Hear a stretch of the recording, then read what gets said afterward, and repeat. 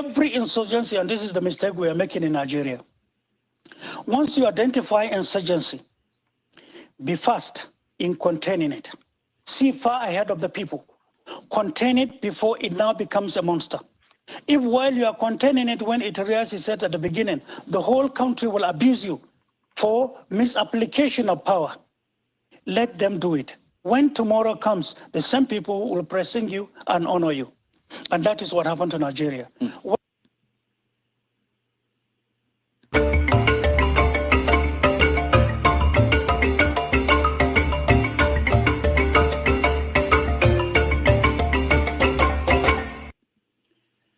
Hello.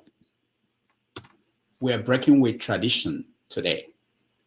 This week, there is no news recap out of Africa because today is a special edition of 90 Minutes Africa. We got assurance from the gods of Africa that Africa will still be around next week, despite the lack of a news recap from us. On our show today is a man many of you know as Major al-Mustapha, retired. Some of you know him as the presidential candidate of the Action Alliance in the 2023 presidential elections. Others remember him as the chief security officer of former Nigeria's military head of state, General Sani Abacha. Who is Major al-Mustapha? Let's take a look. You have been following all we were doing. See, I'm not the type of person that hold malice. I forgive them when I came out of prison. Something extremely difficult to do, I did. Let me give you a tiny little example. Burning you with nylon after you are deprived of food for 2-3 days and water. Then the next thing, they will flash a bread. And before you know it, they will pieces it into gutter in front of you. And you are in chains, hands, leg, and neck. Only me was that being meted to. And at the end of the day, they will lead the nylon and be dropping the blue flame on you. Soon after that, hours later, they will hang you, your head upside down, and then they will twist you. The hanging in itself is done in such a crucial manner that even if you are told to stand up and walk 5 meters away and then earn your freedom, that will not be possible. That is how horrific it was. Besides beating, besides punishing my parents, punishing my family.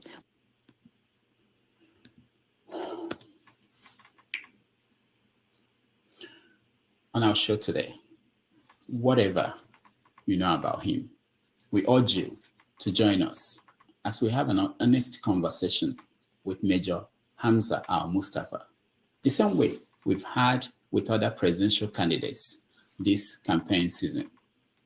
During the show today, you will get an opportunity to ask him whatever question you may have. Any question you may have, he's willing to answer it. No, if you as a Nigerian sit and look at Nigeria and look at the number of years from independence to date, and look at the records of Nigeria and seek and take a glance at developments in Nigeria, you know something is wrong, correct? Correct? Yeah. Something is very wrong. Those things that are wrong are what I'm pointing at. And God willing, some of us are in this business to be able to look at it and correct it legally, morally, and then democratically. So some people are benefiting from corrupting this nation. I think you know much more better than me. You have run numerous programs that has to do with discourse. All right. So I hope you will join us as we discuss this.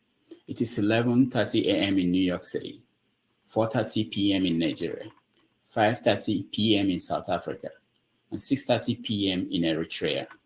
Wherever in the world you are joining us, welcome to another episode of 90 Minutes Africa. My name is Rudolph Okonkwo. My co-host, Chidon Onoma, is on assignment. Now, let's welcome to the show. Oh, before we do that, let me show you this.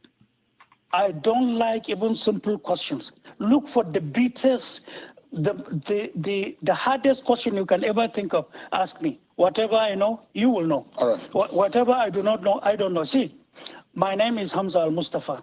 I have nothing to hide. All right. I went through what you cannot imagine.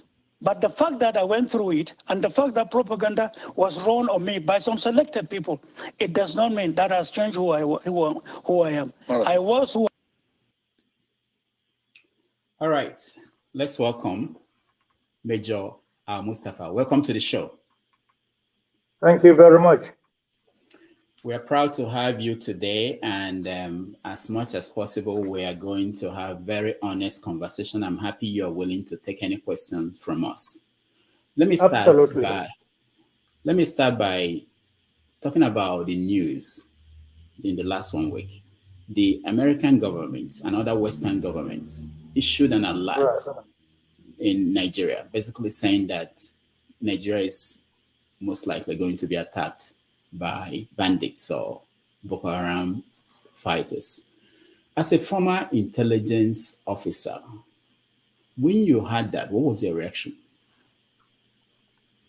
First, I was disturbed.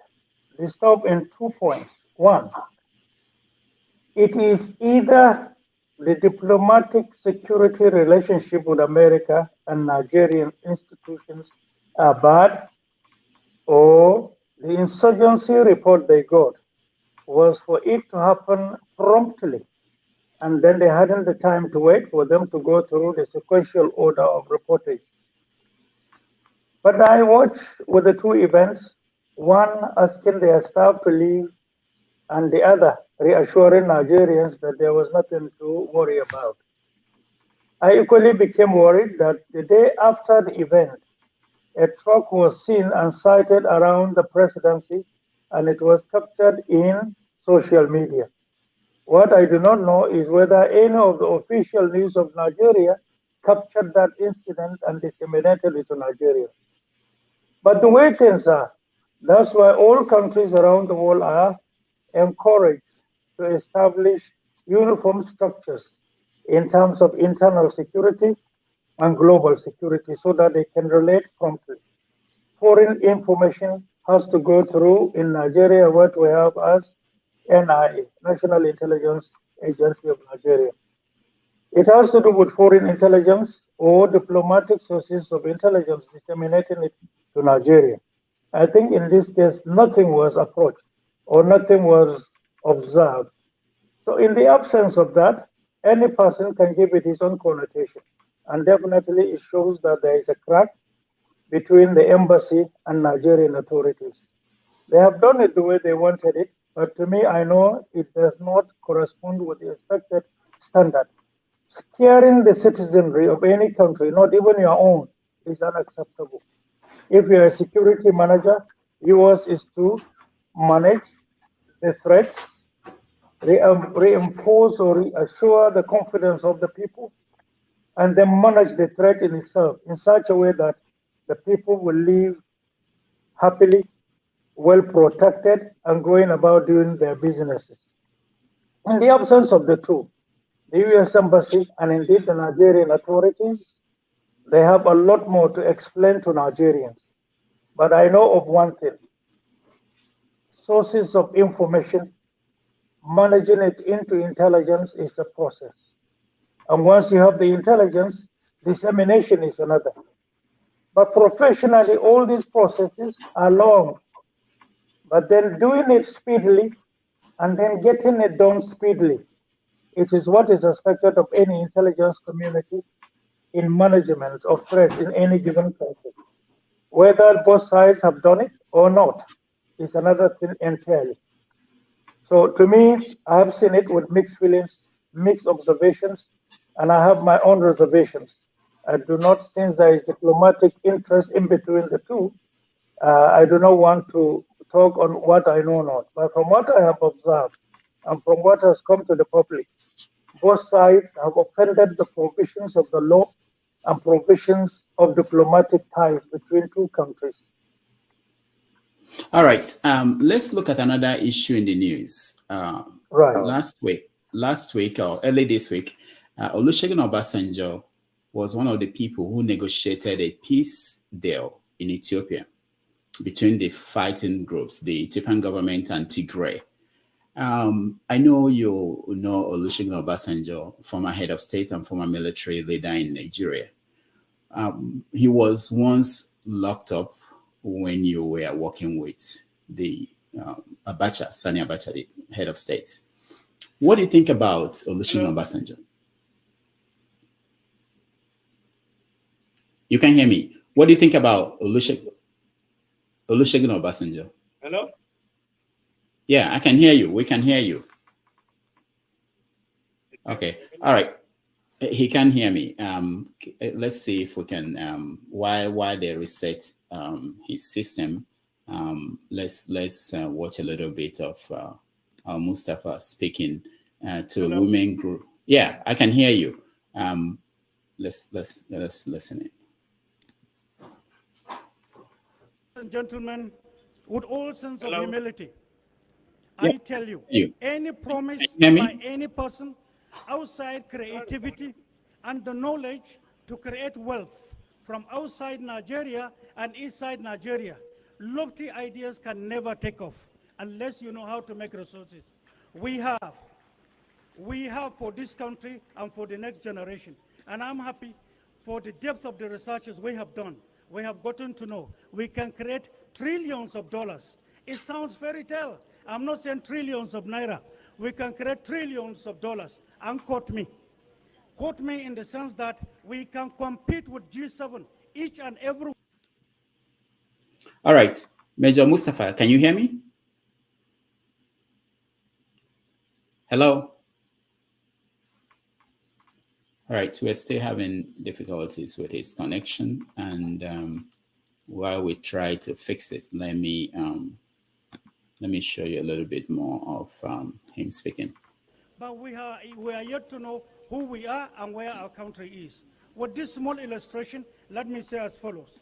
First of all, we believe in dignifying the woman as a fundamental fact, as a leading factor in our own manifesto. Women participation in politics, Section 38, is incomplete. It exemplifies exclusion of women proper to itself.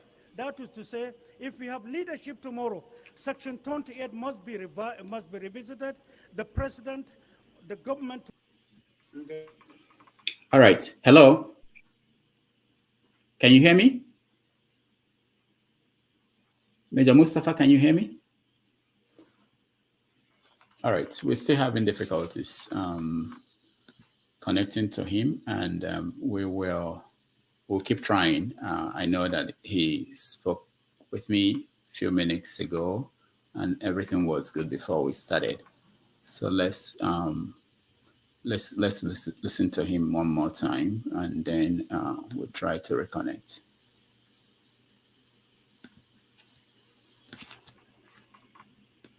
You worked with him until he became the head of state. No. I left at a CSO. certain interval. I went for courses. Yeah. Then I went on a certain major operation that has to do with the sustenance of Nigeria, and I was opportune to have been picked to be among. We lost lives. We lost people. God decided that some of us should be back alive, and we did. We went and exemplified what we did. We lost so many people, and we came back with documents assisting Nigeria till this very moment. We'll get into. All right. Okay, we're still having difficulties connecting with him, and I think we'll keep trying. I know that internet connections with Nigeria is challenging sometimes, and we have we let people also join us. So if you're watching, get ready to join us and asking questions. He's willing to take any question you may have, and we will go back to his career in the military. We will go forward to his dreams about Nigeria. Definition of leadership has nothing to do with such services rendered. It is just seen from the point of view of one ugliest part of greed, meaning they found themselves in power and the opportunities open to them is to steal. All right, let's see. Major Mustapha, welcome. Can you hear me? Can you hear me? Yeah. All right. So still difficult.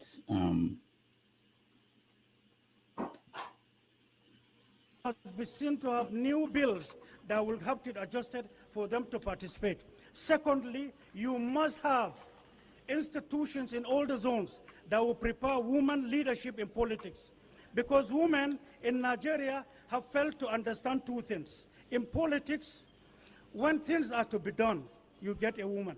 But when things are to be said, you get a man. All right. Major Mustapha, can you hear me? Okay. Can you hear me? Hello? Okay, they're still working on his connection, and we will keep trying. These things happen. They are coming out super billionaires, and to them that is the yardstick of being identified as an elder statesman. There's no institution standing that can give you an accurate figure of the performance of the budget as far as Nigeria is concerned. Because we discovered that only in Nigeria, when you conceive a policy, you equally should be seen to conceive modalities of protecting that policy. All right, let's see. Hello? Hello, Major Mustapha. Can you hear me? No. We still have problems connecting with him. And to execution. In other countries where the institutions are standing, all you have to do is just to come up and innovate a policy and set it on, and it will begin to operate for and on behalf of the country and the people. The leadership will do little. But in Nigeria, coming up with the conception alone is not enough. But you have to now be seen to follow through with the protective measures through to the channels of actualization for the people and for the country. In the absence of that, you may have the policy, but it may not take an inch from you. It will fail because there's no driving force from the point of view of having any other profession in life is the reverse of it. Now, the second is that women participation in politics will require them to be armed and to understand the game. hello? Hey, my brother. Oh, good. Very good. Finally, All right. So I understand. Our viewers too, they understand the problems with our internet. And hopefully when you become president, you'll fix it because it's one of the easiest things to fix. I don't understand. And likely one major aspect in our manifesto is developing Nigeria to the standard technological support in whatever we do. Very good. Very good. So let me go back to the last question I was trying to ask you. I was talking about Olusegun Obasanjo. You know him. He was a former head of state. He just negotiated a deal in Ethiopia that hopefully will end the war there. So what do you think about Olusegun Obasanjo? My brother, I personally and deliberately wouldn't want to delve into his personality. I will want to delve into that only when he ignites the key, asking me to respond to he himself by him talking about me. They persecuted me properly yesterday. Numerous attempts to kill me. God brought me out. With our large heart, we have forgiven them. They have no responded. So it is wrong for me to talk about him. But I can talk about issues in Nigeria, Africa, and indeed the world. All right. I understand that. So let's start from, why do you want to be the president of Nigeria? Numerous reasons. First of all, I came to the fore out of respect for our elders, youth associations, men and women, Muslims and then Christians from the north and the south, and numerous youth associations that I began to register for Nigeria's peace and security and unity, which started as far back as 1984 when I was a lieutenant in the army. So for them to come to the fore, calling me to say that this is the time for us to come to now take a step forward into the arena, I believe they are right, and I believe they are honest. And for that alone, I believe we can deliver. We have much more to do, not showing personal interest compared to my brothers and sisters in the race. But I believe we have what is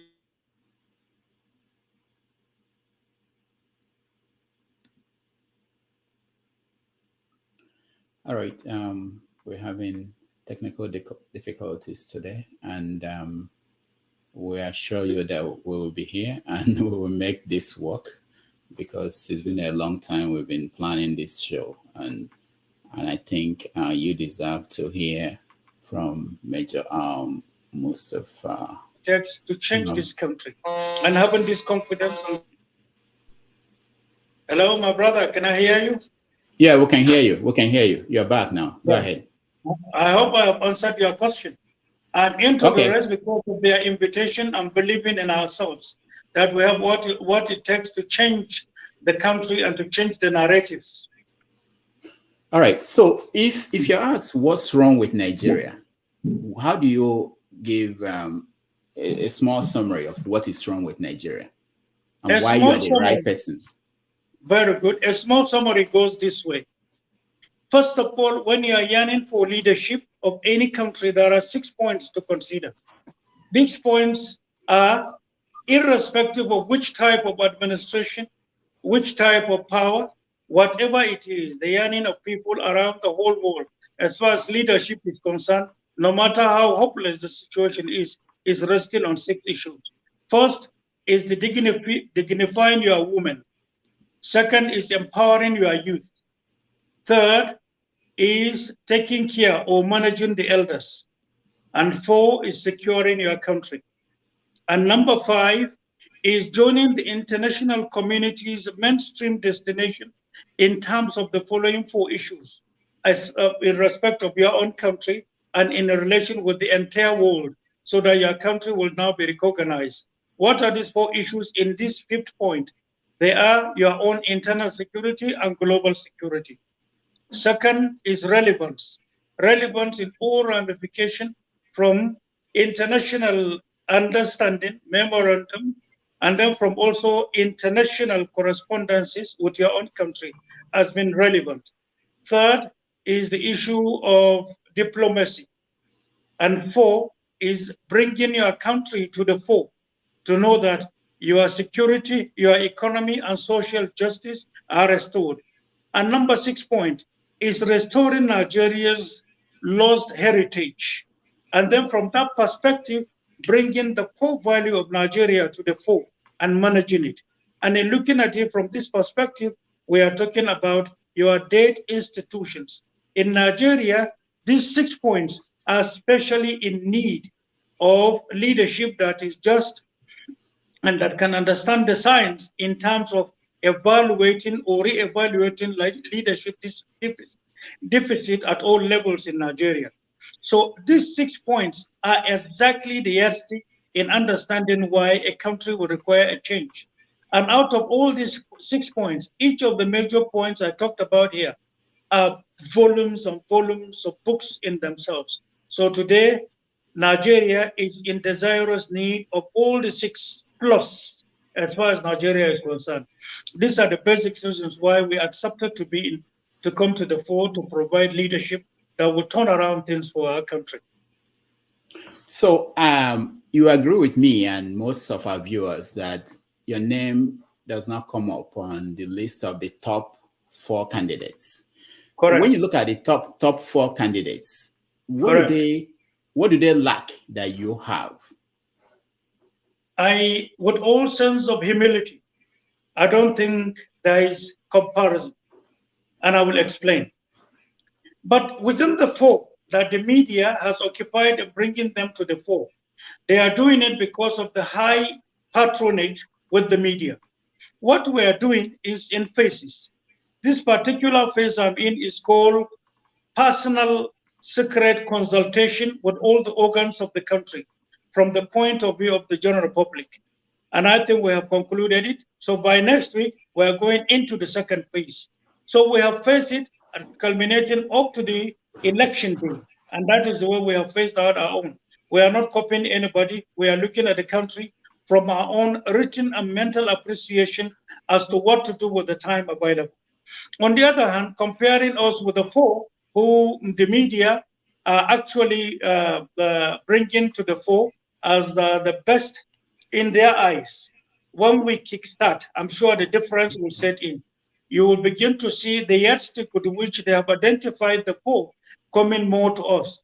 In terms of capacity, ability, dependability, reliability, in terms of exemplariness, in terms of conduct, in terms of promises, in terms of prowess in leadership, in terms of genuineness, in terms of capacity to display, and then the guts, the capacity and the bravery with which to take tough decisions for and on behalf of 200 million people plus. I don't think there's any comparison, my dear brother. There are numerous more, and we know ourselves. First of all, if there is election, leadership of parties culminating to the candidates of parties, there you are to look at a template in assessing personality data profiling to determine who can be relied upon in relation to the challenges of the country. Nigeria does not require routines. Nigeria does not require razzmatazz the way it was. You tell A to the people, and when you are settled with the responsibility, the huge threats or demands from the people will now make you to now go into a hidden corner and leave people with the same problems. So two issues. Deceiving people into power is rhetorics. But the realities in terms of qualities in you, the love of your country, the driven patriotism, and the desire to deliver within the contract time of 4 years per term, definitely. I know what we have done yesterday when Nigeria was facing the worst threats ever. I know with our resources, the much we have done in restoring Nigeria so that the Nigerian populace had nothing to feel other than few people who attacked the system, calling it bad name us at that time. So I know what we did out of no resources that was inherited. And then with the new innovative policies that came and helped the masses. In fact, it helped numerous other African countries from those simple policies we have. But this time around, my brother, I, along with our team, patriotic Nigerians, men and women from north and south, we have crisscrossed Nigeria. At the same time, we went to numerous parts of the world in making new researches so that within the short time possible, we'll get Nigeria restored back into a line or into the mainstream where all Nigerians, wherever we are, we shall be seen to be coming back home to invest and take from what we are or what we have in our package that will restore Nigeria's respect, dignity at home and abroad, and then will now be seen to, with the innovations we have that is waiting for Nigerians to take, should we be voted in to come 2023, Nigerians will be very, very proud of us and will be very proud of their country, knowing fully well that the depth of our researches will have everything that has to do with Nigerians' dream. Our concern here is not only Nigeria's security, Nigeria's unity, but then we are looking at all opportunities open to any other country in the world that will say, we have what our society requires, and then we can now provide from safety to opportunities open to their country and to their citizenry. We have much more than that. I repeat, we in our package, we have much more than that.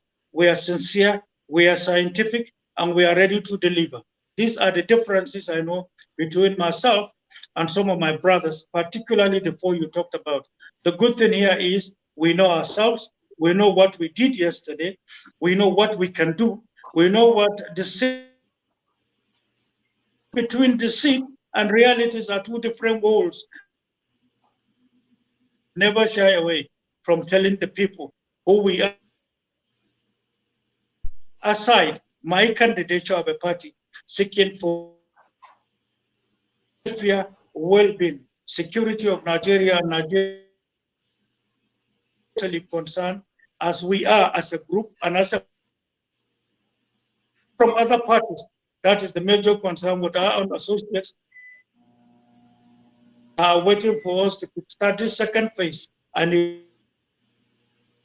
Israel, and then the people that will join us. We believe that is scientific, that is honest, that can rejuvenate, that can take info, and this is what we have resolved to do. All right, let's. They are in depth. Okay, let me play. It is just a handpick of our researchers. I'm sorry for the long answer. Oh, that's okay. That's okay. Let me play this video and then we will come back to you. You worked with him until he became the head of state. No. I left at a certain interval. I went for courses. Then I went on a certain major operation that has to do with the sustenance of Nigeria, and I was opportune to have been picked to be among. We lost lives. We lost people. God decided that some of us should be back alive, and we did. We went and exemplified what we did. We lost so many people, and we came back with documents assisting Nigeria till this very moment. We'll get it. All right. Part of being president of any country is that people will need to know who you are beyond what you are presenting to them that you are going to do. And you have a long history of involvement in Nigeria. And for our viewers, and I want to make this clear, there are a lot of people who are watching who are young, very young, or didn't follow the news when you were the chief security officer of General Sani Abacha. And maybe what they heard about you may not be what you believe is the actual story. So I want to give you an opportunity to address your past. I've seen several interviews where you said that you were very proud of your military service. And that's most officers will say that. So, but what is the misconception? What is it that people don't understand about that period? You talked about propaganda against you. Yeah. So please explain. Thank you so much. First of all, at a very tender age, some of us were exposed to war. Around 22 years, I think, around that, I was in Chad. Foreign forces withdrawal from Chad. It was a United Nations operation. We lost a lot of officers, as you heard from what you played. Second, I'm going to be very brief with this, is my participation in activities in Bakassi. We were preparing the island for the military occupation, all for Nigeria. Today, we lost it. One of the major vital aspects of Nigeria, unfortunately, a huge threat to Nigeria's well-being, looking at it from maritime point of view, maritime security, as far as Nigeria is concerned. That aside, as time and opportunities expose itself, some of us were drafted into numerous assignments for our country, the country's well-being. But one major issue was here. You know, the trend here is that from family to the military is that wherever you are, you must exemplify loyalty, you must exemplify service, you must be innovative, you must be creative. If you don't do any of these four, it shows you're just wasting time and warming up whatever trust you are given to. So we came. So when General Abacha was in power, a lot of his enemies had discovered that a lot of enemies to me. All this started in 1994. General Abacha in 1993, November 17, I think. November, fortunately, the first set of coup that was to remove him was to happen in March 1994. There was a who wrote a book concerning this. This aside, our persistency, our resolve, and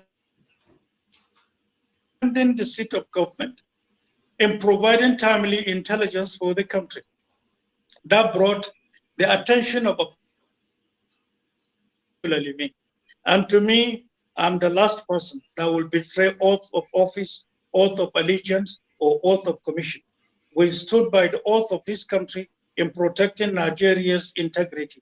At any point in time, we are saddled with responsibilities I am one of such type that will never ever get that compromise. I am the way we were, and as I am still today. So today, if we're saddled with responsibility, Nigeria's oath of office will squarely be resting on our shoulders and never to be tempered with, never to be compromised. So it was this that brought propaganda. Soon after the death of General Abacha, we were framed, detained, tortured. I was framed for coups 5 times.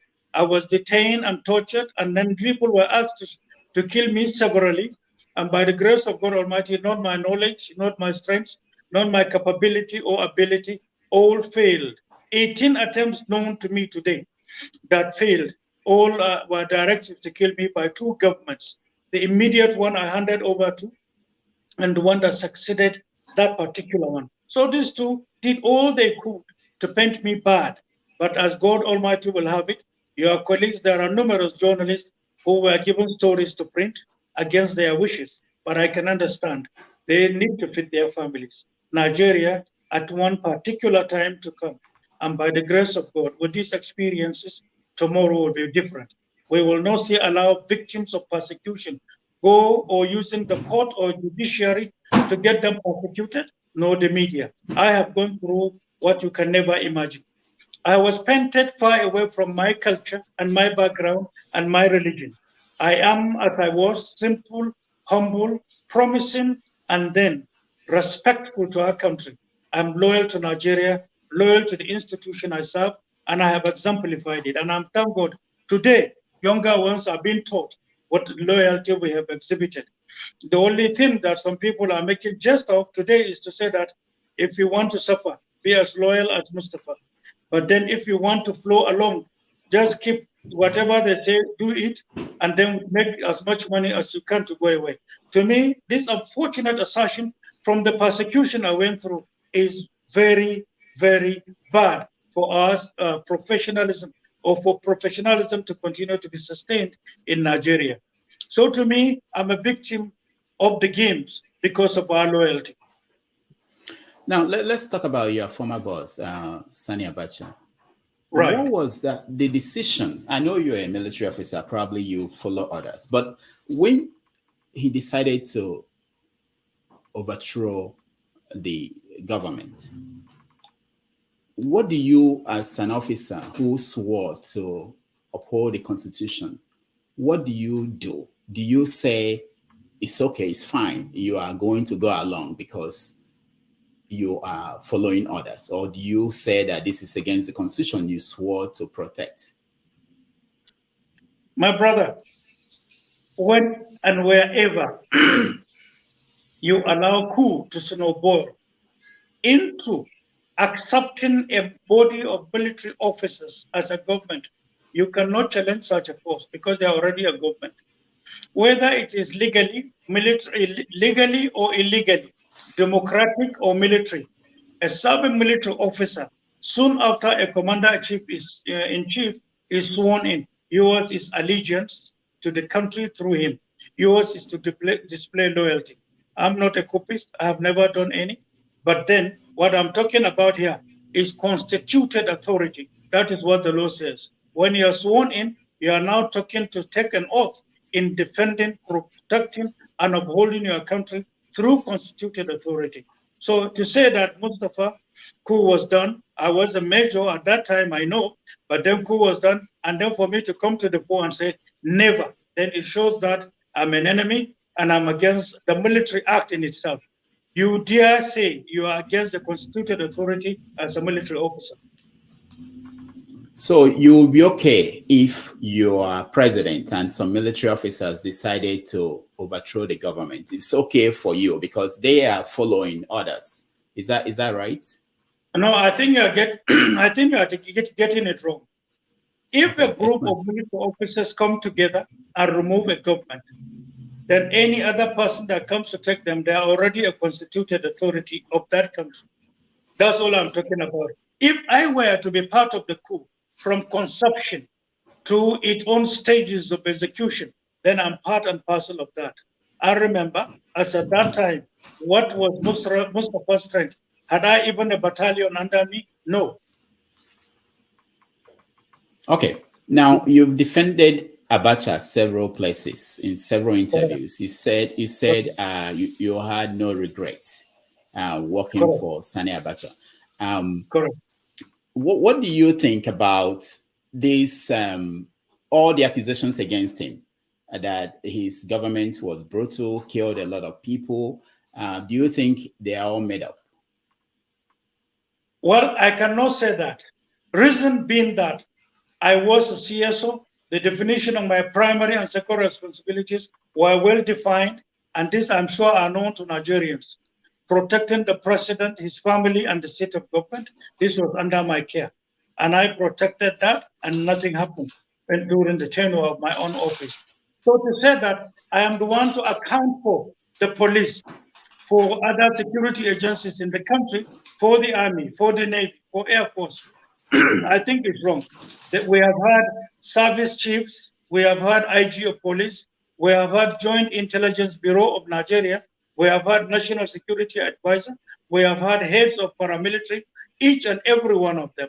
We have had the Minister of Defense, the staff of Minister of Defense, and the Minister of Defense of that time. So all these are different from my primary schedules. And that's why we said, even when General Abacha came to power, I did one thing that wasn't there.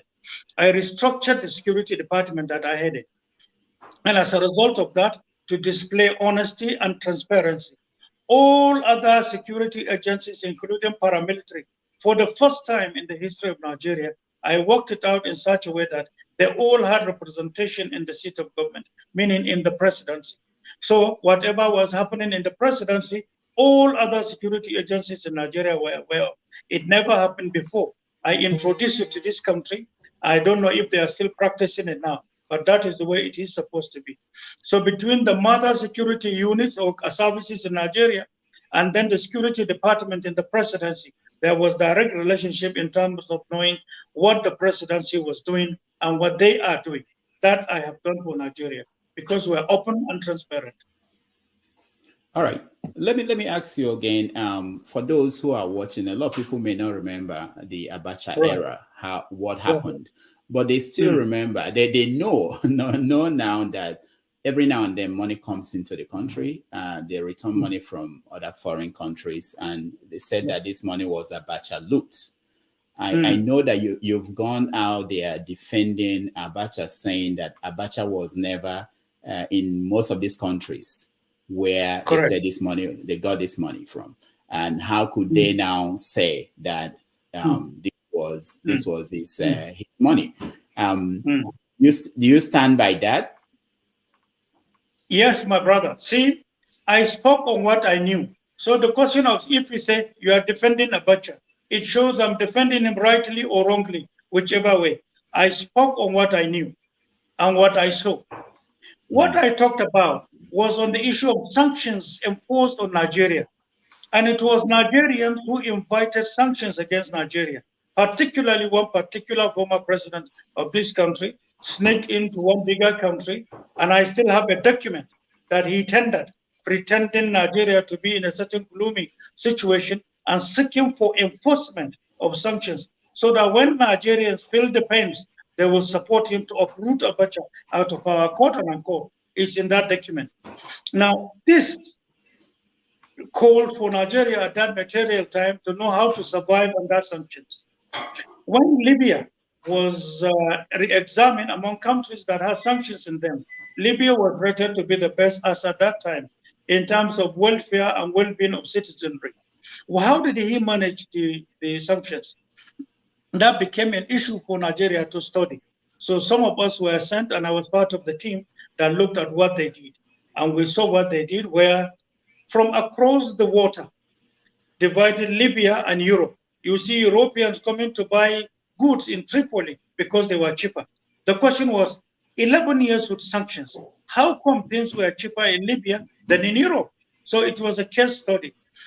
One of those formulas was to utilize Nigeria's business body, the private sector, and call all the stakeholders and then invest with them so that people can continue to sell and to import, to export and to import, so that impediments or restrictions to be brought by the sanctions could not be felt by the citizenry.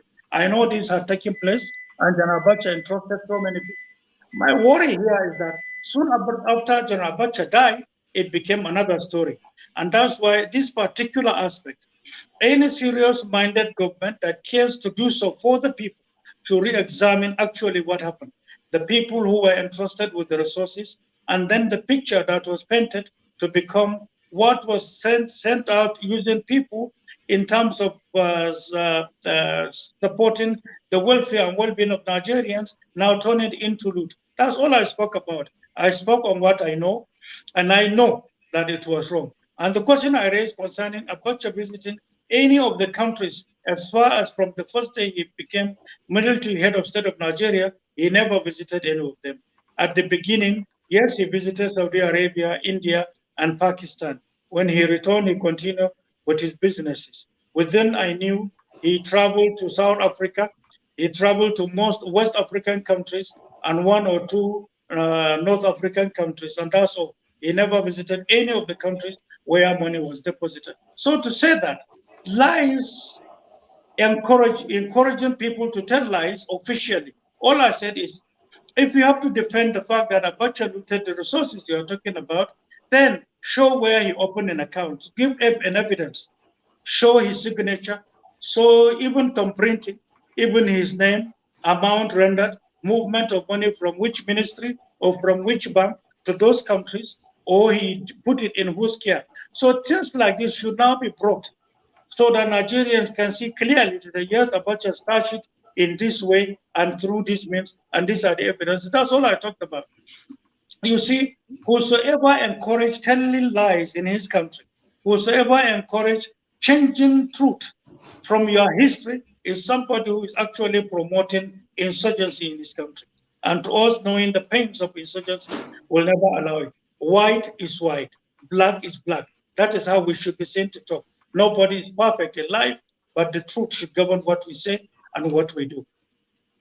Now, there are young people who are listening to this who have had about Pandora Papers, what they call the offshore tax havens, and they know that you don't have to be there to open an account in those places. You don't have to be there. You don't have to have visited any of those places.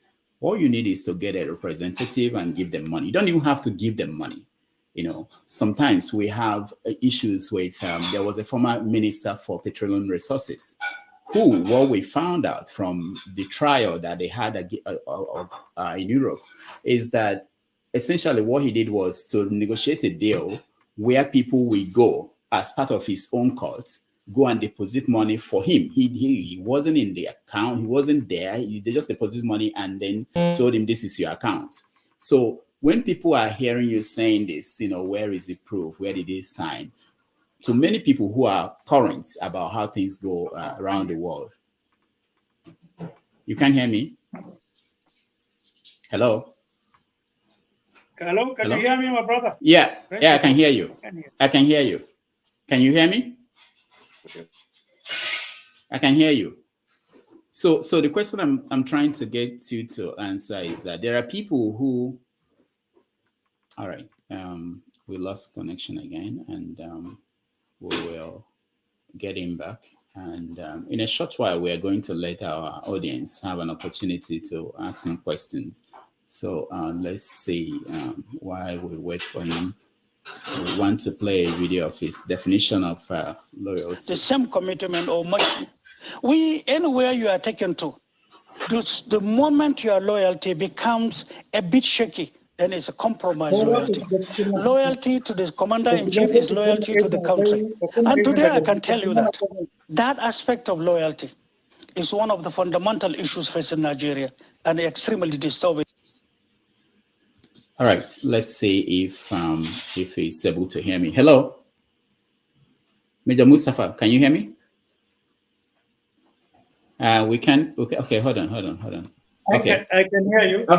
Okay, very good, very good. So I was saying that the answer you gave about Abacha, whether he signed for money and things like that, whether he visited the country, that we now know that government officials in Nigeria and other parts of the world can actually have someone open an account for them in offshore banks in countries they don't even know where the countries are, they've never been to, and they don't have to carry money and give it to them. So how do you answer to that? How do you My say? answer is very simple. First, yeah, these allegations came for his tenure between 1993 to 1998, number one. Number two, where there is a declassification of a particular matter that a particular state and international community are interested in, that trust is now seen to be opened for people. So even those ones you are talking about, where accounts are opened by proxy, not where it becomes a national security question. So evidences are brought to the fore, and that is how people are prosecuted at the international scene. Even this one, they should do it to show where Abacha kept what, so that the world can see with evidences to be prosecuted, either at home or within the international courts. That's all I ask about. I am talking of what I know. Okay. I am talking about what I know. Okay, very good, very fair. Let me ask you, what happened to Abacha? How did he die?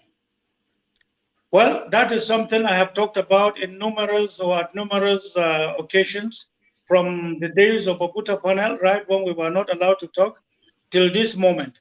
Now, I am linking the two, the similarities of the two political giants of that moment, that of General Abacha, and later on, a month after, exactly that of late Chief MK Abiola, put together.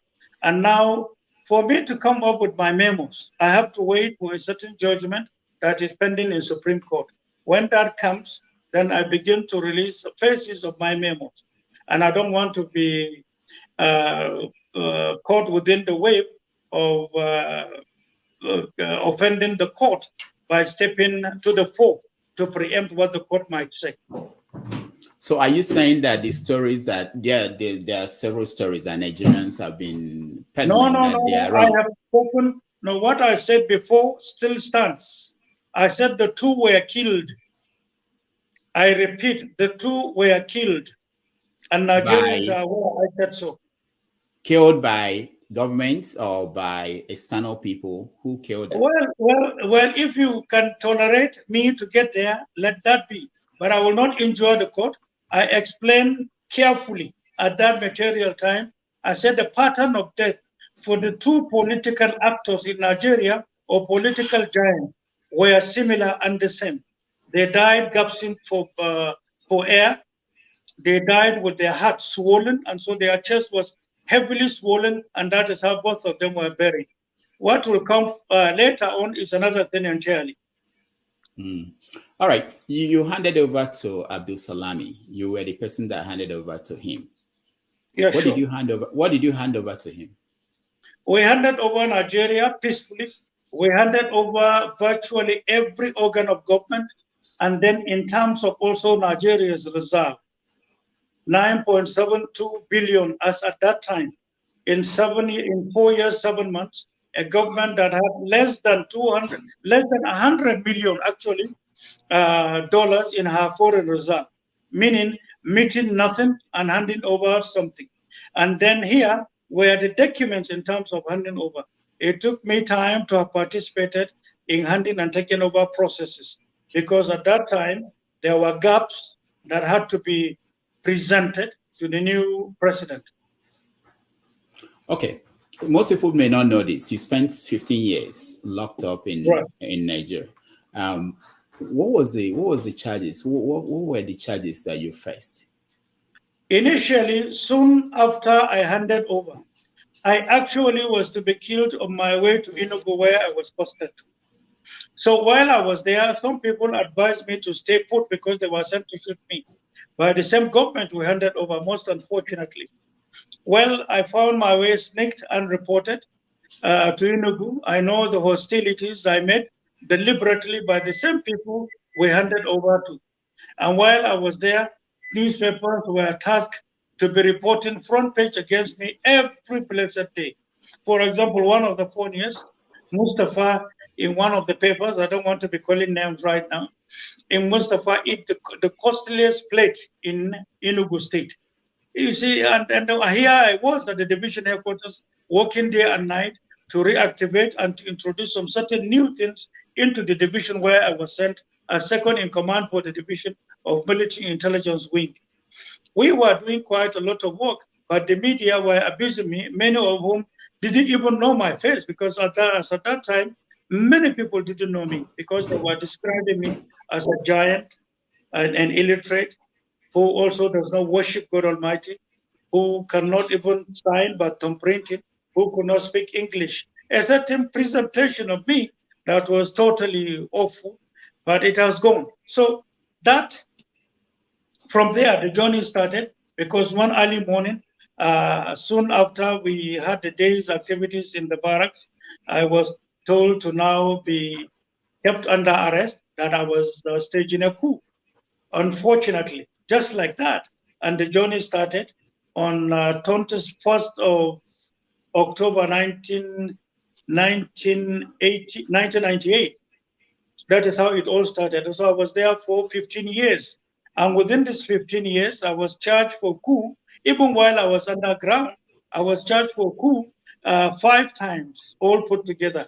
And then I spent 5 years, 2 months in under solitary detention with torture of all kinds that you cannot imagine. And also, I remained the remaining years between Ikoyi prison, Kirikiri, and Kuje prison, these 3 prisons. All right. There were so many things that happened during that period. I will play a video of one of them, and I will get your reaction to that video. Yeah. Just 1 minute. Okay. Got it.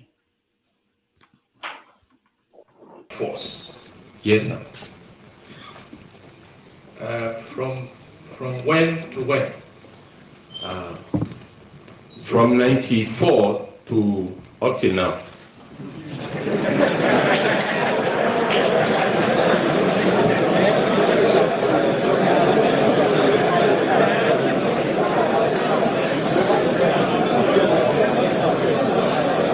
And from that time,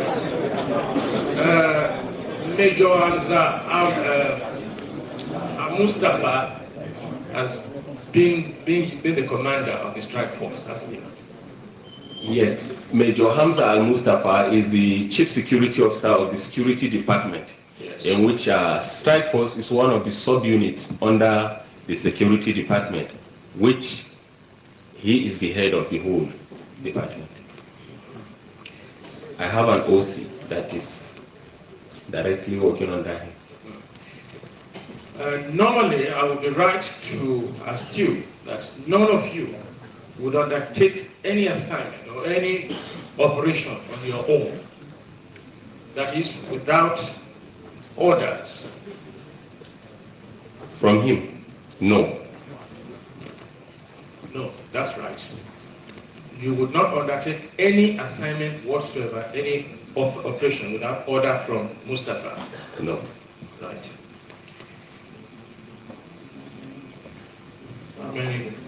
How many operations, how many assassinations have you gone on? I have gone on 3. 3 assassinations? Yes, sir. On the orders of Mustapha? Yes, sir. Thank you very much. All right. Who is Sergeant Rogers? Because that's how most of our viewers, some of them are not aware. These are like historical things. Who is he? Yeah, sure. Yeah, sure. First of all, I thank you very much for this question and for you to have played this tape. I thank you very much. First of all, Sergeant Rogers was among the soldiers recruited as bodyguards. And then later he qualified to be trained within strike force. But I tell you this, the courts of law in Lagos, I went through 14 judges plus 2 magistrates in 15 years. But the same Rogers and one Abdul Katako came to the court later on and then revealed all that they were told to say. What you heard him say there was a put panel, and then he made mention of the Lagos prosecutors, including the present vice president of President Muhammadu Buhari, who was the Attorney General of that time, Rogers said to the court, and I quote, "It is the Attorney General of Lagos plus some of the prosecutors then, some of them I learned are judges in Lagos High Court today, were the ones who taught him what to say. The agreement at that time was to now incriminate me and to make sure that Mustapha is killed. Nothing more. Justification to get us killed was what brought about Rogers reading the narrative. They told the court of law as it is today, documented within the rulings given by court of law in Lagos, after they confessed to exactly what happened. SANs involved who cross-examined them at a later date, around 2008 to 2013, when I was released, they revealed and confessed who taught them. In fact, what they were reading was called Daily Bible, because it was the present Vice President of Nigeria, who was Attorney General at that time, who was teaching them. It is in black and white, captured by Lagos High Court. It is said there. You see, because they arranged that they should give us bad names so that they can get us killed as a justification. But because it didn't happen by God Almighty's design, the confessions in the court of law, the confessions as to who told them what to say to give us bad names, today is not echoed by the media. But thank God, the entire documents and proceedings of court of law in Lagos are with us, and then they are also in Supreme Court. So what we thought the media was to do, even though at that time, some of them, professional as they were and as they are, have already gotten themselves enmeshed into the web of a story that was concocted. So a design program to get us persecuted was what happened. Rogers confessed, Abdul Muhammad Katako confessed, some other witnesses confessed in a court of law. It's documented, it's a public document today, and it's in Supreme Court, it's in the High Courts of Lagos, and we and our council have copies. These are some of the things we are going to release today. I have already prepared 2 volumes out of the rulings of court of law and the persecutory activities by government then. I'm on the 3rd volume. I'm waiting for Supreme Court to finish their ruling so that can become the last chapter of the 3rd volume. Then we intend to release it to show the persecutory well-planned stories to get us destroyed, to get us killed. At one particular time, we were given only 6 months to leave. But because this was not working in the court, that is why I was given some other charges of coups in between. And numerous charges that are laughable, because somebody will just sit down and say, if charges A could not work, create charges B so that we can destroy Mustapha. And then why was I a threat in their eyes? They nicknamed me the Abacha's ghost, simply because they couldn't destroy Abacha when he was in power. I'm not the type of person that will compromise off. I will not the type of person also that will be seen to be injurious to Nigeria. We displayed it, and we asked the army to show them our records and to show what we have done for Nigeria that money cannot buy. So those who got us persecuted are still there and around, and the document speaks for itself. The judges who also took these records are there in Lagos Court. Court of Appeal has given judgment on that, and I am happy if at all you have captured when even one of the justices in Court of Appeal, when she was delivering her judgment, she said, and I quote, "Say all her life and all her experience, she has never seen a situation where an individual was this persecuted and this tortured, and then at the end of the day, for people to insist that there must be conviction at all costs against an individual out of nothing." She cried in the open and she delivered the judgment that set us free. This matter is before Supreme Court, and that's why we are asking. I have forgiven my persecutors, including those who created all these stories. Remember, at one time we talked about the storytelling team that were giving it to the media. And many of the media houses, with all sense of humility and respect to them, collected stories, but without looking at the other side of the coin. So stories were told, believing that because there was that conviction that Mustapha was never to return alive. And that's why they were torturing me without looking back. It is by the grace of God, I'm looking the way I'm looking. They have done what they have done. God has done what he has done. I'm here alive, and I'm part of servicing Nigeria, loyalty to Nigeria, loyalty and commitment to having a new Nigeria would have in the future, standing for the younger ones to earn, is what I stood for yesterday, is what is before me. These are some of the reasons that brought me into democracy in itself. And I thank God himself, Rogers and the rest, they have confessed and seek for forgiveness. We have done. Rogers today is more or less a son to me because he has done so. Though I haven't seen him since I regained my freedom. I learned he's not feeling well, he had an accident. But to me, it was beyond him. The authorities or those in the power asked him to do so. They spent so much money. They were paying money monthly, and thank God, even to the correspondents in judiciary, that they were paying money to Fridays once we're in court, know that we caught them. And thank God some of our lawyers then, who caught them doing that, are today judges, they are members of the bench. They can speak on that. So we went through persecution that in a nutshell, a short story cannot tell. So I'm giving you this short story. This is what we went through. So I thank you so much for this question. Thank you so much for playing this tape. I truly appreciate it. Thank you. All right. Thank you. We are going to get our audience involved, but before then, I just want to get this cleared up. Your party, Action Alliance, had a primary. I read somewhere, I don't know if it's true, that you used option A4 during the primaries. Is that true? Yes, we were practical. Everybody counted. Everybody saw. And thank God Almighty, even INEC show example with what the leadership of our party did. A4, practically everybody to see and know who had the majority. And the one with the majority, won the day. And everybody counted and verified in the open at a stadium in Abuja. And I thank God we are the ones, Action Alliance, and the party management that came up with such an example. And I'm a candidate of such an example. I'm proud of that. Well, what happened yesterday where there was this story that high court sacked you as a candidate of the party? What happened? Well, there was a small friction within the leadership of the party, even before I joined.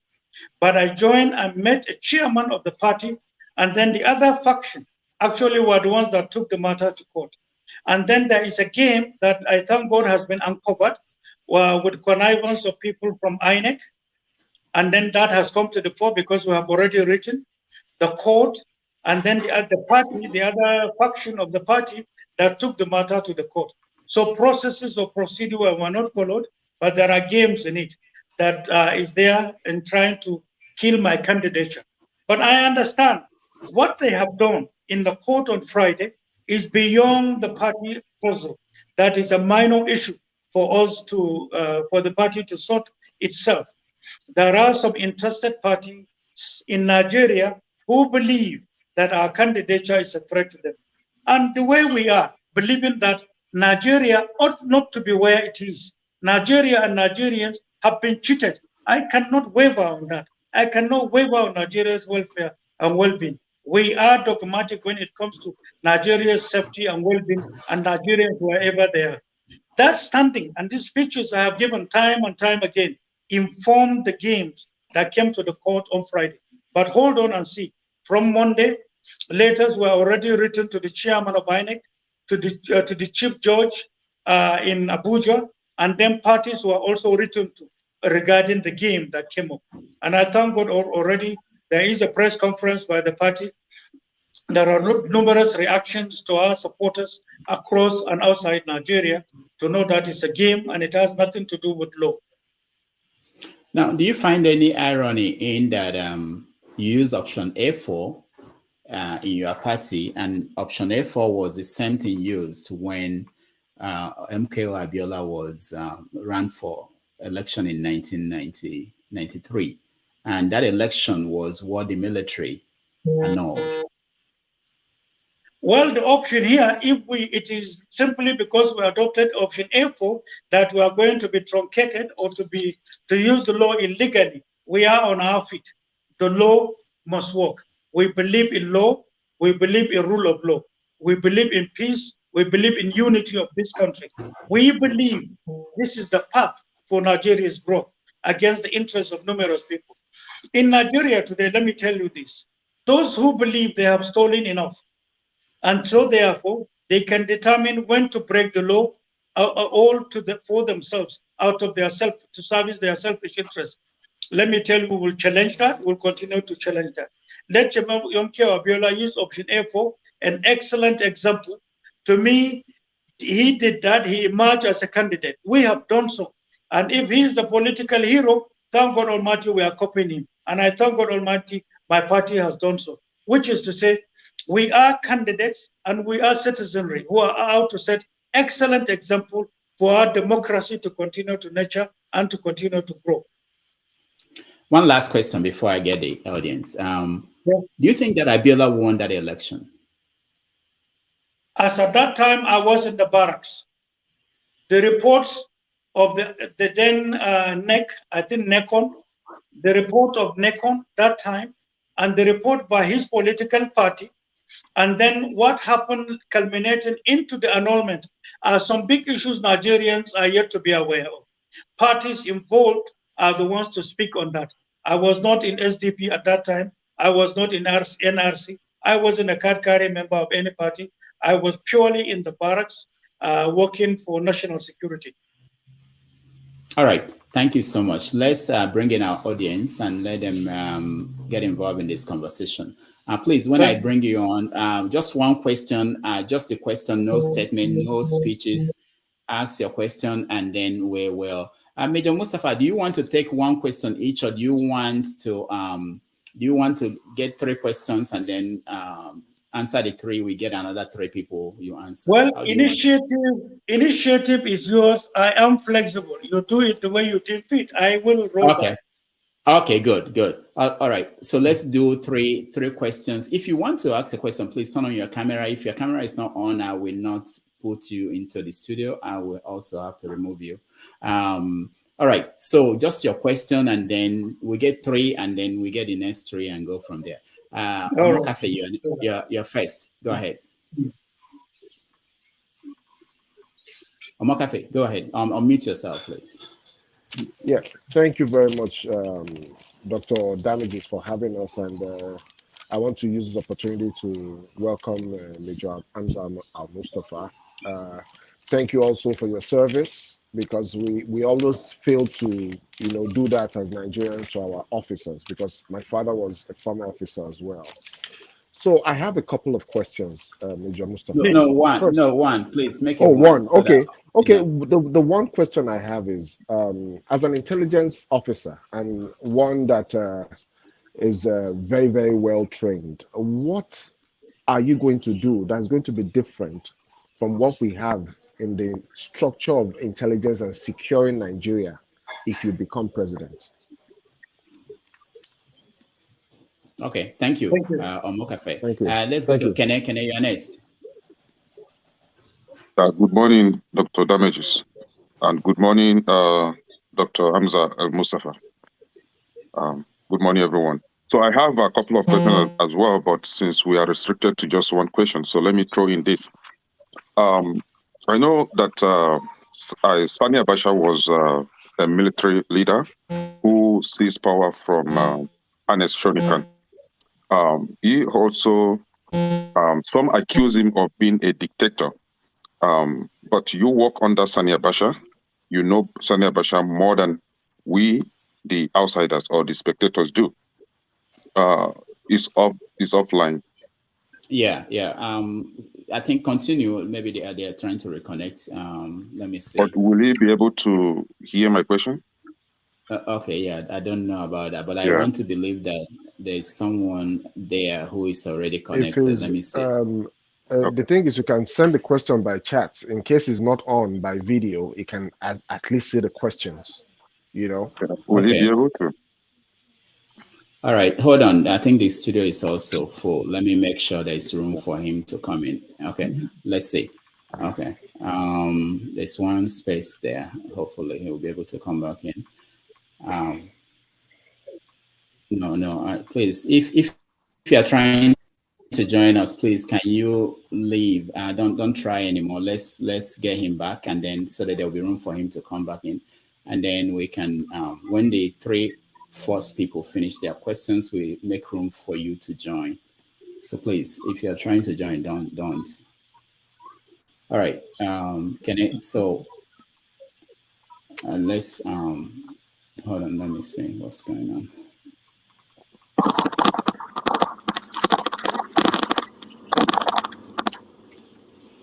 Okay, I think he's coming back in. Yeah.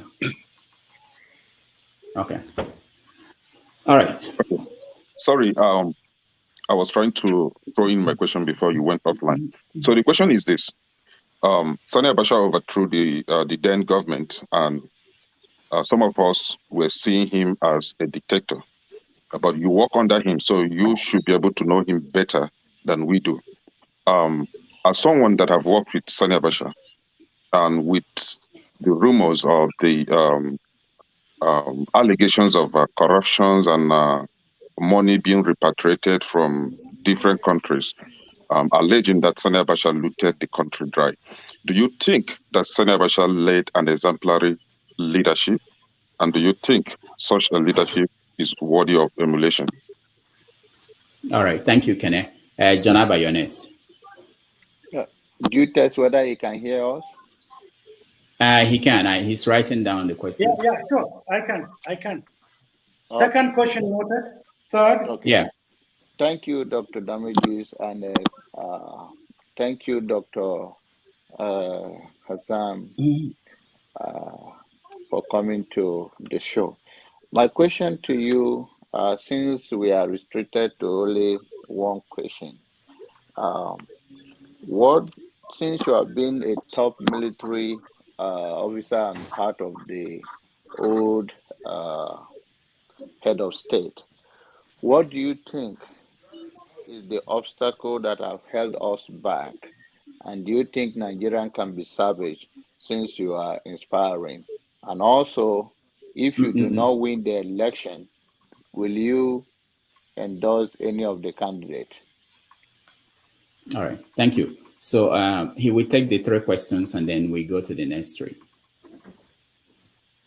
All right. Can I start now? Yeah, you can start, sir. Yeah. First of all, he said the first question is talking about Nigeria's intelligence body, the Bureau, and then whether we are coming up with something new. Definitely. We are not only going to introduce something new that will be supportive, but there will be an additional body called National Electronic Intelligence Agency that will support intelligence flow, intelligence management, and documentation to suit the new world order. With that, foreign intelligence management, activities even in our economy, international trade, and the rest of it will be captured and be fully managed. That is number one. Number two, the current structure as it is today, is considered by us too ancient and too slow for Nigeria's security management, and then for also meeting our international security interest. So definitely, we are coming up with something new that we will be proud of. We have done our homework. We already have documentation, and we are looking at the countries to work with in terms of technological support in looking at our internal security management. Number two, the person talked about General Abacha as a person. He talked about the allegations of corruptions and the rest, all against him, and then whether he displayed an exemplary leadership worthy of emulation by the younger ones. I have been talking on what I know. I have been talking on the truth. General Abacha has had too many enemies. But if General Abacha was bad, he had 2 presidents then working with him. One on a Vision 2010. Second, by the present president who worked with him in the management of PTF. All for the welfare and well-being of Nigeria. One settled with the management of Nigeria, Nigeria's economic and social problems. The other was making a projection of Nigeria of our dreams. Though these were shattered soon after he died. But then on the other side, at what time did General Abacha meet Nigeria? What was Nigeria's situation at that time? Was the situation not hopeless? Was the situation palatable? He had no money to operate. We all suffered for 4 years, 7 months. You can ask anybody who had known the way we worked. We worked day and night, including public holidays, only for Nigeria. And today you hear people who have stolen so much money for rendering little services to Nigeria. Nigeria, most unfortunate. Abacha was there to be attacked. You remember in some of my interviews, I said, Abacha died when the H coup was on to remove him. So consistently, there were Nigerians who were working with some foreign interest for Abacha to be. What were some of these problems Abacha created? In oil sector, Abacha created some stoppages. And whosoever you are in Nigeria, if you are a leader, there are some certain economic personal interests or some certain groups and a syndication, I call them syndication, who do align themselves intermittently. The moment you touch their economic interests in Nigeria, you should be prepared to be attacked. And now maybe some other leaders have said so, and that's why things are getting deteriorated by time. But every patriot should be seen to be innovative and should be seen to have the capacity to carry people along to get things done for our generations and generations to come, so that when we look at Nigeria today and in years to come, we will be prouder. I know General Abacha has had that, and many former presidents worked with him in this direction. They can speak for it, but he stepped on toes. Abacha definitely stepped on toes. From the arrest of Sultan and then the installment of another one, and then to arrest of a former president then at that time in 1996, and many more of such. And then the rest of late Chief M.K. Abiola, because of all the stories that had happened as at that material time, definitely there were numerous those Abacha stepped on. So numerous people ganged up to say he had to go by hook or by force. Even when he was in power, the propaganda was heavily owned. So when he died, it was a payback time. And I think propaganda continued up to a certain distance when so many things are being unveiled for the general public to know. But one thing I will say, whosoever has died, he has gone back to God Almighty. And whosoever wishes to tell lies against the dead, he should understand he is challenging God Almighty. Time and events will tell. And then the last answer is the issue of salvaging Nigeria. Yes, from the little narration I gave at the opening part of this program, I talked about intense and innermost researches and our preparedness to do what is right for Nigeria. And we are 100% sure, we are confident of the researches we have done, which many candidates do not do. We don't flow into rhetorics. We say what we are 100% sure of. That's why we have spent 5 years, 8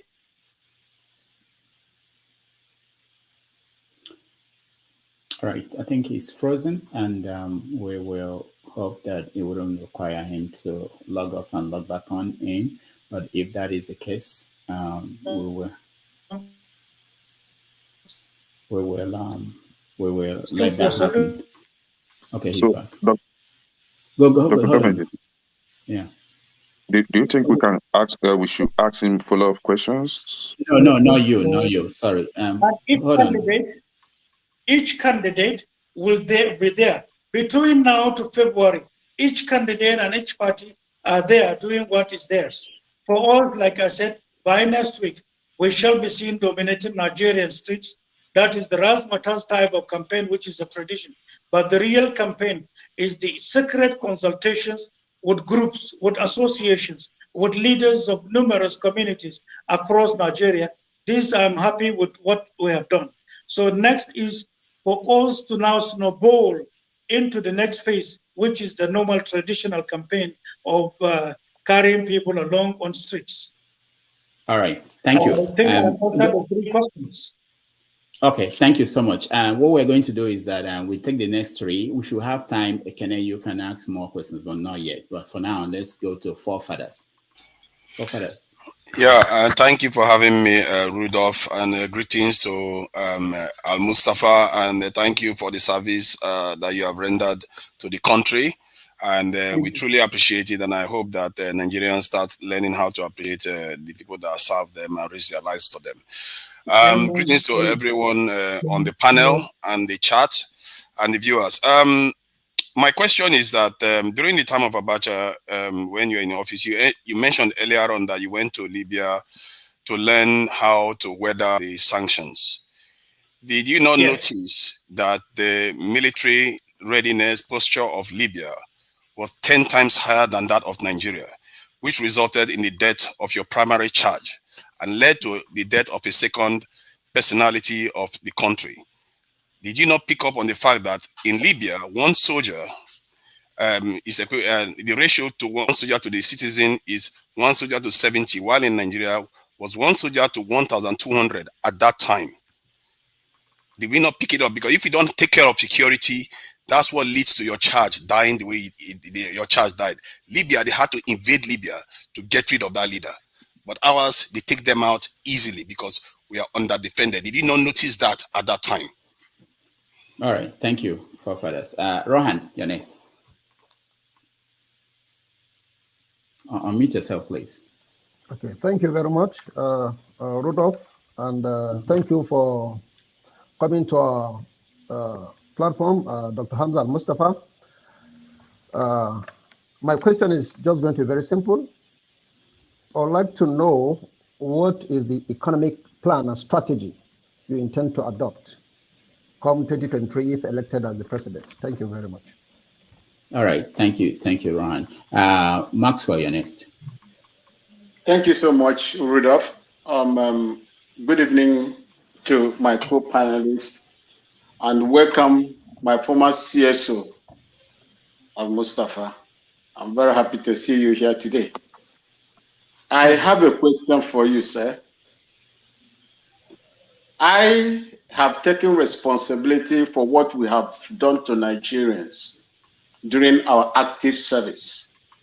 When are you going to take responsibility for what you and I contributed that Nigerians are suffering today in respect to the 1999 Constitution, sir? Thank you. All right, thank you. Thanks, Maxwell. Major Mustapha, let me throw in one other question from the comment section so that they won't be left out. You know, they are part of this show. This is from... Is it question or just statements? A question from the comment section. Okay.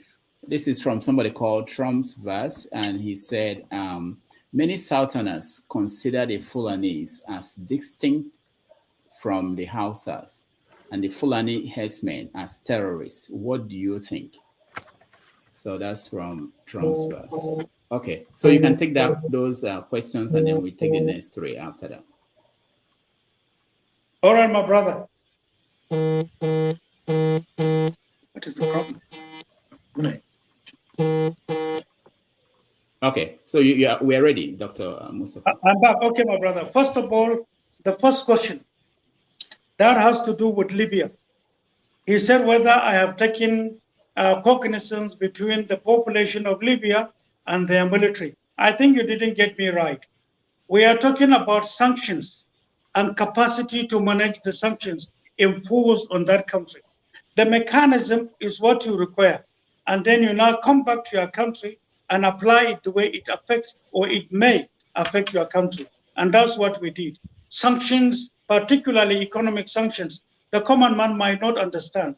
But what we brought on Gaddafi's capacity in terms of containment of it, which is to say, I agree if you are talking about the size of the country, but this has nothing to do with the military. It has something to do with the economy of Nigeria as they did enforcing sanctions in Libya. So the mechanisms of them making things cheaper in Libya, even though with sanctions, is what we brought to Nigeria.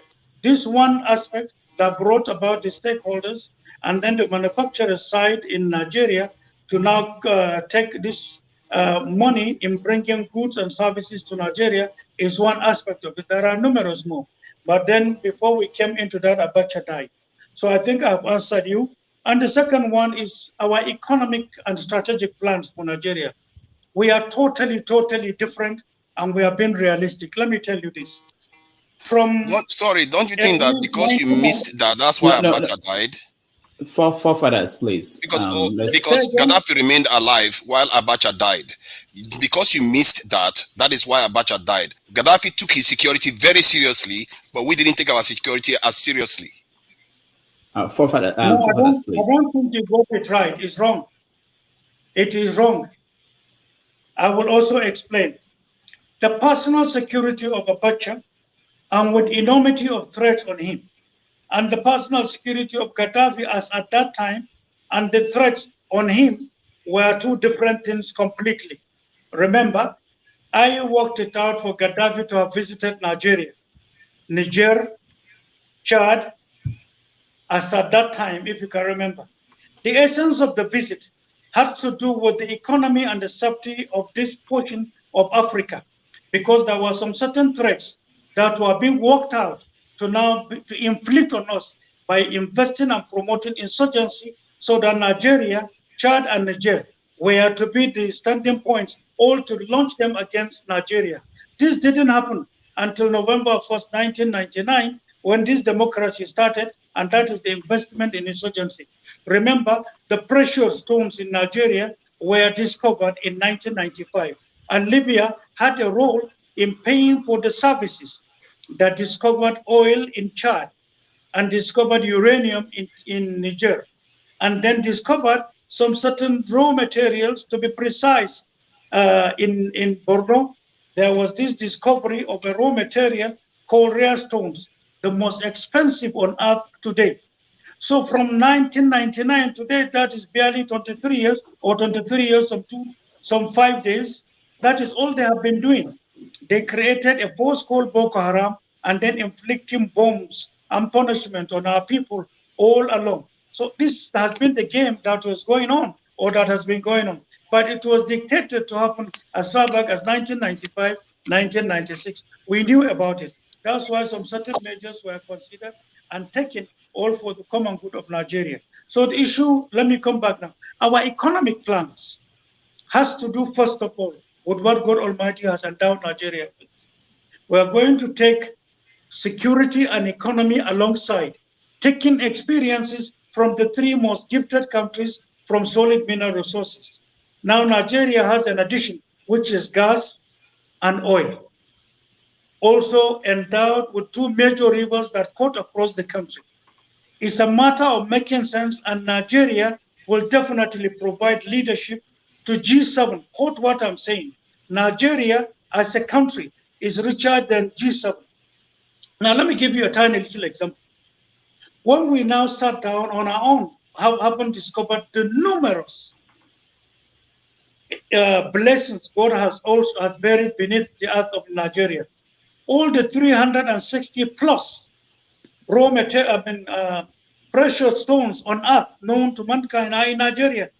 But many of our leaders in the past and present, and I'm challenging all other parties who have not done their homework, they don't know. A tiny little portion in Nigeria can actually take care of a projected plans for hundreds of years of Nigeria. And it was as a result of this, the zoning of Nigeria in itself came to be. We are looking at Nigeria from the gifts God Almighty has given to us. We are looking at it from security, administration, our agriculture, mining, education, culture, and history. These were the guidance for our history, for zoning Nigeria into 6. And then since Abacha died till today, nobody sat down to look at why Nigeria was imaginarily created into these geopolitical zones. That aside, in our strategy, let me give you a tiny little example. Nigeria has been bastardized, pardon my language, but it is the definition of a country that is totally abused, and corruption getting deeply rooted, and where no institution in Nigeria is standing. So if you are defining a country that has lost all this, it is called bastardization of a country against the will of the people. So having Nigeria been evaluated to be in this situation, then definitely it shows that only innovation and creativity, wealth creation from home, wealth creation from outside, that can get the country back to the mainstream of growth. Let me give you one tiny little example, because I do not like selling our ideas with all sense of humility. The known precious stones, we just decided to say, if only every month we can just take 100 kilograms of each, only 5 put together. We also had to now leave Nigeria and go into numerous international markets, and then for them to know we have it. And then if only we can do that, then it shows that 100 kilograms of each of these, bringing it back together, you can now be making $74 billion. Listen to me carefully what I'm telling you. These are some of our secrets and the level of the time and services we render for and on behalf of Nigeria and Nigerians. We are doing this for and on behalf of Nigerians who are yet to come. So if you now multiply 74 billion by 12 months, you are going to have $889 billion. The debt they have incurred for you.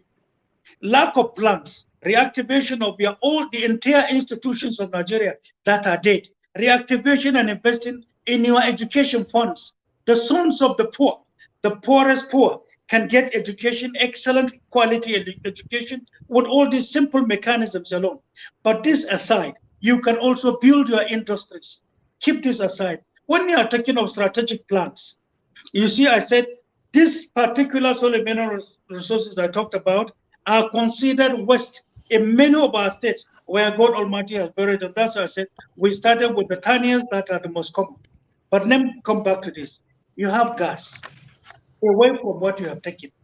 Your gas today is 6.176 trillion metric cubic tons. Trillions. And Nigerians do not know. Yet power is expensive in our country. We don't have industries to power. We should be seen by these resources alone to be seen to have the cheapest power and to have the cheapest production, and then Nigeria be seen to dominate international market in terms of export. But the moment you venture into exportation, you are going to be accused, be condemned, they will abuse you and call you names. The people who are doing that as they believe everything must be imported to our country. They believe our resources can only be taken by them illegally as they have been doing. Another aspect of it, if we can dredge River Niger and River Benue, you can have ships, including tourism, ships going to as far as Onitsha. They can come as far as Abuja on tourism. They can go as far as Argungu. The entire farmers in Nigeria and fishermen associations, they will dominate Europe. They will dominate Americas and Far Asia with services. Ships can come into the hinterland.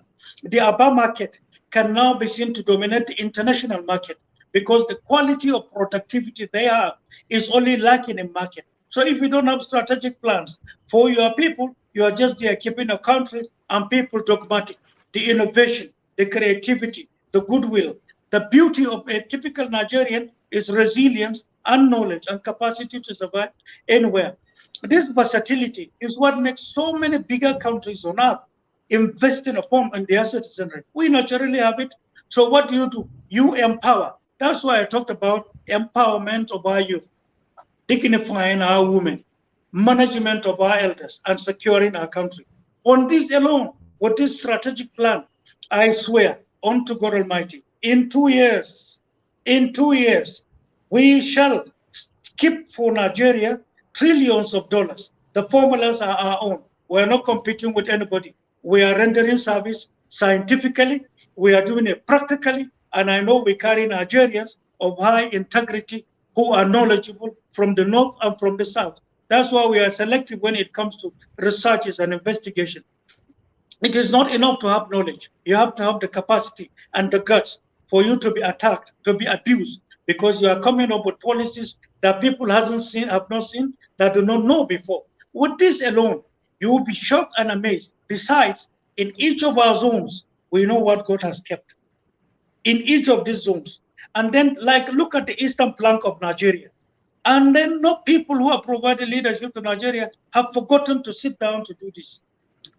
If you are looking at the eastern flank, look at South-South, look at what we have. The whole country is, as far as oil and gas is concerned, that's where people are concentrated.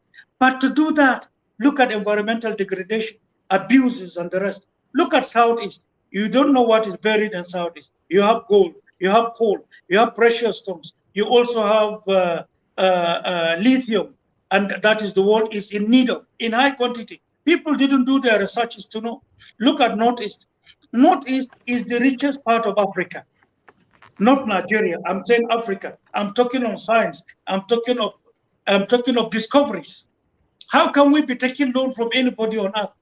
Our budget is today masterminded, being directed by some certain foreign hands, along with our own people at home.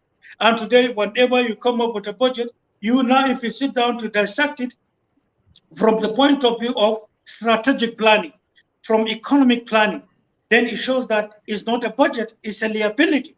And that is the truth. So ours, we cannot continue with this trend.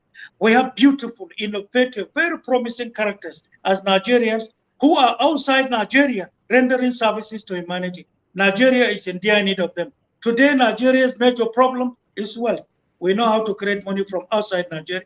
We know how to create wealth in Nigeria. And let me also go in the eastern flank of Nigeria, up to Bakassi.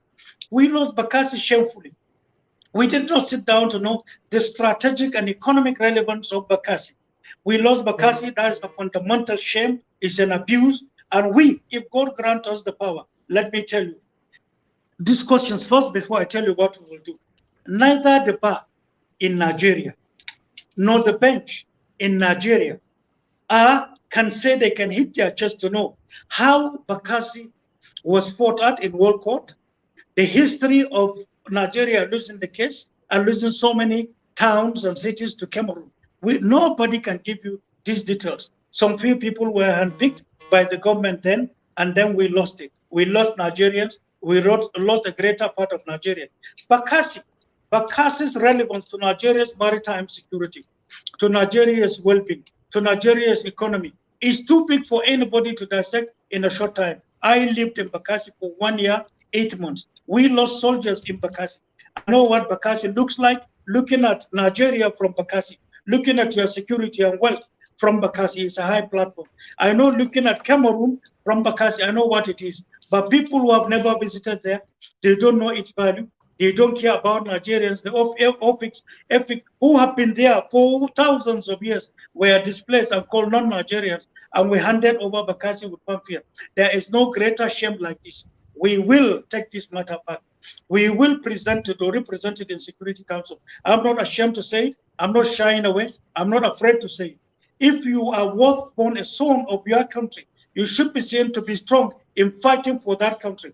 And I believe we will restore Bakassi back, because there is a saying, and this clause we hold on to.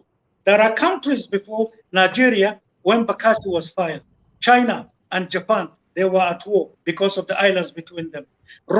India and Pakistan, they have Kashmir, they fought over it. United States and Canada, they have not settled all the major patches in their borders. It's not settled. Look at United Kingdom, look at Falkland. They have not settled. They went to war, but it's not settled. Look at Morocco and Sahrawi. It's still not settled. Look at Israel and Palestine. It's not settled. The question is, all these cases were there far ahead and many more. Because of time, I'm shortening it up. How come Nigeria became superpower and in the shortest time possible, shown all these countries and took Bakassi problem and to be had, only for it to be given to some oil companies who funded it? So it is corruption personified, corruption exemplified in Nigeria, losing part of it. The last and last. So if you take the eastern flank of Nigeria, you are talking of hundreds of years to come, with the most beautiful country to be reconstructed, with opportunities open for every Nigerian. Even if we are 900 million people, then it shows that we have much more than enough to now show that we are responsible, and this is a country to come back to, and this is the world's biggest market. This is Nigeria's promising land. We can do it. I gave you in summary what we have. I have answered you, my brother, have I? Yeah, you answered, but you didn't answer the question from Maxwell. Maxwell, remind him of one question concerning 1999 Constitution. Yes, in a nutshell, that's what he's talking about, whether we have apologized to Nigerians. Let me tell you this. 1995, there was build-up of Constituent Assembly. 1996, they were already on. Justice Karibi White headed it. While Justice Karibi White was there, some of us took a lot of responsibilities in terms of serving as liaison between the assembly and the government. I was one playing that role. Justice Karibi White aired this out in the presence of numerous Nigerians when we visited Port Harcourt. But unfortunately, he's dead today. I thank God some people have that tape for the roles we played. But that aside, the 1999 Constitution that was different from the Constitution that was amended after Sani Abacha died. And unfortunately, that was the one that the country is still operating on. I have a lot of faults against 1999 Constitution of the Federation of Nigeria. Numerous issues concerning women, like Section 28, was actually shortened. And so the rights of women and opportunities open to women are still to be retabled. And if you are playing a democracy and then you are promoting exclusion, look at our traditional institution, which is the oldest in Nigeria. Today they are displayed. Tell me the role of traditional institution in our democratic dispensation. Nothing. You can't exclude part of yourself and believe that there will be perfection in what you do. Yet these traditional rulers are the ones with the masses. They are the down. They are with the downtrodden, with the poorest poor, and yet you took away their roles in it. That is bad. There are some other portions that have to do with the economy of Nigeria, to do with corruption, with accountability.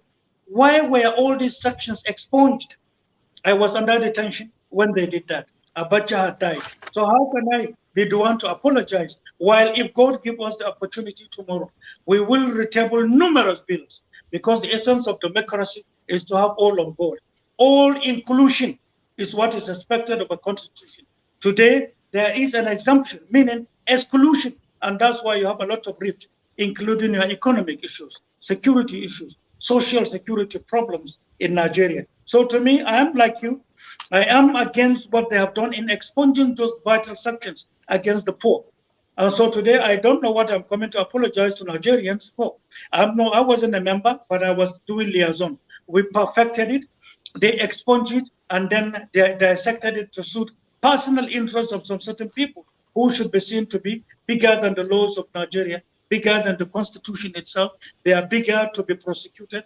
And also such class of people who believe that the constitution cannot suit what they want without it being dissected this way. That's not Mustapha's problem. I was being persecuted when that was going on. I was already going through torture in solitary detention, as at the time this constitution was dissected, meaning by expunging relevant sections out of it. And I hope I have answered you. Then from the comments, you talk about the Fulanis and the Hausas. Yes, Fulanis and Hausas are different. But after thousands of years of sitting together, there are these intermarriages. But today, we have failed to understand one thing. The movement of Fulanis in West Africa has a history. The movement of Fulanis from West Africa up to Central Africa has its own history.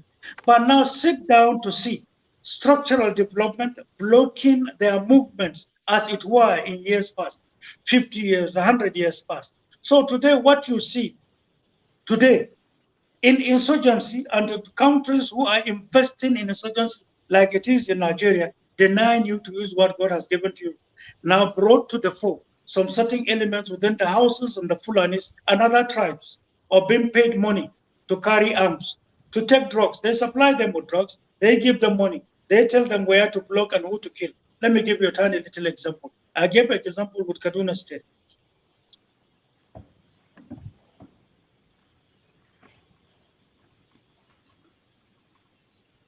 All right. I think his line is frozen. We try to give him time to see if he will get back. In the meantime, I'll have to ask forefathers Rohan and Maxwell to give room for new people to join us.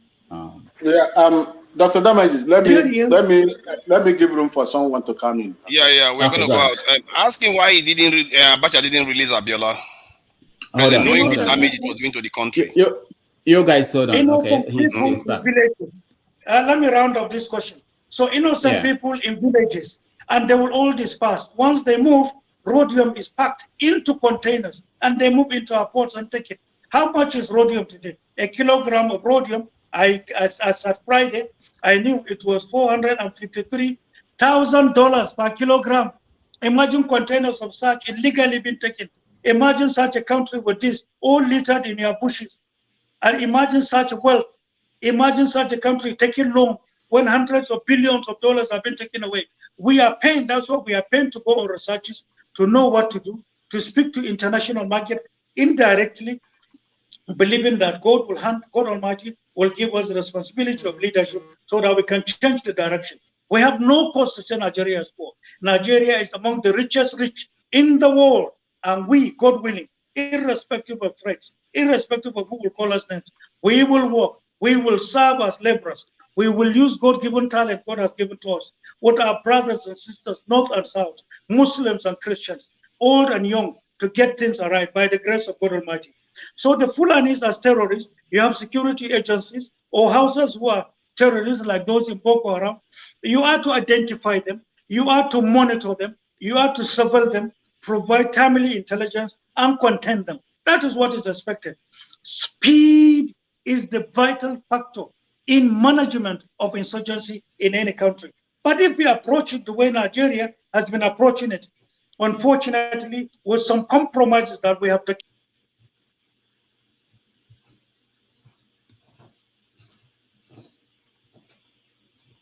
All right. Our younger ones can have documents to learn therefrom of abuses and of compromises of internal security of the country. All right. Thank you. Thank you so much. I know we're dealing with Nigerian connections. All right. So the next person. Can you hear me, my brother? Yeah, we can hear you. We can hear you. The next person is CM. CM, your question. Have I answered you? Yes, you answered the questions. Let's go to the next three. Okay. Can you hear me? Yes, I can. Can you hear me too? Yes. Yeah, yeah. Yeah.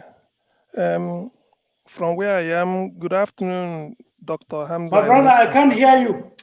Oh, you can hear me. Sorry. Good afternoon, Dr. Hamza al-Mustapha. Oh dear. Okay. Oh, hold on. He's still. Okay, I can hear you now. Okay. Yes, I can hear you now. Okay. Good afternoon, Dr. Hamza al-Mustapha. And my dear brother. Thank you. Thank you very much for honoring our invitation to be with us today. It's been long expected. It's my pleasure. Yes. I listened to a short clip of the interview you gave to Shehu Okimbaloye on Channels TV, and this is what you said. This is what you said. Yes. My name is Hamza al-Mustapha, and I have nothing to hide. Absolutely. My name is Hamza al-Mustapha, and I have nothing to hide. So my question is this: like we all know, you came to prominence between June and July 1998. You know the event I'm trying to talk about. So my question is this: when Abiola died, I was in Lagos then. What we read was there was a presidential jet sent from Aso Rock. Yes. To go and fetch some Nadeko chieftains, chief among which is the Secretary General, Chief Ayo Okpadoku, Abraham Adesoya, and the rest. Yes. On the order of General Abdul Salam Abubakar. What we want to know is, in one of your interviews, you are saying, when they were coming in, say their face looked gloomy. But when they were leaving Aso Rock, they were all smiling. Is it true? Okay? They were happy. Can it now be interpreted? I want you to confirm this: that they accepted money, and then so that the ghost of June 12th will be buried. That is the question. Yeah, that's okay. Thank you. Mr. Moria, you're next. All right, thank you, Doctor, for having me. My greetings to my fellow panelists and our esteemed audience across the globe. Major Mustapha, welcome aboard. We're good to have you today. I've been looking forward for such an opportunity after those terrible years. See, I'm not surprised again. You are holding everybody's spellbound with your oratory prowess and intelligence. You are gifted. It would have been better for you to impart humanity with what God has given you instead of doing otherwise. This was the same way you came to Oputa panel from beginning to the end. I had some encounters with you. That is a matter of discussion for another day. It's wanted to err, but it's to err is human, but to forgive is divine. It takes courage. Like if I may quote Sergeant Roger, it takes more than the spirit of a man to say certain things, to accept certain things, to take responsibility for certain things. The same way you lied from beginning of Oputa panel to the end, that is exactly what you are doing today. I can see on the comment sections, probably those that were not born in your era, probably those that were not, that were not victims of what you represent, they're already clapping for you. You are it, I cannot doubt. You hear something like a victim when you actually are the culprit. Mustapha, I don't know how to, I have about 30 questions for you, but I don't know how to be able to put them together in one for want of time and for respect for our host. Hey, Mustapha, you are a soldier. You were under command to do certain things. You lie. Everyone, even when the thing is obvious, you are coming back to repeat the same lie. Until you don't just came to open that panel, you were almost confusing everybody, even the sons in the panel. That's exactly what you are doing today. I don't know why you people take Nigerians for granted. You take Nigerians for fools.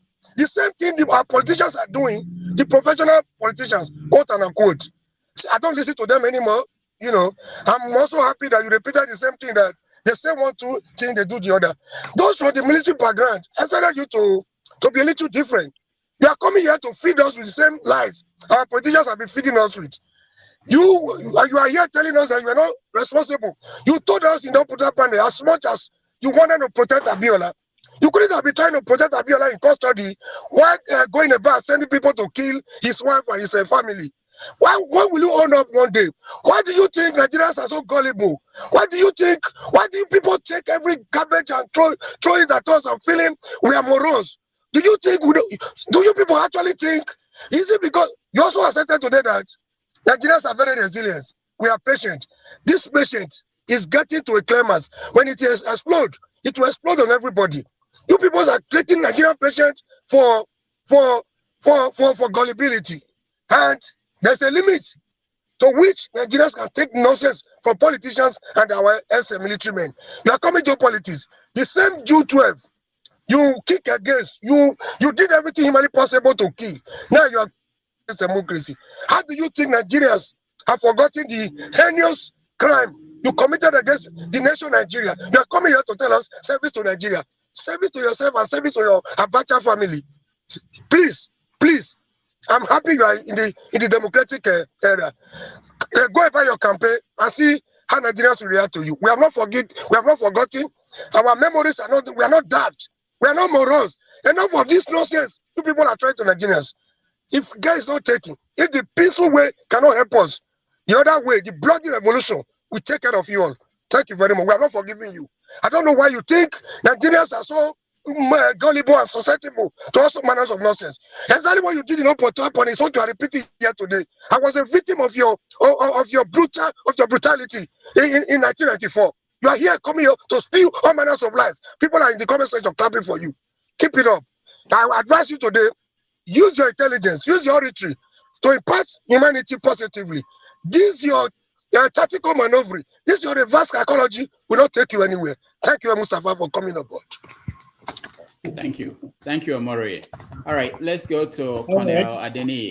Colonel Adeni, you're next. Omori. Colonel Adeni, you're next. Thank you.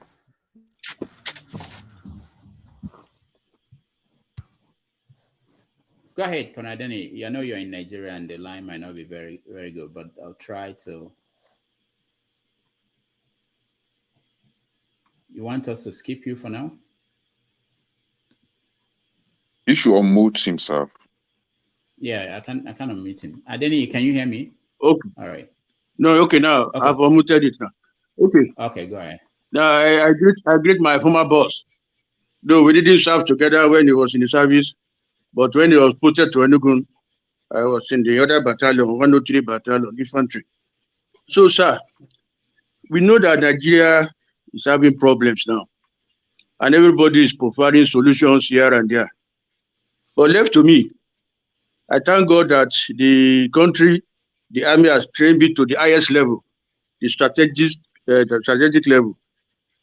I don't solve problem on the surface. What we are trying to do now, we are trying to solve Nigerian problem on the surface by changing individuals. We all know that Nigeria has a fundamental problem that has to do with the structure of the country, the type of political system we're operating now, and so on. So if we don't change this system, anybody coming now to be president of this country is just only coming to get that title, president, so. You can't solve Nigerian problem with this present system. And why I'm saying so is that we've identified that we have to devolve powers to the grassroots, to the local government, not where power stops at the state government level and at the federal, and they are so far from the people. Basic amenities, basic necessary needed amenities are not given to the people. The closest government to the people is local government. We have jettisoned that. And anybody coming, they say, if a new government comes, they will change the structure.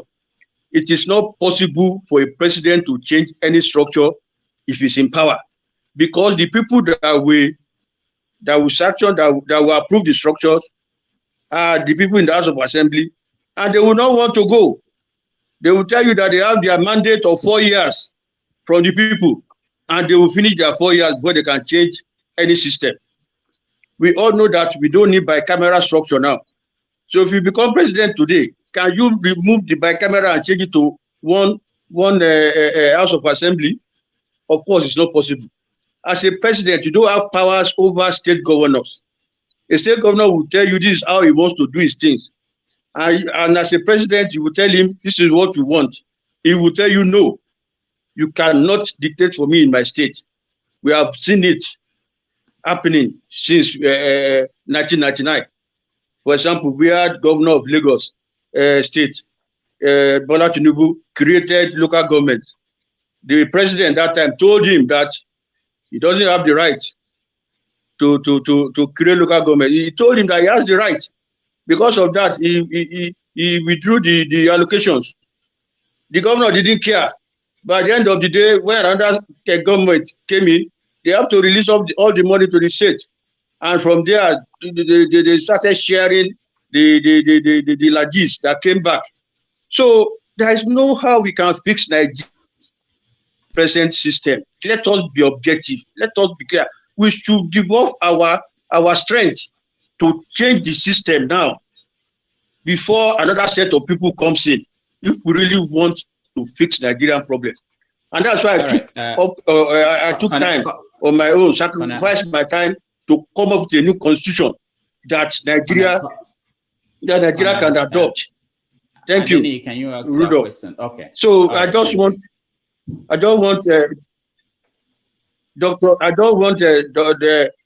Oga, Dr. al-Mustapha, to let us know that is it possible for him to change the structure or the system when he becomes president and be able to control the whole country the way he wish he would have he would do it. Thank you. All right, thank you so much. All right, so I think since that's that, you can take the questions and then we go to the next. Okay. I start with June 12th, and when the Nadeko chieftains visited the presidency on a day after Abiola was killed. I've spoken this severally. I deliberately decided to leave a videotape of the visitation by these elders who were brought to the villa at that time, a day or some hours after Abiola was killed. Aircraft was sent and they were brought, and there were secret discussions between them and the president. And let me refresh the memory of the questioner, is to say that monies were withdrawn from central bank. I tendered this paper in Lagos High Court. I tendered this document at a Aputa panel for the awareness of Nigerians deliberately, because there was a game on how to manage what happened at that time. If we can now go back to the clip at the Aputa panel, it started in the year 2000. And by 2001, we had finished presenting what we had. But those concerned refused to appear before Aputa panel, if you can remember. We did all we could. They did all. They said, no, they can only appear by proxy. So we tendered all this, all for the common good of Nigerians. If I'm the type that has anything to hide, then I wouldn't have given these documents. I remember the visitation by these elders was also reported in NTA then at the surface. But I deliberately now worked out to have videotaped their arrival, their comments before, the frustration and the anger, and then the long period of stay, and their comments after they came out. Two different things apart. So that's why I kept it and presented it. The money was drawn in Naira, in pounds, and in dollars, and were brought cash from central bank. The documents that was given as authority authorizing governor of central bank to release the money, I also got this document and presented all deliberately so that those who like to tell stories to suit themselves will now know that this aspect is documented. I did it for Nigeria's national interest and nothing more. Second is the question asked by the gentleman who believed, he said, I'm just blabbing and talking and telling lies. Most unfortunately, I know you don't know me, and I know you are captured by the series of propaganda against me. And let me tell you this in a nutshell. I wouldn't want to join you with any argument, but to tell you, by the year 1998, that was when I was arrested. 1999, Abdul Salam Abakar handed over and left. I was then 1 year in detention. By October 14, I was taken to Lagos. Prior to this time, Rogers and Katako, as they expressed in the court, they were contracted, they were given cars. Rogers said he wanted a house in Ilorin. The house was bought.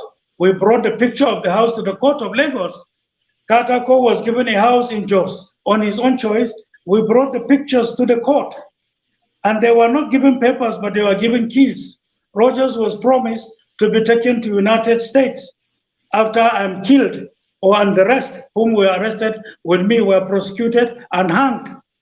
Once we are hanged, they were to be taken to America and be kept there for as long as government wishes, or as long as Rogers wishes. This was the inducement contractual agreement is in documents of court of law. And because the media didn't carry it, and because it was the abuses rendered on us that the media were paid to carry it, every weekend magazines will carry abuses on us. Every day newspapers will carry. In the morning, radio and television will echo what they wrote, not what happened. This is what happened for 15 years. So if my brother Omori will say this is what happened, and then he didn't know our own side, he's right. Because I said the same thing to a particular judge, the High Court judge, the Chief Judge of Lagos, in end of November 1999. Justice Shogun, who was the Chief Judge of Lagos, when we were brought to court, and we were brought in a bad manner from where they brought us from. So our lawyer said, these people have been standing since morning. Can they sit in a chair? The judge opened his mouth and said, no criminal has a chair to sit in his court. Meaning, he was being carried away from what was in paper, and he was already declared us guilty. So it's normal. It will wind away by time. You don't know my culture. You don't know my background. You don't know who I am. But you believe in the contents of the propaganda you read over numerous years. When did I get the opportunity to start? I was a victim. I was a victim. I'm not quoting newspaper. I was a victim of your brutality. You killed my friends. 35 people there around me. I was lucky to be alive. You're telling me I'm working on propaganda. No, calm down. Omori, can you calm down? You are talking. Can you calm down? You are talking to me. Tell me how, where, and what. Tell me.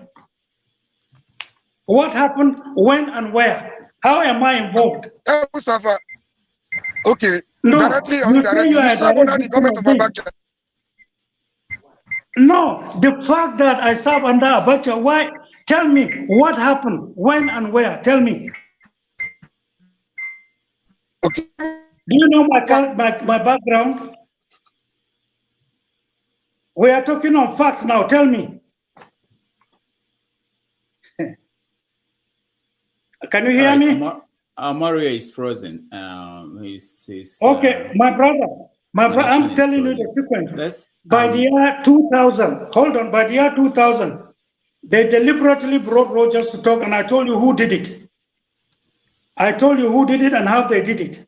By the year 2001, they gave me opportunity at Oputafana to talk.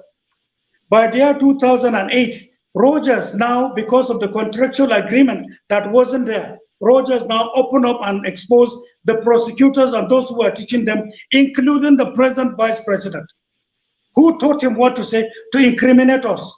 Mohammed Abdul Katako did the same. The records of the court of law is a public document. People can go to collect it, and we have it. There is a copy in Court of Appeal. There is a copy in Supreme Court. We have copies. That's why I say I'm writing books. I have finished 2 volumes, remaining the 3rd one, and I'm waiting for Supreme Court to give their own judgment so that our younger ones can learn the truth. You know, we were tried in 2 courts. One is regular courts.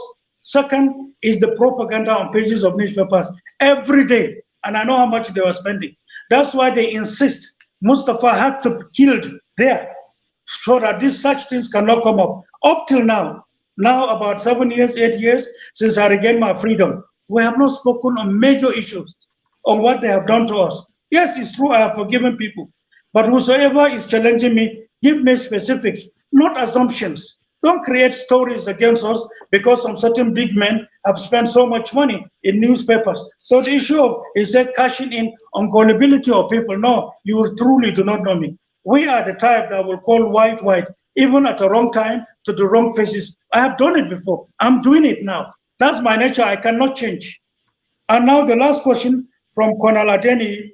My brother, you see, you have to start from somewhere. Today, if you are asked, the fundamental problem against Nigeria is the fact that Nigeria does not have money to operate. I am against the present presidential system. You look at it, I said this before, United Kingdom and United States are the close allies in life today. But then United Kingdom is operating parliamentary system. And United States, from their background and history, are operating presidential system. The democracy in Spain is different from that of United Kingdom. And France is different. And Germany is different. The moment you now become a copycat, you have brought a problem to your country as under the guise of democracy. Once you take away your history, you take away your social life, you take away your culture, and you bring in a system called democracy that will operate against these three. It can't stand. It cannot satisfy you, no matter how much money you have. We have done quite a lot of studies. In our team, there are political scientists of repute. We have seen what they do. We have seen what we are doing. Our problems as far as this current presidential system is concerned is from the point of view of 1977, after FESTA. Then the advisory team that came, who are interested in all in Nigeria's economy and taking what we have, and then they advised us to go for presidential system. And with all respect to our elders who went to now bring out the presidential system, and remove where the USA, you remove it and put Nigeria and bring it for us to copy. It's strange. Where is our culture? Where is our history? Where is our background embedded into it? So long that is missing, then you are operating a strange system and it will continue to react. And besides, presidential system, look at what I'm saying this way to know that I'm with you. Presidential system of America, looking at their history, looking at the Civil War, looking at when there were 13 states to when they became 52, 53. Looking at it from that perspective, you realize that they had to open their borders for all citizens from across the world to come against the indigenous who are the Red Indians. And then America became full. And when they became, they had to create protective laws supportive to immigrants against the indigenous. And that is from it, they now build presidential systems that they are operating today, 200 years plus. In Nigeria, if you are to bring that same system, the question I'm asking, who is an immigrant? Who is an indigent? Who are we fighting against? So we need a system that is actually with us. That's why we are suggesting, if God grants us the opportunity, referendum is one of it. Education of our people as to why democracy can get entrenched is another. Third is the resources to do it. That's why we are now putting priority in wealth creation from outside and inside so that we can take on all projects that will lay the sound foundation for our future. Nothing more. I thank you for the questions. All right, thank you so much. Let's go to the next three. Bolade, you are next. Yeah, good evening. Major Mustapha retired, if I'm right. I was a student during the troubled years in Nigeria. And well, a lot of things had happened. But my question to you, you are vying for the post, you want to contest, you want to become president. And I believe you are an intelligence officer. My question is, given all the information the present Nigerian government have got about security, a lot of data footages everywhere, the call data records going to the intelligence people, the anti-money laundering data from commercial banks going to the arm of intelligence. So you have data everywhere. Now, this present government have refused to solve the security issue. I don't want to point out what I feel that is wrong, but as an intelligence officer, all these data that this government is getting on security, anti-money laundering, call data record from telcos, a lot of information everywhere. NIMC record, immigration record, and all others. What is the wrong thing that this government is not doing well? You are an intelligence officer, sir. And okay, that's why I'm taking you all up on this. What is the wrong thing the present government have refused to do to harness this data to prevent these security problems, the hijack, the kidnapping? That is my question. And if you become the president, what will you do? Since you know what they are not doing right now, what will you do with all these data sources to prevent this security problem in Nigeria? All right, thank you, Balade. Engineer Liu, you're next. Thank you. Just a question, please, so that we can get other people in.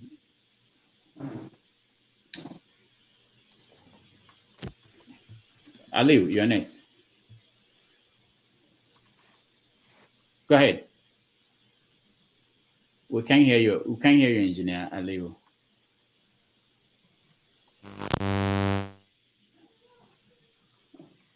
We still can't hear you. Can I come back to you? Fix what's going on. Okija, you're next. Good evening, Major Mustapha. And thank you. Good evening and whatever, and good morning or good day to everyone.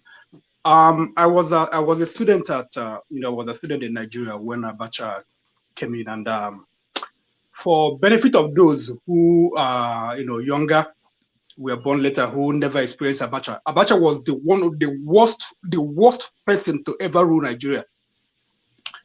He was so brutal, and before he, when he came in, and there was a demonstration everywhere, and then he gave that infamous speech, "Enough is enough." And after that, enough is enough.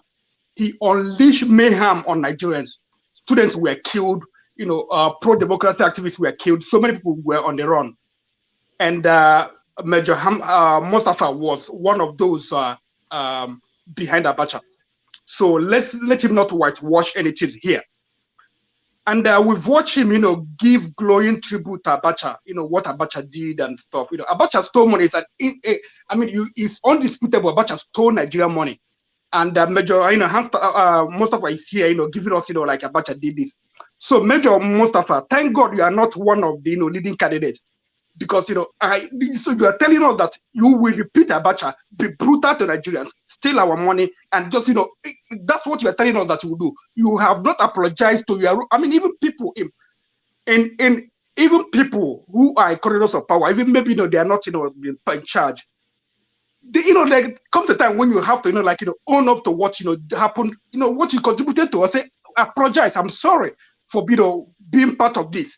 You've never apologized. What you want to rule Nigeria, because Nigeria is a stupid place whereby anybody can just come in and just rule Nigeria. So you are telling us that what you're going to do, you're gonna be another Abacha on Nigerians. Because a lot of us, we are still alive, people that who taste Abacha, and that we are still another Abacha in making. Thank you. Thank you. Okay, Engineer Liu, you're next. My brother, before he comes. Okay. Hello? Yeah, go ahead. I didn't hear a greater part of the questions he asked. Oh, you mean Okija? Oh, I don't think Okija had a question. Okija, did you ask a specific question? I asked him if he's going to be, he gave a glowing tribute to Abacha, how good Abacha was, and all the things he did. So is he telling us that he is going to be another Abacha, that he's going to emulate Abacha, steal our money, be brutal on Nigerians, kill us, make Nigeria fear for their lives all the time? Okay. All right. Thank you. Engineer Liu. Thank you. Engineer Liu, you can unmute yourself. Why can't we hear you? Go ahead. Okay, no, we still can't hear you. Abdul Rahami, welcome. Welcome to the show. Rahim, sorry, Abdul Rahim. Yeah, go ahead. Good evening, sir. You are welcome on board. Thank you for giving us the opportunity here to ask our questions. So, thank you. Almost all of my questions here have been asked from fellow brothers here, but I have one specific question.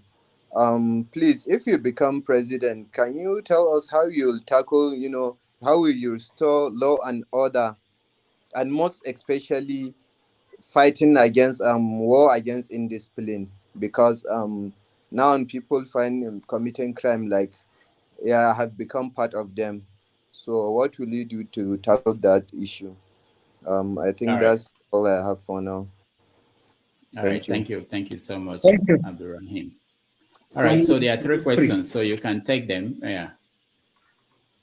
Yeah, first of all, the question of utilizing data in management of national security. I think in a nutshell, that's what my brother talked about, that so much is open to government, so much is given to them from immigration to security, and data from outside and the rest of it, and why are things the way they are, and what we can do if given the opportunity.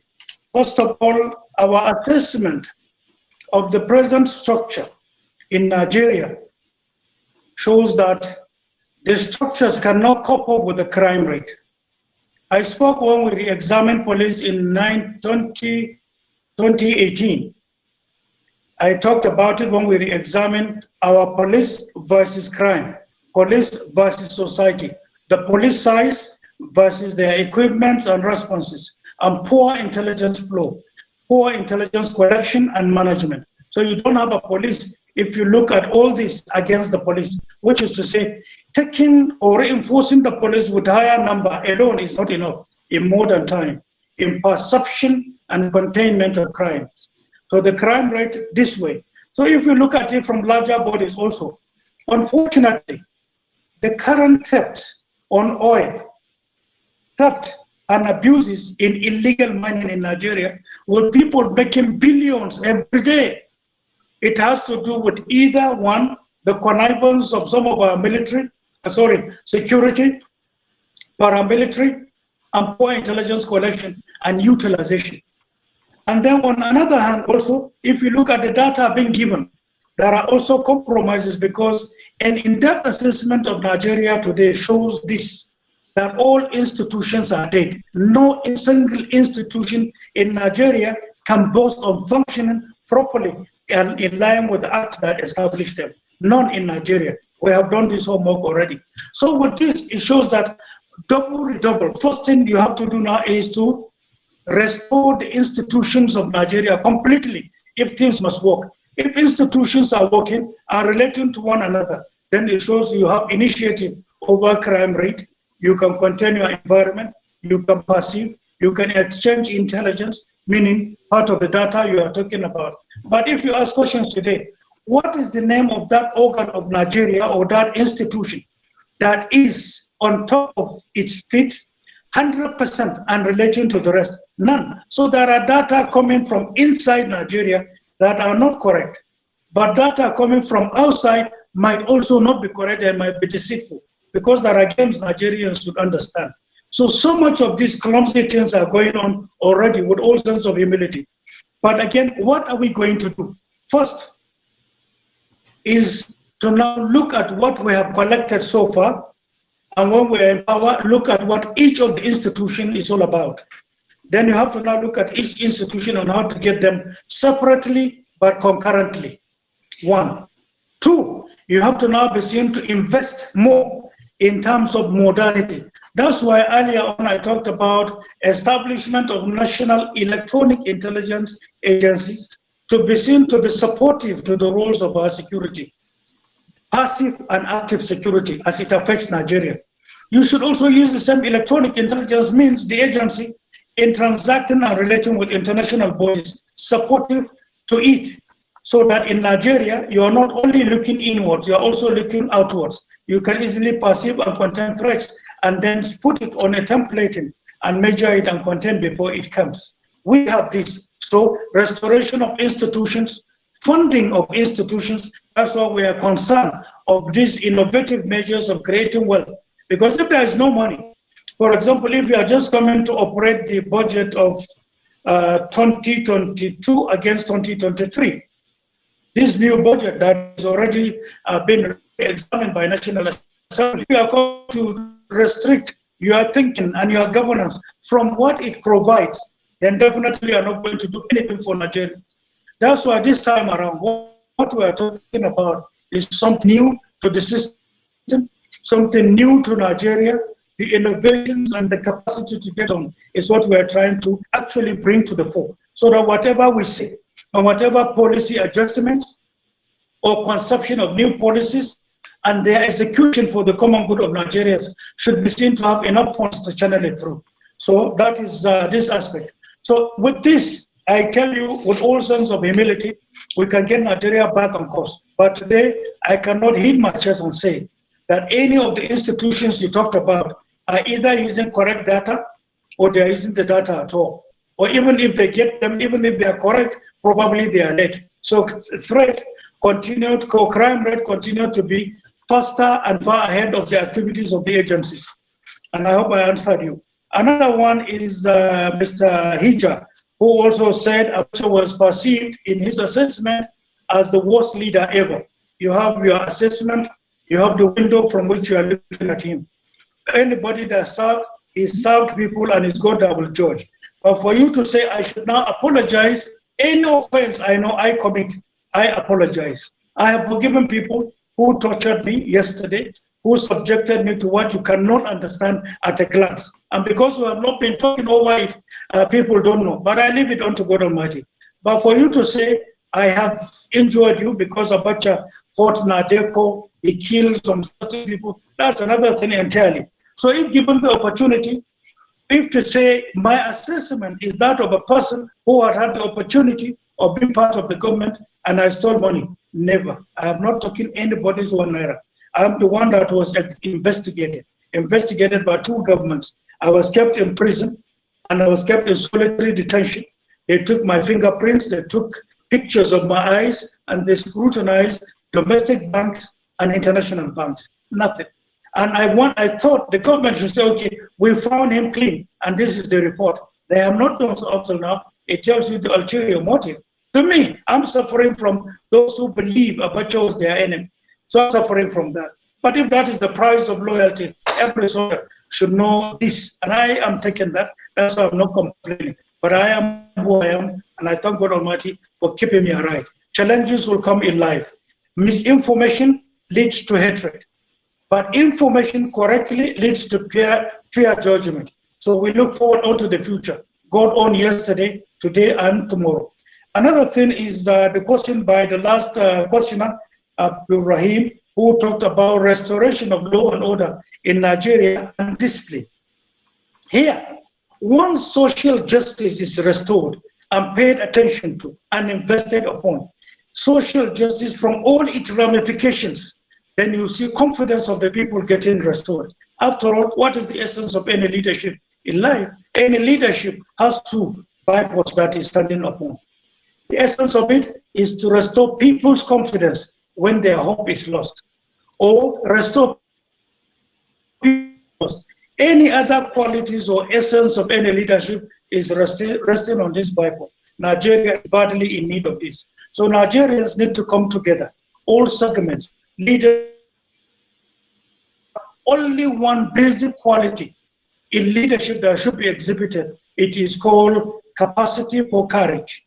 Courage is the capacity to carry all along, to trust all, to not give everybody the opportunities they desire to be able to be as citizens. After all, God said, there is no end to possibilities in the life of mankind. So when a leadership approaches, even when the laws of that country does not carry it, it shows that you are on course. Carry all along, look at Nigeria together, share common thoughts, get your brains open, have a platform, and the entire world will come visiting and investing in you. This is what we have, and we are coming to do that. So the issue of restoration of law, absence of patriotism, absence of teaching patriotism, from kindergarten to adulthood. Nobody can say that they have lost in Nigeria. Organ of government or that aspect of government is not actually functioning well. Reorientation agency is not doing what it is. Population of Nigeria to take on the program. They should be expanded. They should be seen to now have a lot more funds that was established by us then. So with this, I believe I have answered your question. We have a package for it in a year. Thank you. All right, thank you so much. We take the what remains. People who are here, then that will be the end. We agreed on 2 hours. It's over 2 hours now. 2 hours 30 minutes. So the Blackstone. I'm yours obediently. Sorry, I didn't hear you very well. You said? I said, take your time. Take your time. Oh, okay. Okay, good. I have no problem. It's just to make sure that you are okay. The Blackstone, you're next. Right. Okay, good. Blackstone, you're next. Thank you, Mr. Rudolph. Welcome, Dr. Hamza. Thank you. Thank you for the time that you are giving us to air your view, to explain your plan you have if you become the next Nigerian president. My question is this. The institutions, the civil service, are the core pillar of a successful country. And we know in Nigeria, the civil service is eating deep into corruption. Every office you go to in Nigeria, the civil service, any parasita, any government office, you cannot get what you want by not bribing people. So how are you going to be able to establish a civil service that will have an integrity, that people will find it easy to get what they want, and people can trust every worker in that civil service? And are you going to build this institution that they will be able to stand and have a reputation that Nigerians will be proud when they go to any of these civil service, any parasita, they will be able to find this easy? Thank you. All right. Thank you so much. Omoye, you're next. Good morning, Dr. Damages. Good morning to everyone on the panel and the comment session. Good morning, sir, Dr. Hamza al-Mustapha. It's nice to see you here, and I have to respectfully commend you on the fact that you're able to go through the jabs that some people have brought on here, and I'm sure that you can understand why some people are upset. I grew up in the era where during Abacha's time, we used sawdust to cook in my house because there was no way to get kerosene or gas to cook, right? So a lot of people lost their jobs. People couldn't go anywhere.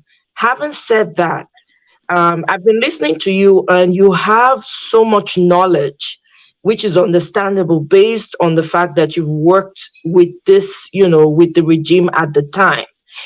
My question is this.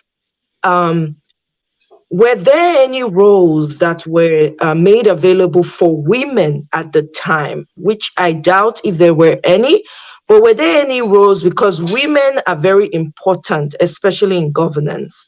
And also, with this knowledge that you have, how come it hasn't been shared or was not shared with this present regime or even the past one, so that they can fight this terrorism and bandit issues that we're having? Because a lot of people cannot go to their farms anymore. Thank you very much. Thank you. Thank you so much, Omoye. Thank you. Niger, go better. You're next. Good day, everyone, and good day, brilliant al-Mustapha. And if I may say, for people that doesn't know al-Mustapha very well, like people like me, I grew up knowing him, being a brilliant colonel then, if I'm correct. It wasn't a general, but anywhere al-Mustapha is mentioned as a colonel, a general would be shaking that al-Mustapha is about to take a decision. He's such a brilliant Major, not colonel. Major, okay. Major, but whichever one, you are not a general then, if I recollect correctly. Now, my question is this: you've defended yourself very well. There's no question will ask you that you won't be able to provide us an answer. Since you are able successfully, they persecuted you, they prosecute you, you still came out vindicated, but that doesn't make you innocent to most of us that we witness the sin then. My question is this: as you mentioned something related to this at the early stage, that there is a coordinated effort to manage all the security apparatus, military, police, and all of it then, if I'm correct. And apparently you are the one in charge of all of this, then you are the one controlling everybody, coordinating everybody, despite that you are not a general. If the answer to that is yes, the question is this: all those people that were killed during the Abacha regime, do you have knowledge of them being killed or not? Starting from Kudirat Abiola and some other activists from the Southwest in particular during that time, because you actually laid your mayhem in Southwest mostly during that time. It was like a battleground. It was like a war front in the Southwest then. So even people like Tinubu today, that a lot of people feared, they ran away from your government because they know that lion is bigger than tiger. All right. Thank you. Thank you. Niger, go better. Thank you so much. IQ next.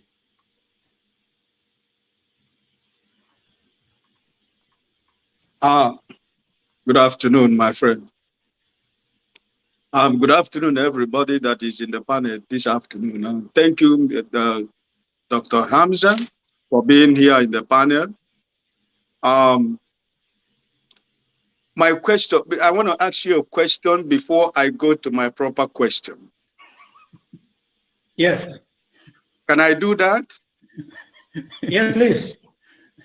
Major Hamza, I want to ask you, when Abacha visited Mali, did you come to Mali with Abacha to Mali? No, I didn't. You were not with him in the Mali? You didn't come to Mali with him? We don't travel outside Nigeria together. Okay, thank you very much. I've been listening to you. I just finished service. I just joined in, but from the time I came in, I've been listening to your defenses, to every question thrown to you. I want to let you to understand that you were the point man in Abacha regime. You were major, like she said, in the Nigerian Army there. But yes, you were feared all over Nigeria, including those who are generals in Nigerian Army. You were the point man of the late General Sani Abacha. And every atrocities and every crime, heinous crime that was committed in his own time. According to the contents you were fed with in propaganda, nothing more. Okay. Okay, okay, I'm not saying that I know you because I'm not supposed to know you, and I'm not supposed to know. Even when the day I appeared, put a panel, people didn't know who was Mustapha. They were looking for the description given to me by Tel Magazine. A tall, giant, huge, careless, clumsy person. Okay, somebody spoke before. He said he wants you to tender apology. You know. See, if you know any offense you commit, definitely, if you know my type of person, I do tender apologies on behalf of people in settling families or communal issues. I have been crisscrossing Nigeria. All right, let's make sure. Ike, what's your question so that we can have kind of follow the structure? The other people who are waiting. So my question is that how can you prove your innocence to Nigerians for all the killings and atrocities and heinous crime that was committed during the Abacha regime? I said before, you were the point man of every Nigerian. The only person they know is Major Mustapha. We don't hear any other name, but only Major Mustapha. That's why I asked you, because I was living in Mali. That's why I asked you, did you come to Mali with Abacha? Because I know what transpired before he came and after he left. That's why I asked you, and you said no, and that is it. Okay, but can you tell us what transpired? Maybe that will help. One correction, Doctor. We knew al-Mustapha and Rogers then, the sharpshooter guy. Okay. Ike, what happened in Mali? Maybe he will be able to answer that. If you have any question about what happened in Mali. What happened? Well, I want to tell you that I was a member of Nigerian community before Abacha came. And when we heard that Abacha is coming to Mali, we resisted his coming to Mali. We said that no Nigerian will go to the airport to receive General Sani Abacha. But because of the ambassador and the embassy staff, some of the Nigerian executive was cornered. They were giving money, just like what CM asked when he said the people who came to Asorok, they came with anger, but when they were leaving, you said they were laughing. So the same thing transpired in Mali, which is a very small thing, Nigerian community. So if such a thing happened in Asorok, it happened in Mali. And some of us who resisted that visit, we were tortured in Mali by the Nigerian embassy. Most of us suffered the consequences of Abacha visit in Mali for so many months. All right, thank you. So, Dr. Mustapha, you can answer the questions. First of all, the first one, who talked about civil service in Nigeria? Of our civil service is very bad, horrifying, and disturbing. Has its way deeply rooted in there. Today, there are numerous reports, individual bodies that has to do with budget implementation in Nigeria. And then the issue of, and then at one hand, on the other hand, is execution of the budget in itself. There was also the allegations of the of senior staff, from directors to permanent secretaries across Nigeria. When you put, it is true you have a civil service, but it is now mandatory that the civil, first, one, the capacity to expand the office or offices of secretary to the government in terms of monitoring and enforcing, looking at every single ministry on its own. But on the other hand, it has gone beyond that. Minister to a ministry to work with civil servants who are there is not alone, is not enough. Schedules and goals targeted in every fiscal budget for every minister in our own arrangements. And then also to say that the activities of every civil servant in terms of delaying activities and files in every ministry, that has to be reviewed, because that's where servants on National Assembly, civil servants and the executive arm proper inside the presidency in itself, contractors of any kind should be seen to be monitored. That is why now in Nigeria, in the same way I talked about the creation of intelligence agency, you also should create economic monitoring Nigeria. The essence for it is to work with the National Electronic Intelligence Agency to monitor, review, the performance of budget. I agree with you totally. What is in our civil service will require total overhaul. There is another thing that has to do with corruption, and then with the roles played or within the act of EF that affects the civil service of Nigeria. That we are holding on to. If God Almighty gives us the opportunity, where EFCC and ICPC should be seen to now become components, economic body that I talked about. And then the question of women, that's another question, the question of women, whether in Abacha government there were roles women were made to play. It's true, there was a Ministry for Women Affairs, there were numerous activities done by women, including the activities that took them to Beijing, where Nigeria women represented Nigeria in bringing so many on the issue of the 35% affirmative action. Nigeria participated actively from the roles of women. Women, rural activities, urban activities, activities for women as it affects now the contents of Section 28 in our Constitution speaks. So women played a lot of role. But to us, we have a very large package for women. Not only reviewing what I talked about before for women, but also we have a lot more for our women in Nigeria in creating opportunities. Let me give you a tiny little for you to understand.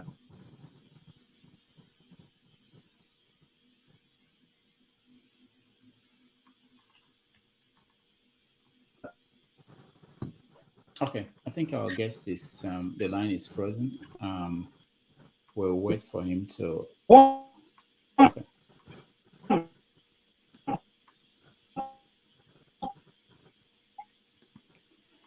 All right. Dr. Damage, somebody had a question about Ken Saro-Wiwa from the comments. Okay, we will pass it across, but let's try to get him back on. What I will do is, because the studio is full. Let me get... I'm rushing. Okay. So we have a lot of package for women. And then lastly is the man that talked about me being in charge. Say, yes, I was a major. The last question, the last two questions were almost similar. So I'll give one unique answer. The one from Mali, and then the one who talked about the CSO, like was the one as CSO controlling everybody. No, you got it wrong. I refuse to compromise. If I, Hamza al-Mustapha, had compromised in 1994, their plan was Abacha was not to last 3 months. I'm saying this to you. This is the second time I'm talking this. I will never take oath and betrayed. I have not done so. I will never ever do so. It is better for me to be abused an oath. I have not done so and I will not do so. So for those abusing me, whether I was. But remember, CSO is still CSO. There was NSA, and CSO was not the NSA of Nigeria. There were service chiefs, there were IG of police, SSS, NIA, everybody was there. There was Ministry of Defense. I wasn't the one, they were not under me. How come every single thing in the government was only Mustapha? And let me tell you my offense. My offense is refusal to compromise the safety of the president, his family, seat of government, and the oath of office I took. That is an offense so many people hold on to me. They never wanted a budget to last a week. A soldier is primarily on oath. Loyalty to your country is exhibited from what you serve to the commander-in-chief. And I refuse anything to touch him. The last one who said they were tortured when General Abacha went to Mali. I don't go outside of Nigeria with General Abacha. You can check it. I only went outside to him when he was, I think, Chief of Defense Staff. I was opportune to have gone to Korea, where their national housing scheme became an idea in me that gave me the opportunity of creating PTF. And I created PTF for the general public, PTF for the armed forces. It's my journey with him to Korea in their national housing scheme that gave me the idea to create that one. That was 1987. But once he was president, I never traveled outside with him, and I have never done so. You can check. But if you are brutalized in Mali, then only God knows who and who managed what. And that has nothing to do with Mustapha. But for you to be brutalized, I'm a Nigerian, I'm a human being, I'm a family. All I can say to you is very sorry for whosoever did that to you. But check back, look for the ambassador, look for his staff. Were they in touch with Mustapha? Is that my responsibility? Certainly no. Magazines, because I refused to cooperate, began to abuse me. It also 1994, when Concord at that time came up with a front page and it said Abacha. That was what started the entire propaganda against me. They formed writing team, Abacha, and they continued up to the time I was released. And so many people came to me, we talked, they apologized. Those who tortured me today were friends. They came and apologized, and I have forgiven them. This is my own take for given loyalty, and I suffered. And those who were told to kill me, I know them. I have forgiven them. That is life. The fact that I'm here is enough. Everybody has his own type of trial. All right. I don't know. Thank you. Sorry, Doctor. I want to leave. I want to leave. I have a follow-up. No, hold on. I'm leaving. I'm leaving. I'm leaving now. Niger, go better. Hold on. We don't. It's not fair because there are other people I refuse to let them have a follow-up. Okay. I'm sorry. Yeah, but if you stay around and he has time, there are people who have not yet asked one. I need to catch. So I need to catch my flight now. Oh, okay. I'm sorry. But okay, let me just make an exception. Go ahead. Let's see. Go ahead. Like you answer my question and kind of follow. You did more than being a CSO. Like from your last statement now, you said you are working like to appoint or to replicate something in PTDF. PTDF and CSO office, they are quite different. You did, you did more than, hold on. You did more than PTDF stuff. You did more than CSO job. Listen to me. One sentence. Ideas can come from a baby. Ideas can come. It could come. Let me answer. Let me go to my questions. My idea was sold and it was useful for Nigeria. And I created two. All for Nigerians. Okay, thank you. What I'm driving into is this. And simple question. Those people that were mentioned, Kudirat Abiola, Sarawiwa, and all of them, were they killed during Abacha? And was government responsible for it? And do you have knowledge about it or not? Those are my questions. I am not responsible. I was kept for 15 years. They said they alleged it upon me, and later by time it was exposed. Until the Constitution should have told Nigerians what happened. They put it on me. Time and events prove. Just speak against me, who were taught and paid money. They were induced heavily and the public. So because I was in a Abacha government, every single thing in the government that is bad. And at the end of the day, those who held on, if there is an offense, for example, that was committed by agency, if it is Mustapha, hold on to me. All I have done, I have said it. In 1992, I was the one, they brought him to me, hear me, at a point of order that he should be kobokod. You know why? If I had not kobokod him, the soldiers they gave arms to him was to allow them to koboko him, and I took him away. But during that, Oka could tell me, had the gut to come out. We did, and we saved him. Because he's a pastor, All right. Your connection is not very, Major Mustapha, your connection is not very, very good now. We keep getting cut off from some statements you are saying. But let me ask. Huh? Can you hear me now? Okay, it's better now. Okay. All right. So All right. Paul, you're next. Okay, yeah. Major al-Mustapha, I have one question for you. You said you're going to recruit 750,000 soldiers, which is something I didn't say so, sir. No, that wasn't him. That was Kwankwaso. Oh, sorry. I didn't say so. Okay, sorry. Yeah, that's true. That's Kwankwaso. It completely skipped my mind. So I want to ask you this question. As a military person, the military in our country, the challenge they are going through today, you know why? Because they are not friendly to the citizenry. I live in the United States of America. When we see the military anywhere, we don't think racist. Even when we live in a place where they have a little bit racist, we don't think racist. We're quick to tell them, thank you for serving my country.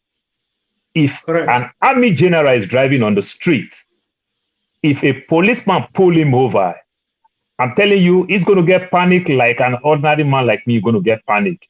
What happened? Is my tail light off? Am I overspeeding? Did I drink? You start asking yourself questions and the policeman will walk up to you because they respect law and order. They understand very well. But in Nigeria, the reverse is the case. We fear the military because the military make themselves like a wolf to us. In your time, I know I cannot challenge you directly, but you want to contest as a president, and one of the suffering that the military are going through today, because they are not our friends. Sometimes we lost a lot of military. Some of us don't feel for them because. Paul, we can't hear What you anymore. will you do in your own time when you become president towards that direction? All right. Thank you, Paul. Let me, more ways. I'm not sure how to pronounce your name. Okay, but it's just Moses. Can you hear me? Oh, Moses. Okay. Yeah. Go ahead. Good evening to you, Mr. Rudolph, and Sir Dr. Hamza al-Mustapha. My question to you is based on some of the statements that you made. I think you did mention that during Abacha's time, he did step on some toes. And in congruence to that, there are a lot of external vested interest in Nigeria, especially when it comes to Nigeria's riches and resources. And it's proven difficult that sometimes a president might get into power, but it's really difficult for him to sort of implement some of the strategies and plans that he has, to sort of progress the country. And this is due to these external influences, from outside the country, sometimes in collaboration with some people within the country. How do you intend to deal with how do you intend to tackle these influences from within and outside? We've obviously seen the consequences of some presidents who have tried to do that. So how do you intend to challenge all those, without jeopardizing the well-being of Nigeria and the whole economy? That's my question. Thank you. I thank you so much. Thank you. All right, one more before we consider those that have had the chance to ask a question. MIE, go ahead. Go ahead. MIE, can you hear me? Hello. Yeah, go ahead. You can hear me now, okay. Good day, everyone. It's evening here from UK. Good evening, Dr. Mustapha. My question will be straightforward. There's no point for me going back to what people have already said regarding your past administration and stuff. I'll quickly ask this question, okay? If you become the next Nigerian president, will you be willing to probe this President administration, Buhari's administration, especially the oil thefts that we recently have discovered? And will you be able to Hello? probe the... My brother, I all along we were not hearing anything. I just began to hear your voice. Hello. Okay. So Can you hear me now? repeat your question. Okay.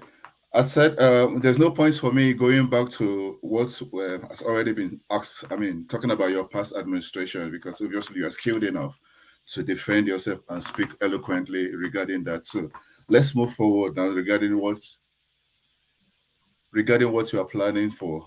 If you become the next president, 2023, will you be willing and ready to probe this past administration, of which we have discovered that the level of corruption that we've seen in Nigeria has never been seen before under this present administration, especially regarding the oil thefts that's recently been discovered and the corrupt past leaders that have stolen us dry in the country, irrespective of whatever position they've occupied, not necessarily the head of state or the president.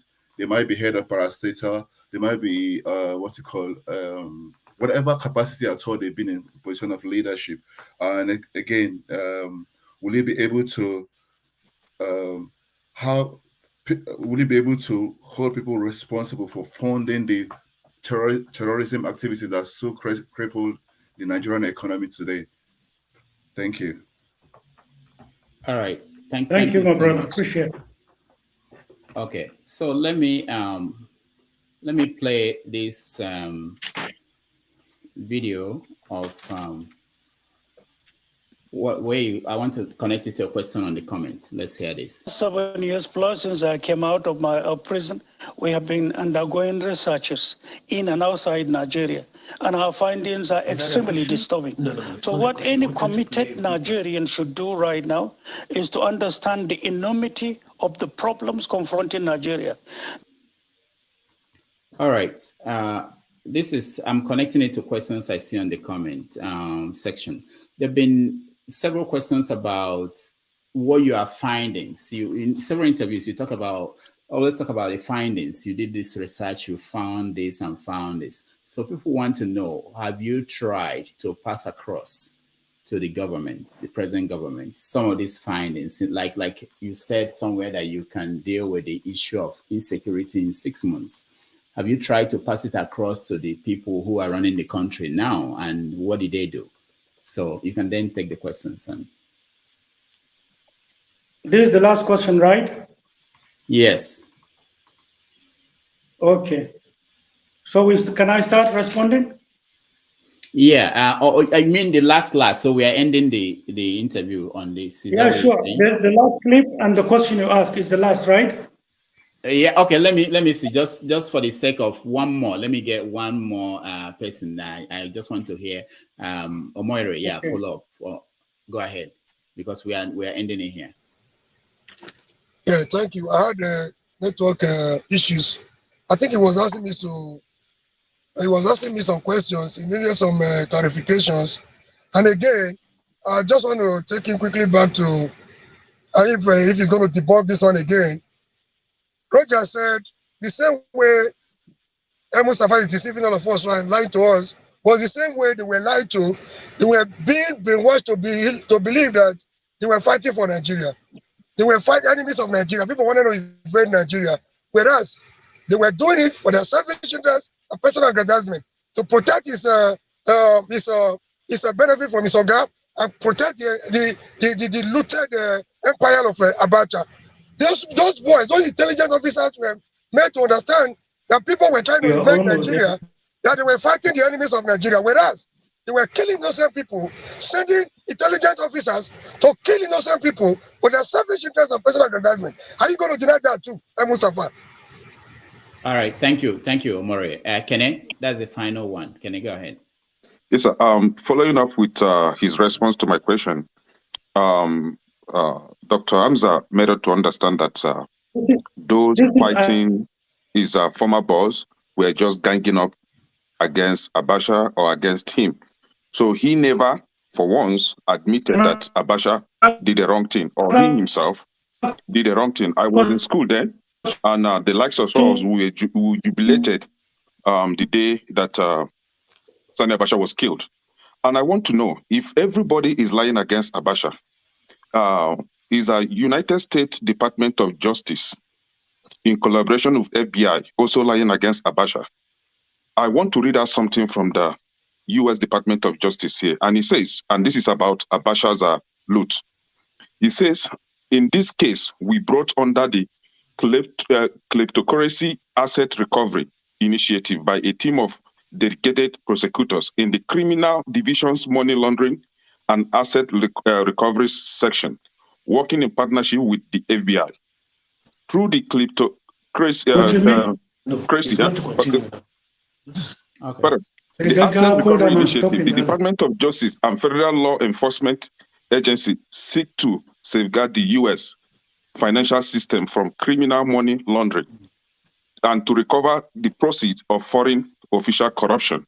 This is about Abacha. And under this recovery initiative, 30, hold on, let me not go there. Sani Abacha received $750 million. Olusegun Obasanjo received $2 billion. Goodluck Jonathan received $227 million. Buhari, the present government now, received $630 million. These are all recovery of Abacha's loot. So are these people also lying against Abacha, since Abacha is a saint? This is my... Okay, no. This is the final. We have to go. Kenny, we have to go. All right, thank you, Kenny. Yeah. All right, no, we are done. Sorry, I'm sorry. Go ahead, Mustapha. Hold on. Yeah, the last question. Yeah, okay, we are done. Can you hear? Why can't you hear me? I didn't hear the last question at all. Okay. Just But did you hear what I read out from the U.S. Department of Justice, where they No, I haven't. Okay, let me repeat it. Thank you. This case was brought under the Kleptocracy Asset Recovery Initiative by a team of dedicated prosecutors in the Criminal Division's Money Laundering and Asset Recovery Section, working in partnership with the FBI. Through the kleptocracy financial system from criminal money laundering and to recover the proceeds from the process of foreign official corruption. Where appropriate and possible, the department endeavors to use recovered corruption proceeds to benefit the people armed by acts of corruption and abuse of public trust. This is U.S. Department of Justice making it public that Abacha looted Nigeria to stupor. And also under this initiative, Sani Abacha, who took over from Abacha, recovered $750 million from this initiative. Obasanjo recovered $2 billion. Goodluck Jonathan recovered $227 million. Buhari recovered $630 million. And there was $177 million in with Abacha's associate, Abubakar Atiku Bagudu of Kebbi State. So are these people also lying against Abacha, or were they just giving out money? Remember, Switzerland brought back over $2.6 billion stolen by Abacha. So are all these people lying? Judging by what you're saying, that all these people are ganging up against Abacha. Are they all lying, giving out their money to Nigeria? Thank you so much, Ekene. Let's get the answers. Major Mustapha, can you hear us? All right, his line is frozen, and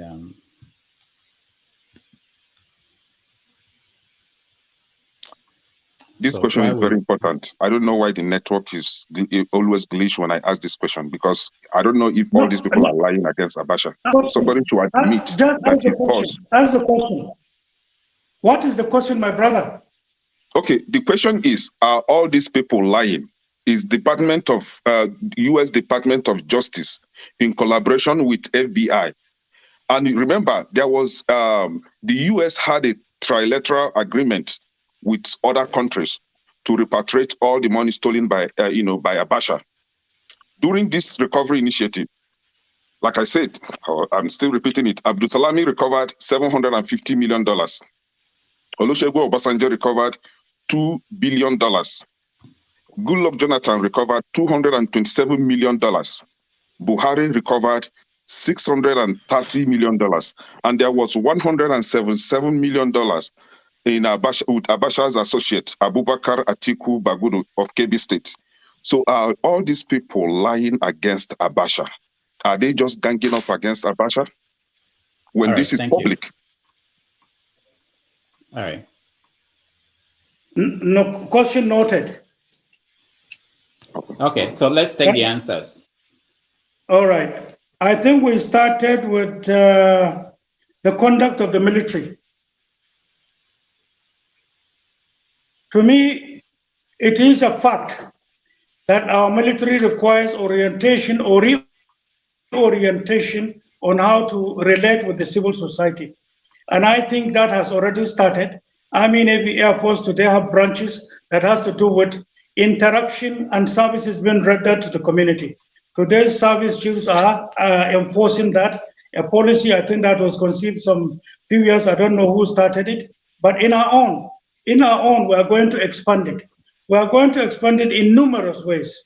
Here, the primary assignment of our armed forces, which has to do with our territorial integrity, is going to be re-examined. And then there will be new doctrine for Army, Navy, Air Force in terms of their operational conduct on one hand, and on the other, in terms of the primary and secondary roles as it dovetails into internal security as they work with the police. We have another plan. Our plan is also not only to believe that our forests, our rivers, mountains, and streams that have been identified as no-go areas where terrorists are doing their activities and then crisscrossing Nigeria and traveling outside Nigeria using these means undetected, with our police and the military who are road-bound, that they use the mountains, they use the bushes, they use the narrow passages and streams into moving around Nigeria, while the police, indeed the military, abuse the mountain roadblocks on major highways, which is to say they don't meet, and their activities are not checkmated. We have two new major bodies to create. One has to do with the land, and the other one has to do with waters. There is the primary roles of a national guard of a country that is divided into four. One is to provide the primary roles where police roles stopped. Second is to play also a role regarding monitoring and maintenance of activities in our mountains or around our mountains. The third is activities in our forestries, north and south. And the fourth is movement using foot passages where heavy equipments, drugs, and the rest of it crisscross Nigeria through to our borders. And then this will manage this. Then into our shallow waters, the need has come for Nigeria's coastal guard to be secured, complementing the Navy because of the enormous resources of Nigeria, from our oil into some other resources like gas and the activities of theft that were reported. So this, we believe, will get Nigeria secured, additional to the military, to the police. These two will come in, and additional to also some certain paramilitary. There are one or two paramilitary bodies Nigeria has created that we consider as a waste. We may have them to be dissolved into these two so that they will be cost effective, but will expand the scope of training. Now, that has to do with the question of military reorientation. So we have a larger package into how we shall see our modern military by the grace of God Almighty when we come. We will launch the doctrine that will guide their conduct in operation and in peacetime. Now, the next question is the exhibition of or activities of what is regarded as hostile intelligence bodies or hostile foreign bodies against Nigeria's economy, internal security, and well-being. When we come, God willing, we have a larger plan to contain it. Education, mobilization of all organs of government, tiers of government, and all other major branches, particularly civil service and security. So much is going on because if any leader believes he loves Nigeria more and he takes it head on, some of the abuses being meted to Abacha, actually he may have worse than that. So there is a way to carry the country along, to carry all organs along. where Abacha's failure in governance were exhibited and known, that can now be corrected. So up until you know there are heavy investments in your oil, in your gas, in solid mineral resources, and in activities, even in fertilizer dirty politics alone in destroying Nigeria, definitely the moment you hold that, these international bodies, international oil companies, some governments abroad will actually come into your country and fight you. No wonder today you see a lot of them with investments, one in print media and some selected radios here and there. You see that they have shares in proxy, all to protect their investment in Nigeria, which does not follow the law. So as far as Nigeria is concerned today, there is, to me, no law that is governing what we do. For example, NNPC today. If you ask the NNPC to now talk to you about the openings in terms of oil theft, what Nigeria produces every day outside OPEC quota, what we even do with OPEC quota to the society, you will be ashamed of the answers you'll get. And they don't have answers to this. So today you have institutions that are just, they are not functioning and at the expense of the common good, welfare and security of Nigeria. So we have a bigger package to involve the entire country. That's why we have a package where if we come, there will be something called National Youth Assembly. It will be elective and it will be rotatory. The essence is to prepare them for the unforeseen, the cheating, and then the activities that is so institutionalized abuses on Nigeria. On another hand, our elders with experiences whom we believe they have the patriotism in them, even though outside service, but they'll be incorporated to form part of it.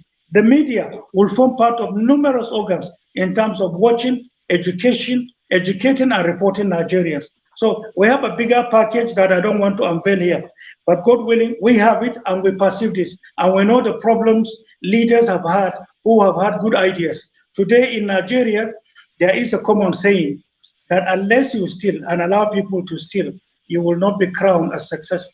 Meaning, once you are into power, if you don't give up, you will be crushed, you will be hated, you will be abused.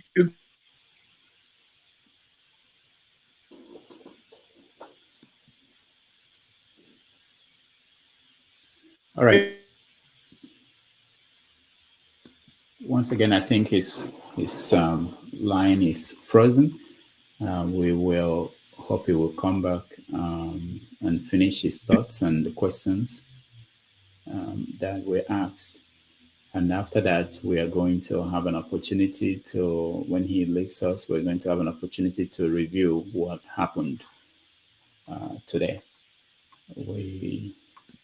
From our side, we have a package for it. It dwells on security. And of course, I said how we are going to expand the security in terms of making Nigeria fully secured regarding our internal security.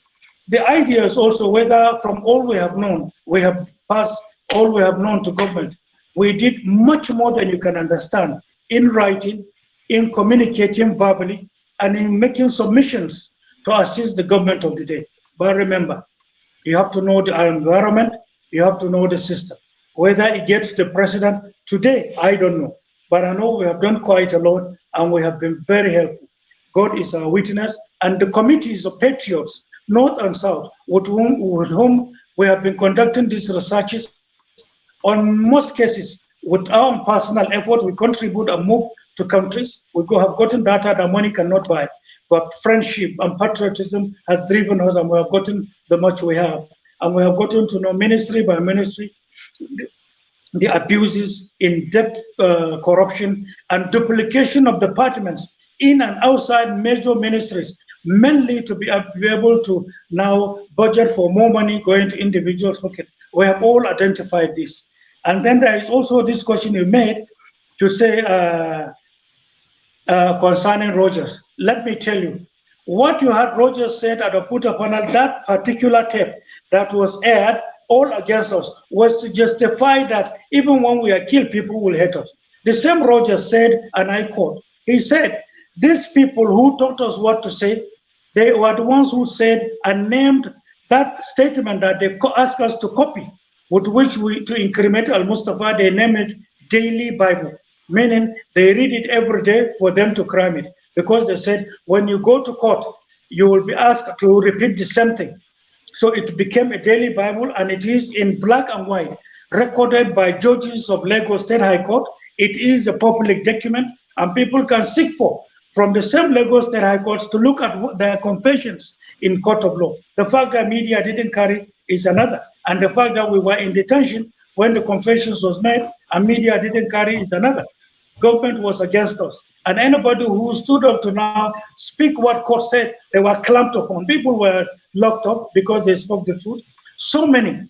And there are people today who are in notable political places who have done. At one particular time, Femi Fanikayo, when he had all this, he came out and spoke. But there were reactions against him.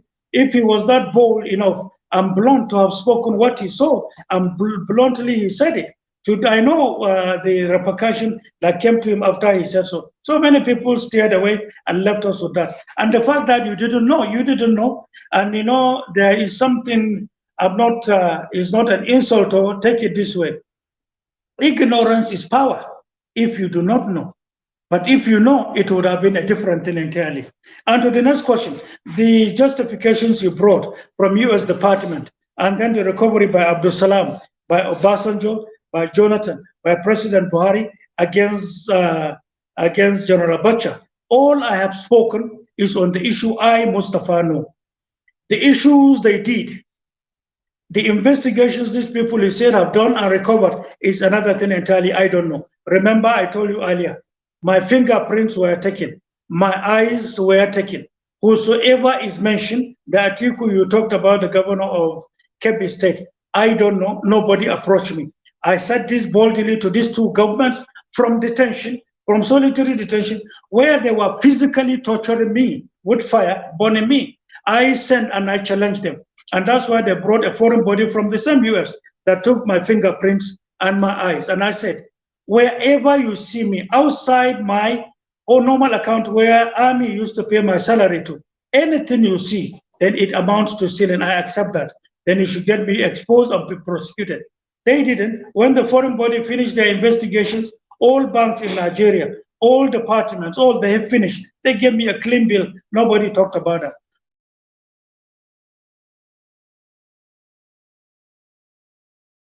All right. I think on these notes, we've come to the end of this wonderful conversation.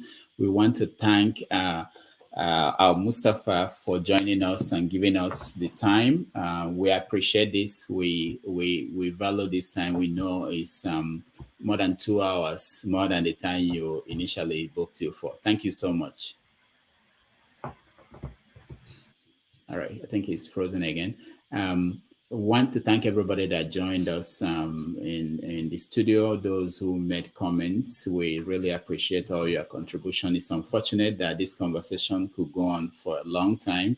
There are so many questions we couldn't get to, but we will continue the conversation in a moment while we let our guests leave. We continue the conversation and maybe look at some of the answers he gave to some of the questions that were asked and see what we think about them. So I plead with you to stand by. We will be right back in a minute.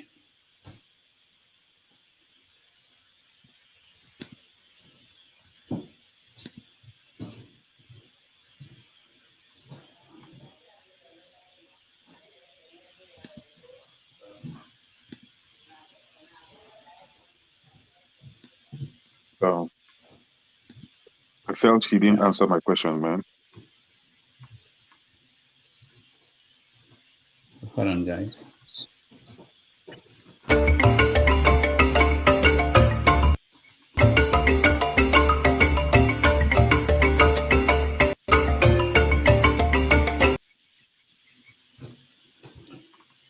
All right. So welcome back everybody. Let me let some people in who have not been in here. Okay, Omori, go ahead.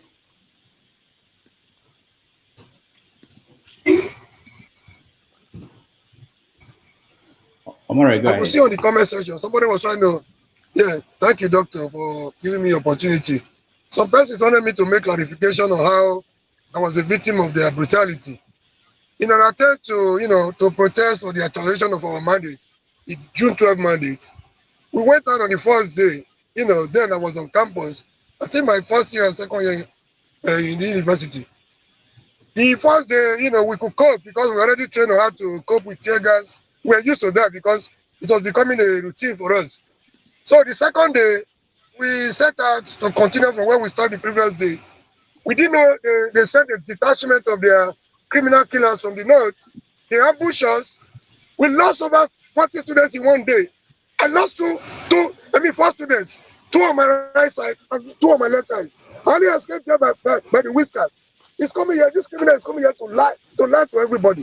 The same way he wanted to deceive everybody in the open panic. People are in the comment section clapping for him. It's only in Nigeria you see a bunch of criminals who are supposed to be in jail, are supposed to face capital punishment, coming to the right to be our leaders. And the oppressors are busy clapping for the oppressors. We have a long way to go in Nigeria. Thank you, Doctor. Thank you so much. Yeah, Kenneth, go ahead. So I felt he just dodged my question. He refused to answer my question directly. But this is it, right? I was in secondary school then. Actually, we are finishing up with our SSCE then when Abacha died. But during Abacha's regime, Hamza, Major Hamza al-Mustapha, right, was as popular as Abacha. And what made him popular was because he was a hitman for Abacha.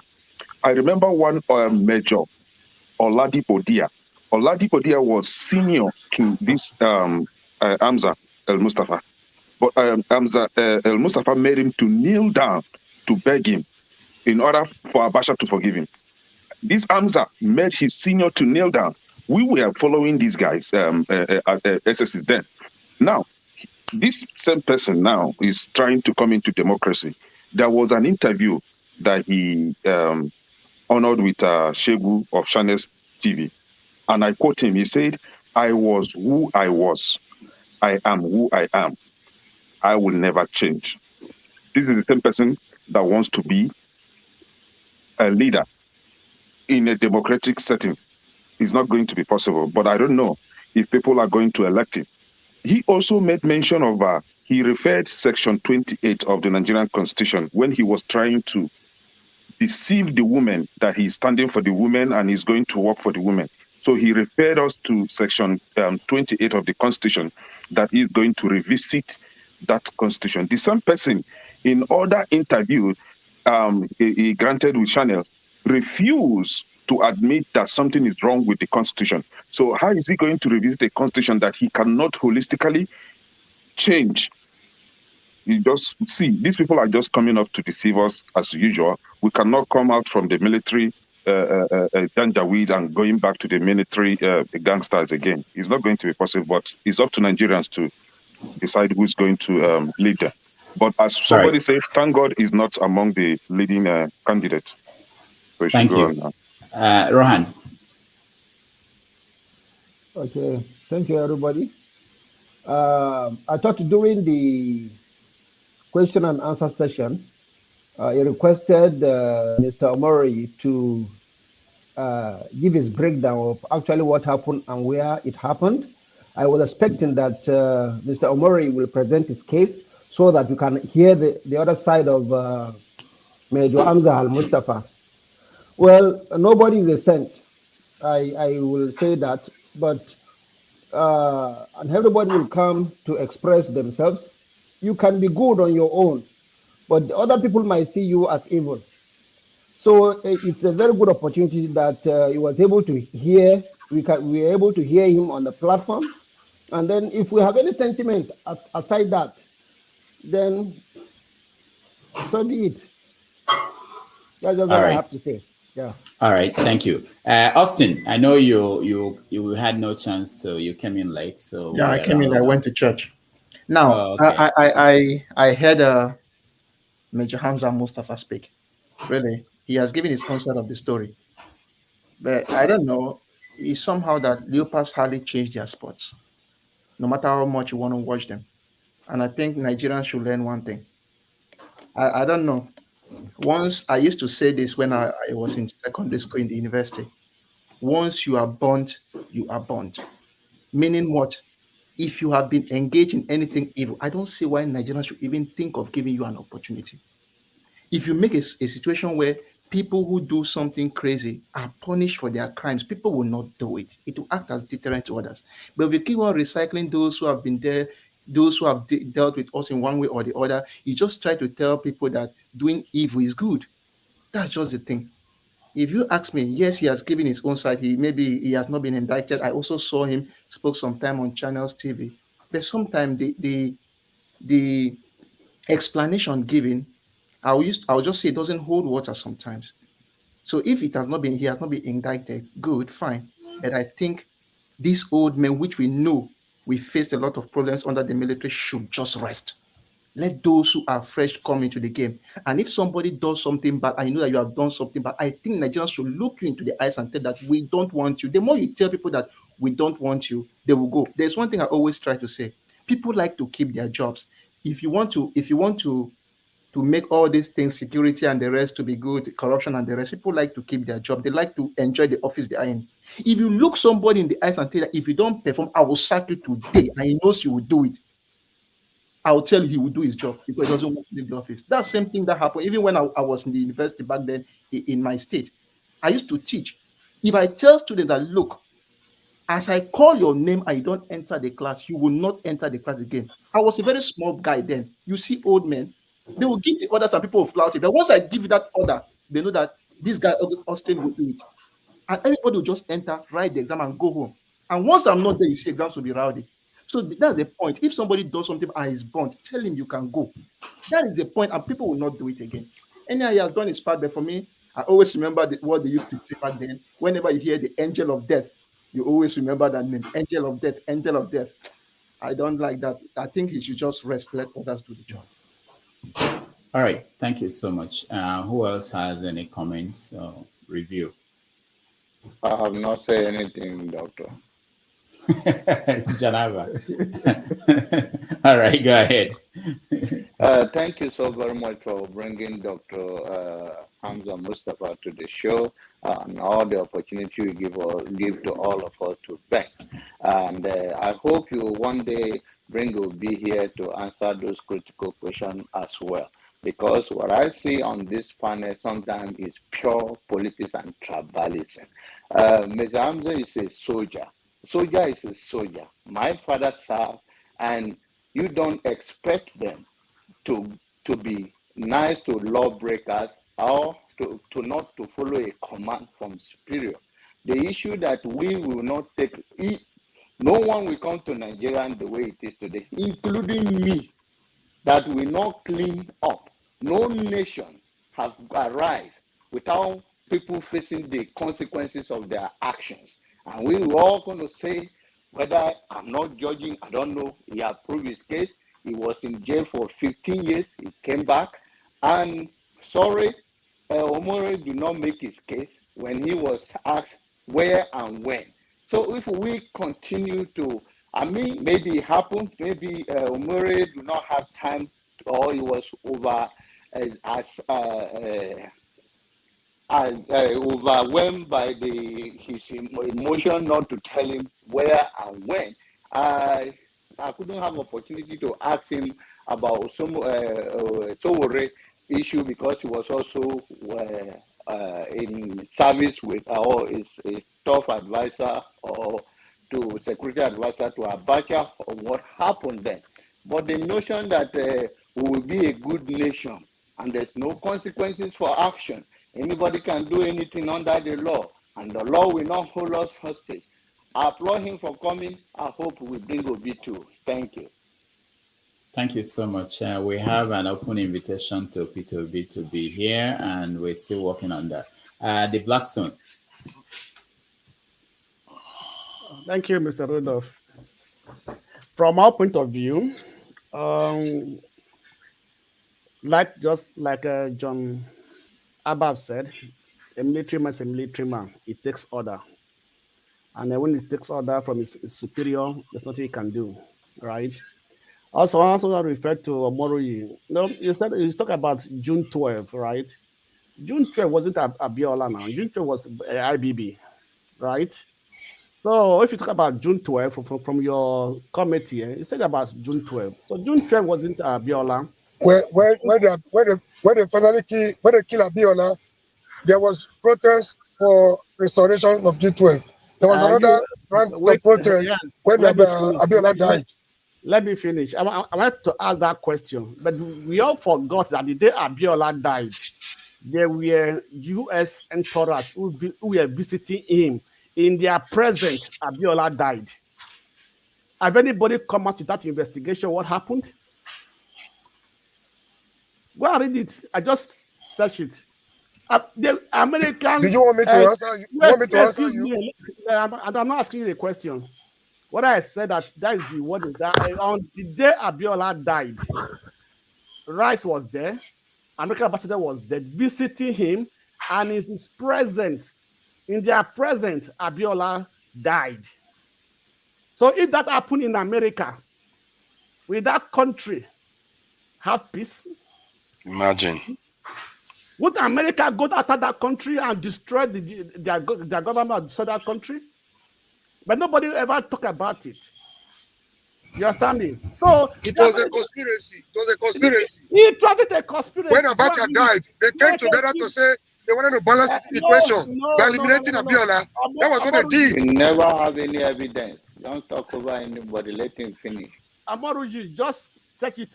Even Rice wrote that in her meme, in her biography, even wrote it that in their presence they started coughing, and the thought was just something like that, and it increases, and he fell and died. That's what Rice wrote. Check internet. It's not a conspiracy. They were there. You understand me? All right. Right. All right. What's the difference? What's the difference? I said it's a conspiracy to kill Abiola. The American delegates. It was a conspiracy between Nigeria and the American collaborators. Okay, they're telling me this was a conspiracy. Can you use another word for me, please? Excuse me. Another point, grammar. Excuse me. I just asked a question. If a Nigerian delegate went to visit an American citizen jail and that person died, will America take it easy with that person, with that country? So let's be frank with ourselves now. So when we are holding settlement, let's also look at our settlement somehow. Let's also review it. Let's also question ourselves. You understand me? Mr. Kenneth, the story you read about Abiola loot, when does cryptocurrency start? Abacha loot. No, it is not cryptocurrency. What did you say? It's that kleptocracy is an initiative instituted by U.S. Department of Justice in collaboration with ABI to track every corrupt leader in every or any nation in order to bring back that looted money back to the citizens. Now, I understand that, right? I have something to say about what my big brother John Abba said, right? Let me finish. People like us. Let me finish, please. Let me finish. Okay. Let me finish, right? Sorry, let me finish. So, from our assessment, I think he has a good knowledge of Nigeria, the issue of Nigeria. He has a good knowledge of it. He has a good plan, right? Definitely, sometimes when we look the blessings that God deposited in Nigeria, and just supposed to be the richest country in the world. There's no single state in Nigeria that doesn't have more than 3 natural resources. Every single state. These are these are natural resources, minerals in demand. You understand me? But I've not been able to tap into these things. From him, though he has no chance of winning, right? But he has the knowledge, he has the understanding of the problem of Nigeria, right? That's my own assessment. Thank you. Okay. All right. So let me hold on. Can I hold on? Okay. I wanted to let me just say that what I will do now, because we don't have a lot of time today. I will let once you finish, I'll let those that commented. We just want to get views of people, let them out and get new people in to have their say on what they had, and then we can collect it. I think I said something about this yesterday, right? Nobody is trying to be tribalistic here. Hamza, I don't know if it's Fulani or Hausa. I'm Igbo, right? Our prayer like myself, what I wish for is for Dr. Damages to invite as many as those 18 candidates to come up here so that we'll be able to ask them questions. So I don't care where you're coming from. If Obi come here, Obi did something that I've never had the chance to ask the question. So I'm praying for one day I will be able to stand before Obi and ask him that question. Obi is not that saint, but Mr. Obi, Mr. yeah. Ask me. Ask So me, I'll nobody. answer you. No, I don't think you know that because that happened in Anambra State. So now, nobody is trying to be tribalistic here. So I don't know why we always have that notion that whenever we question something, it's being tribalistic. I don't know. I personally, like somebody like me, I live here in this country, and I know there's racism here, but I don't entertain that, and I wouldn't have my kids to imbibe that kind of notion. I teach them. Don't even. I try to change their, not to allow them to start imbibing that idea of tribalism. Or if you did something to me, and I notice that you are trying to be tribalistic or racist, I will challenge you immediately. I don't even let it slide for a second. Now, Mr. Blackstone, right? I've forgotten You are creating too many enemies at the same time. You never No, finish it's what not you are about saying. creating enemy. Like what Omori asked him, right? That is what Omori feel like asking him. I shouldn't come and ask Omori why or debunk what Omori asked or No, try to I talk said you them have on him. not finished what you say about me. You are telling to try me that you are not tribalistic, that you Yeah. are asking. And I'm speaking in general. We want to make this platform relevant. We Yes. spend our time here. Dr. Damages So now, okay, let me put the question. Okay, I think How you're is the over talking this tribalism thing. coming now?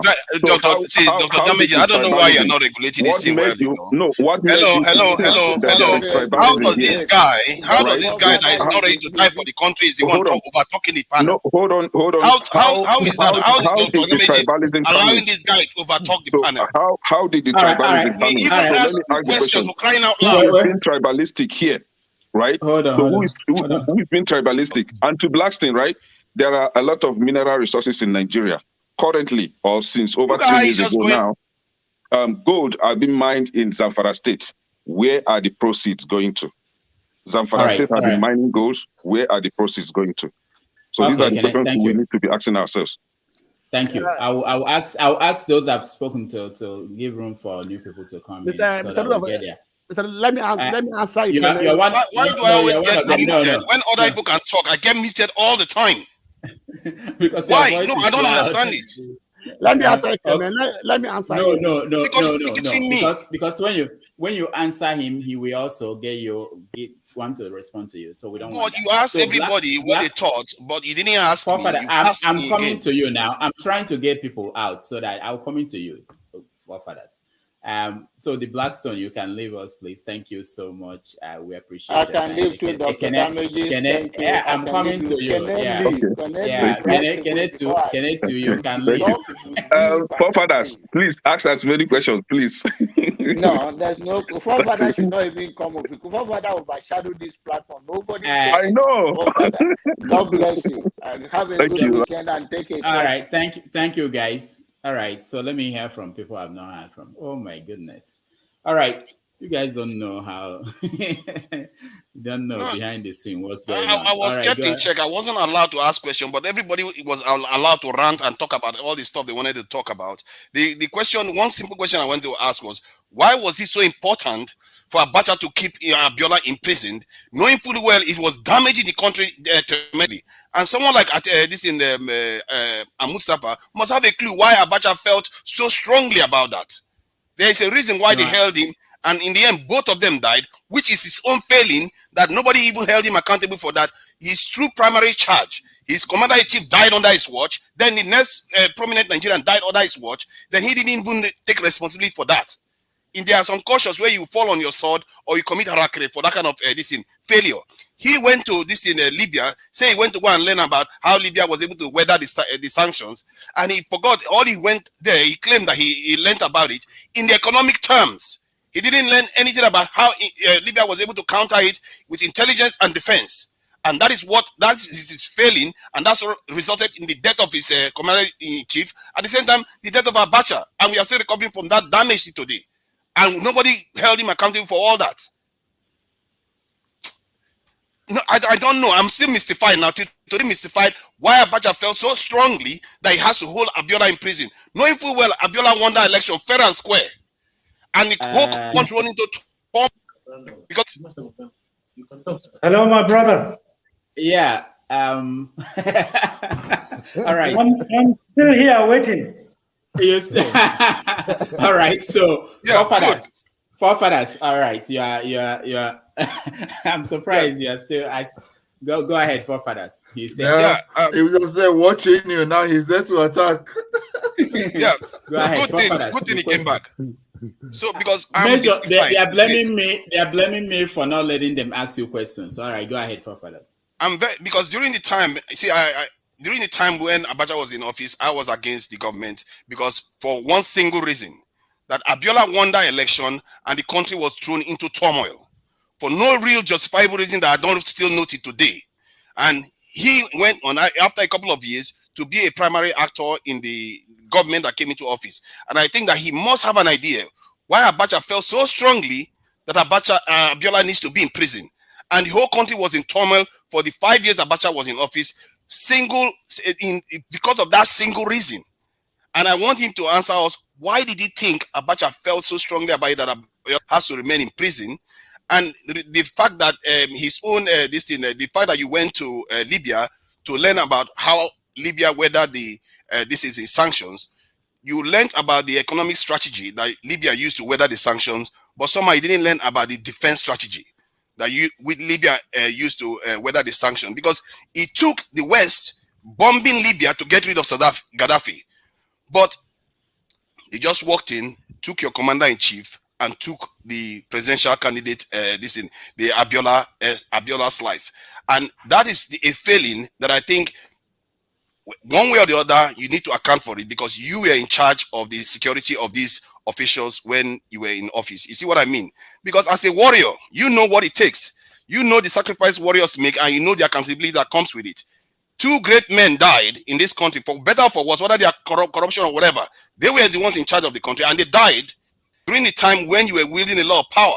So I really need to understand, one, why did Abacha feel so strongly about it that he has to hold Abiola in office? And secondly, why did he not pick up on the defense strategy of the country, upgraded it at least? Because one soldier was responsible for 1,200 citizens, even during your time in office, and you are one of the best. I must say, I have to give you credit for that. You were very effective when you were in office. You were one of our best, and yet you left the country in that state where 2 great men died. All right, thank you. Let him answer this particular question so that I will be okay next week. Otherwise, forefathers. Is that Mr. Omori? No.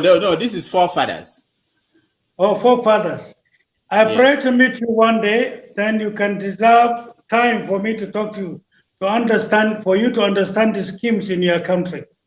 But first of all, let me tell you, sequentially, from the election in 1993 to the annulment in 1993 to the emergence of Led Shonekon as head of interim government, and then in 3 months, the emergence of General Abacha as head of state. So much had happened that Nigerians are not aware of. When a team from America came in 1995, I was opportune to have taken them to Led Abiola, and they spoke. And there is so much that you do not know. And there is so much they are talking about. And then what I did when I realized the sensitivity of what numerous countries and numerous Nigerians and people who are visiting Led Abiola were saying with double face, I initiated something that documented all visitations on video. So today, with the Freedom of Information Bill, people can apply to the government to say, all persons, individuals or groups who visited Abiola throughout the tenureship of General Abacha's government should have these videos televised on television for Nigerians to see. I did that for numerous reasons. There are many things you might not understand.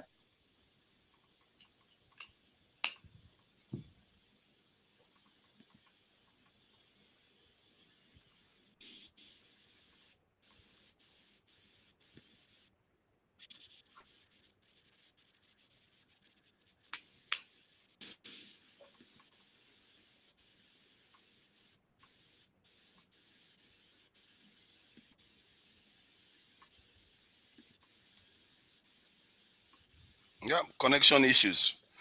Some people are complaining that because I call Abacha a great man. I don't know whether maybe that was the wrong language, but he was a senior official in this country and he died under his watch. This is something that we seriously need to understand. Can you hear me?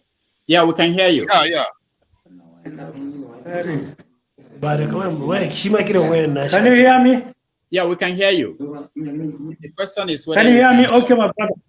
We can hear you. Yeah, here. And then subsequently, from the time police arrested late Chief MK Obiola and took him to either Borno or to Yobe, to a town called Gashua, and to my involvement in bringing him back to Abuja, and then to me negotiating and keeping him in the guest house of secretary to the government, I played a lot of roles. It was with the police, if you can remember. But because of the level of the foreign guests coming in, and because of the option the court gave him to consider taking bail, conditional or unconditional bail, conditions given to him for the bail, conditional or unconditional, meaning for him not to travel out of Nigeria, but he was to go home. I said it at a Puta panel, I said it to numerous elders in Nigeria, and he too told so many visitors. I was convincing him to accept the bail, accept the conditional bail, stay at home. The government is on transition. If another opportunity comes, recontest and come back as president. He agreed. But there were many visitors. That's why I want the videotape to be collected so that Nigerians can see. Many of the visitors who came, they used to tell him, I was mentioning only one that used to discourage him. They said, and I quote one portion of it, Ore Ona Kankamfo is Minister of Defense of Yoruba land. And no Ore Ona Kankamfo has gone to war and withdrawn. So stay put, keep fighting for your mandate, don't take conditional bail. If they play those steps, they will see it. All these steps are with national security agencies in Nigeria. I'm sure it will help a great deal because there are speculations people come up with. If you can remember at that time, there were numerous write-ups by numerous people without having any facts and figures. But at the end of the day, it brought chaos into the country. So today, I believe that is the way. But then coming to the arrest during Abacha's time, you know, I was one that talked about MKO, the letters MKO, meaning M for Mina, K for Kano, O for Ogun State. States also that produced two presidents. M standing for Mina. You have IBB was the one who annulled the June 12. Abdul Salam Abubakar was the one in whose hands the man died. Muhammad and General Abacha. Murtala Muhammad was the personal friend of late MK military cycle. Abacha was the one who arrested him. O for Ogun State.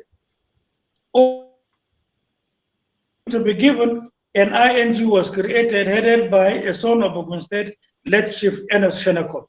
AO from the same Ogun State, who was his classmate. And then you knew what happened. Before even Enes Sheneko was given discussions by elders. So many have not been printed. People don't have them in newspapers. Been talked about in radio. So you see, there is the need for intellectuals to sit down and say, let's x-ray the past,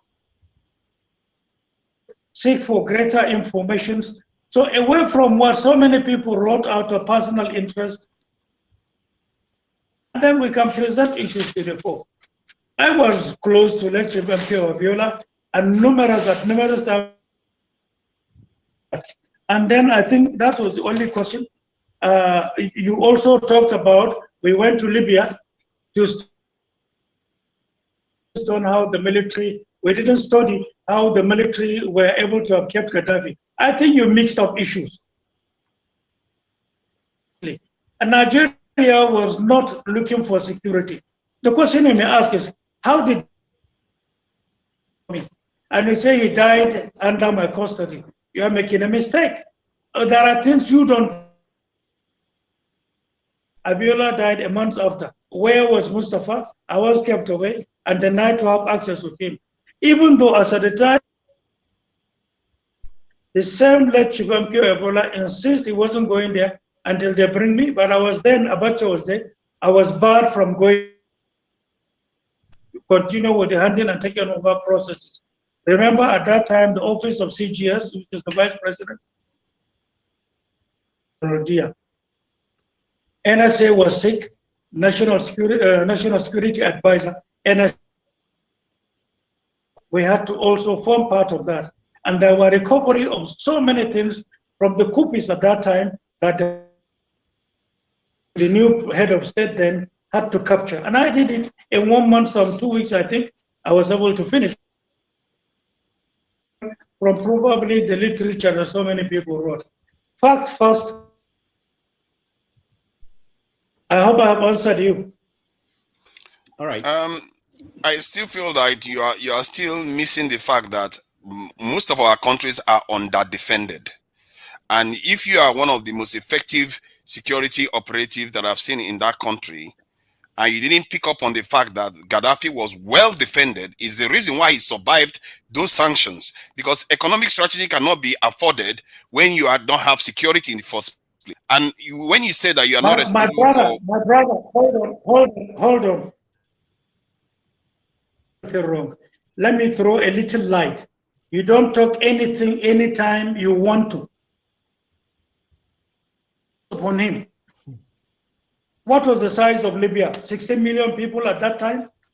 What was about 4 million? Hold on. Army, Navy, Air Force, you say 4 million. How did they, is Nigeria? I wanted to say... You don't know what the country... Hold on, my brother. Hold on, I beg you.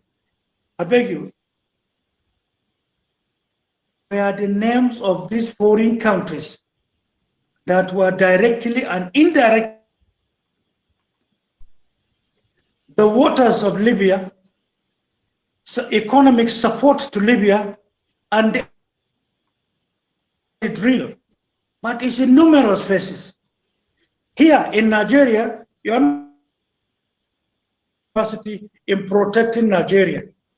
Lately, when insurgency was sponsored by some foreign countries that want to destroy you, they are coming to do to your country what they have done to Afghanistan. What they are doing right now to Congo DRC.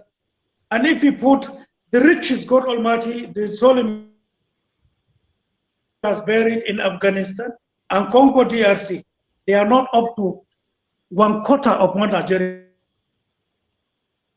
So what we are saying is anticipation of the future plans against Nigeria. Let's calm down. Let's look into issues deeper. You see, I have not talked about that.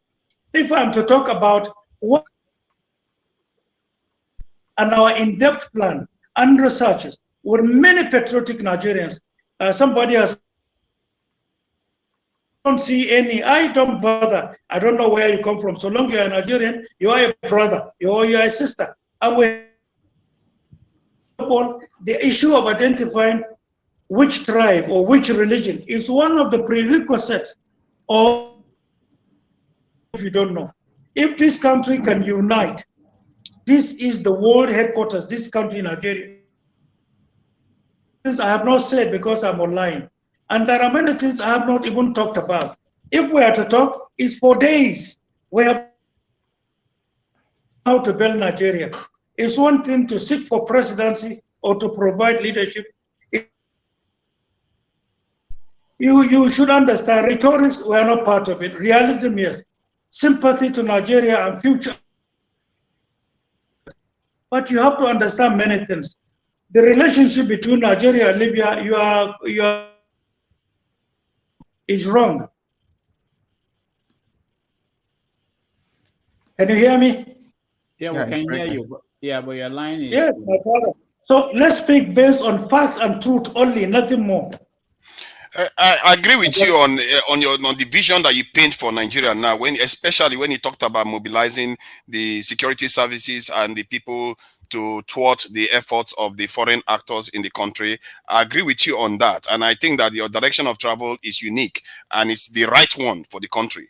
And I really hope that there is a way you can have discussions with people on this panel and people that really are interested in understanding the issues that are facing Nigeria in a more private settings. Because I think when we start going back and forth here, I really truly feel there's a lot that Nigerians need to understand, and you have answers to many of all these things. And if we can have the opportunity to do that, I would really appreciate it if Rudolph can facilitate it. All right. My Yeah, brother, I just my have a brother, related hear question. me. Sentence. Can I go on? No, hold on. I have been looking for patriots. I share common front. We have too much, but they are making us to look stupid. Pardon my language. Ahead to help Nigerians understand and know what we have, and to know that we are world market. We are the headquarters of the world in terms of resources. You are hating me for that, but I cannot stop. In Zamfara, Zamfara is a tiny little point. Zamfara, Katsina, Kaduna, Niger, to Benue, up to Kwara, it's all gold. You don't know what Zamfara. One of the prerequisites for creating Zamfara as a state, people are doing it illegally. If we have the means tomorrow, if I am sworn as the entire license for mining are cancelled in Nigeria. And take this information. Since the year 2016, an American team came to Nigeria to make satellite discoveries on the extent of illegal mining and abuses in Nigeria and oil theft. They came with $35 billion for Nigeria if they are given the license to contend that. That gave us the direction into what we are doing now, only to know that if that, we are sons and daughters from North and South, Muslims and Christians in our team, we are busy running around compiling we have. So I beg you, once you hear something, dig deep. If you hear A, look at the other side of the coin. When you, I'm begging you, let's begin to think this way as Nigerians. You're outside Nigeria, and to me, where is not your country. This is your country. What you have there, you have it in millions and millions folds. That some people are saying, no, we cannot. We are enemies to such people.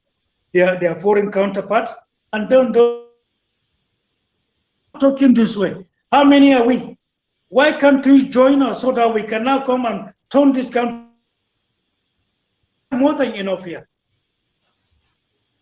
All right. Let me say this. Let me say this. Can we? I know the people helping him with technology to see if they can reset so that the breaks in when he's talking is disrupting. You know, this is very important. What he's saying. If they can reset his connection so that there won't be this break, we tend to miss some important things he's saying. So let's his technical team, if you are listening to me, please see if you can do that. And we really want to get what he's saying. We don't want to miss any single thing. All right. When that is done, we will go on and get some other questions from other people. If let's see. Mayor, can you hear me? Yeah, I can hear you. Okay. All right. Okay, Austin, go ahead. So the first thing, I'll start with my own conception. I want to say my own mind. I think Major al-Mustapha, for you to have been in that administration of Abacha and have accomplished all those, it means you are good enough. For me, I want to talk to you directly. Try, even if you don't make it to the presidency, you may have had good tips in security to have done what, or to have been in the position where you are or where you were then. I would like you to give these tips to the administration. Try to contribute. You must not be a leader. You must not be the president to contribute to the country. You can contribute from any direction. Now, the second option, the second is now a question. You haven't heard me. I have answered this. Yeah, it's just trying to remind you. The second, so I have answered you. Yes, the second is a question now. According to the facts on ground, Abiola won the June 12th election. And from what you said some minutes ago, the court, which I know was under the supervision of the administration then have given Abiola the chance to get conditional bail on some certain condition. And I want to put it directly to you. If we had to reverse the wind of time, do you think you will still want to keep Abiola in prison? In this present dispensation now, I'm talking of today, we are reversing time now. Do you think you will still give Abiola that same condition, knowing fully well that he won the election? Very good.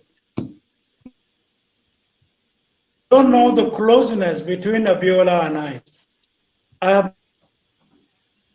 1985, he was coming to military force when it was Independence Building. I was on paving. What happened that I have not talked about. This, like I tell Jesse Jackson, you can meet him. When he came to meet late MQ, he came with Ambassador Carrington.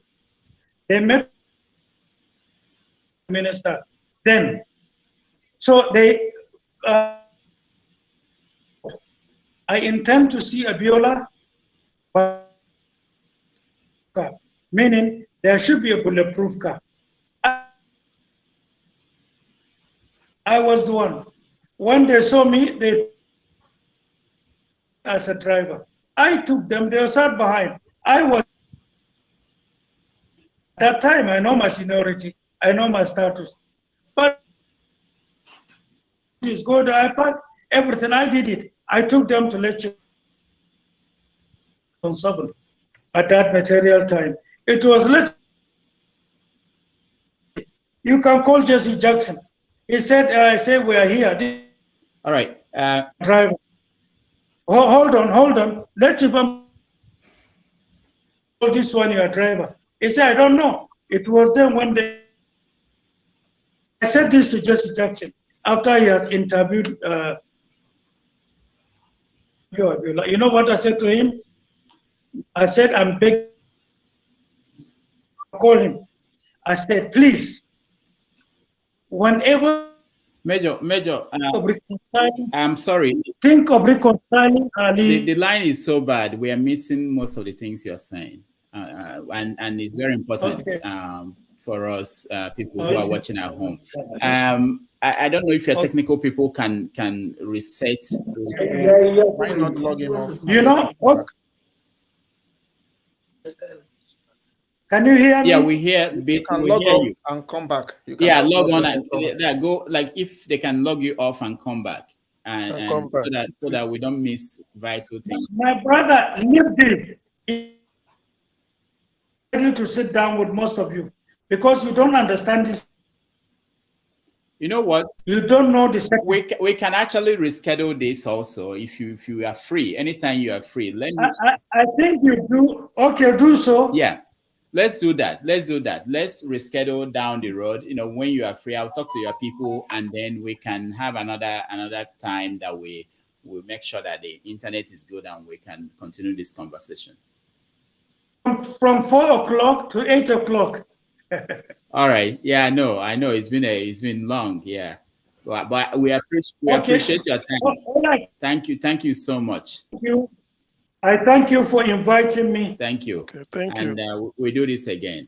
And about 2 sisters for the frank question, get united to look at Nigeria.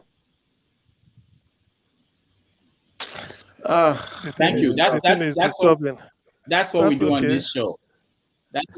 All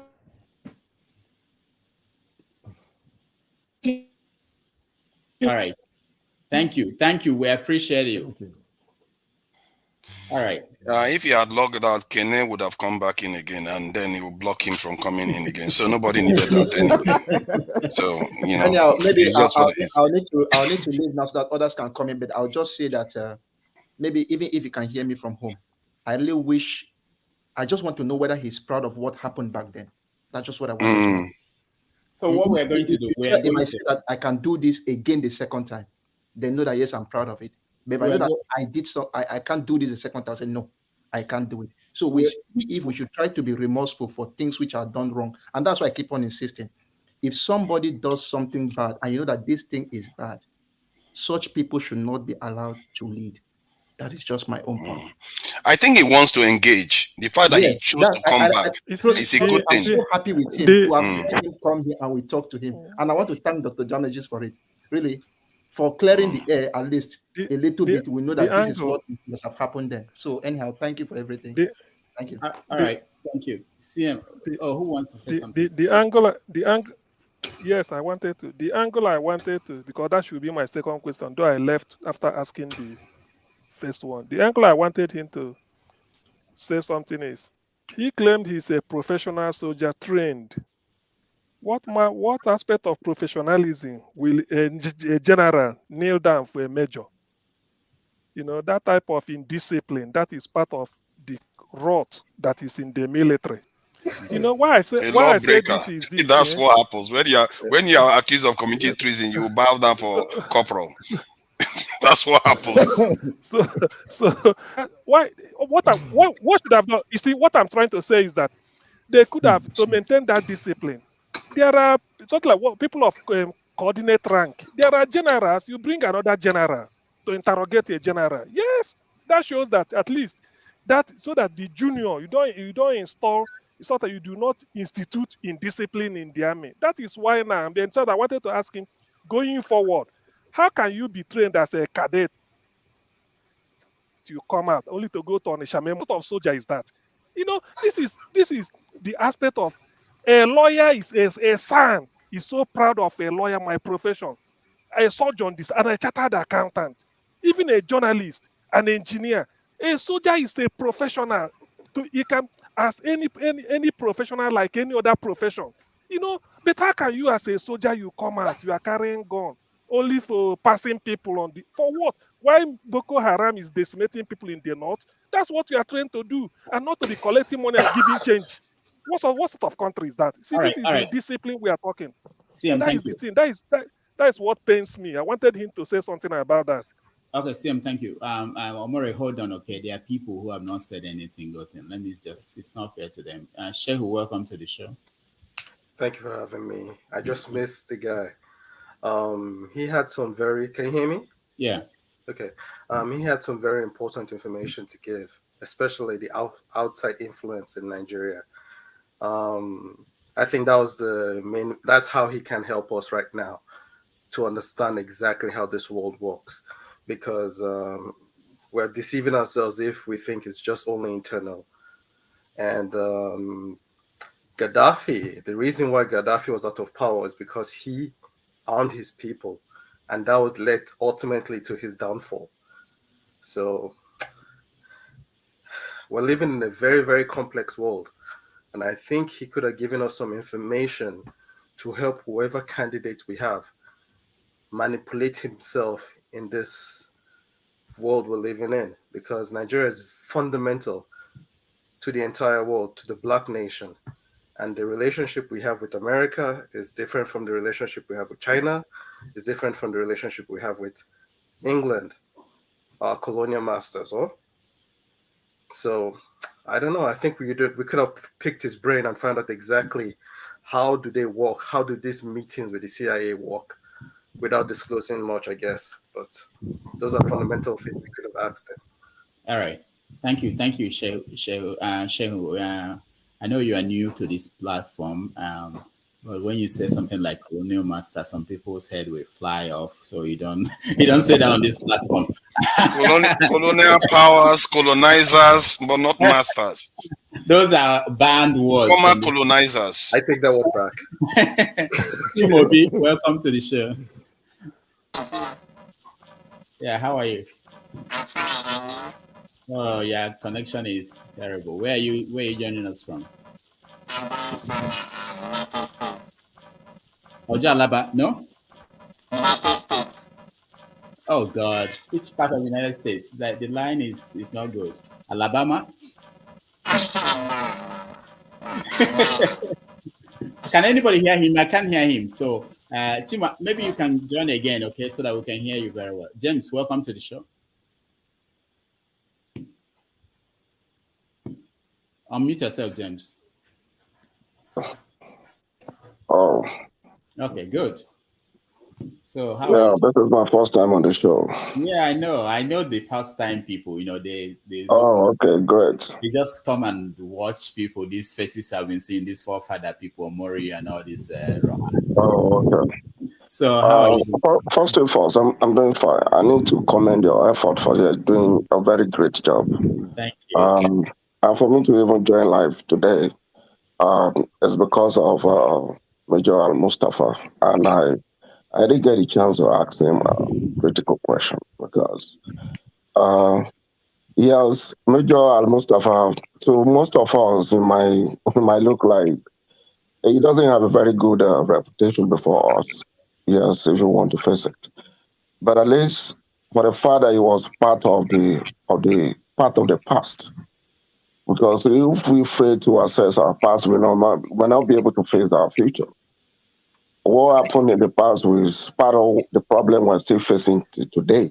That we don't even know where to start from to solve Nigeria problem. And it seems I've listened to him for like 2-3 times now on channels with Sheung, and he seems to have very important information that can actually help us to move forward. He's not, except he's even in Banana Republic, Major Mustafa will not become president. But it can be so useful to any government, any day, anytime, for us to get out of this problem. For me, it does. It won't because it was part of very bad administration, and today we all see him as, oh, we don't want to listen to you. You were a murderer. You were this, according to probably rumor. He went to court for 15 years or so. He was not convicted. So for me, I hope I'm going to have the chance to ask him critical questions anyway. Thank you. We're going to bring him back. I'm sure of that. We'll work on it from tomorrow. NWC, welcome to the show. Good afternoon, Dr. Remedies and our panelists. Yes. As well, I missed speaking with him to ask some questions that have been begging for answer. I was a youth copper when at 1998 when Abiola died and barely a month after Abacha died. I would have loved to ask him why Abacha overthrew or kicked out NS Seneca and took over. Was it a plan between Abacha and Babangida? And then why did he arrest Abiola and detain him for over 5 years, even with international pressure and all that's going on in the country? Meaning that you could have easily kept the country peaceful by releasing Abiola and giving INEC, the then NEC, permission to reel out the remainder of the results and run him in and allow him to lead the country, even if they have some misgivings about MKO, whatever, or foreign connection and all that, let them allow him to lead the country. Maybe we wouldn't have been where we are today, but that is history now. But concerning his ambition to be president, I saw him talking smartly and all that. Probably he has gone to freshen up himself, gone to acquire knowledge and added to the ones he had already. What he was saying is beyond what Nigeria needs now. I wish him well if he wants to if he's still going ahead to contest. But I know that he can't shake out the past, particularly the Abacha regime, because he was a key member of that regime. Even senior officers in the military, they feared him. I served in Bauchi and I knew how some of my colleagues who served in barracks, what they say they hear from some officers about what was going on in Abuja then and the role he was playing. So we don't have all the information because we are not there. Many things must have gone under the bridge. The research is to tackle problems. We can bring them out. We've had in history people who have information on how to move their country forward. They don't necessarily become president, but they can offer their advice for those in power. I don't know if they have offered their advice, particularly insecurity. and terrorism mainly. Maybe he has some information to give. Maybe he will play a better role there if he's willing to serve the country in that capacity. It's not necessarily going to become president. Thank you. All right, thank you so much. Chimobi, let's hear if your connection is better. Yeah, can you hear me? Oh, but finally, you were just insulting America by that kind of question. I'm sorry. All right. Maybe it is from my position. Yeah. Okay, go ahead. Yeah. Thank you so much for bringing this man, and I pray that you will bring more of them for us to hear from them. Yeah. As the last speaker said, I missed to ask him some questions, but based on what he said so far, you can see in the issue of Abiola case, he's not remorseful. Like what they did, the injustice that they committed against Nigerians, he is not ready to forgive. It's like when he make a statement, whenever somebody asks him a question about Abiola and what they did, and if it is now, are you still gonna keep him in prison? You see that it's a straightforward question, and this man is he's a hardened soldier, and he don't want to commit that, oh, we did something wrong. Oh, Abiola actually won that particular election. So he don't want to come out and say, we are sorry. So on behalf of what happened and myself, that we did something that was wrong. So he's trying to exclude himself from the atrocities that they did to us. And that is so bad. That is so bad on his own part. Whether he's part of it, whether he's not, he is supposed to acknowledge that they did something wrong against Nigeria. And that's what brought us where we are today. So he refused. He's not, he doesn't want to show, sympathy and empathy to a man who is supposed to take us where we want to be today. So he's not, and I'm not saying this kind of, as the last speaker said, I'm not saying him coming to lead Nigeria, because you can't delete what you have already done. You can't delete the past. The past is there, and we must always remember the past before we move on. So he will be resourceful in telling Nigerians any government can use him so that we can know who our enemies are really, because they work with our enemies. They really work with them. So for him coming out to contest for this election, I'm not seeing him making any head up, because anywhere you mention his name, people will remember the past. People will remember what happened. People will remember how their future was murdered. Because anytime we remember Abiola today, we remember how our future was destroyed. And he played a critical part in detaining him. And he's here telling us a talk and bull story. They asked me a question.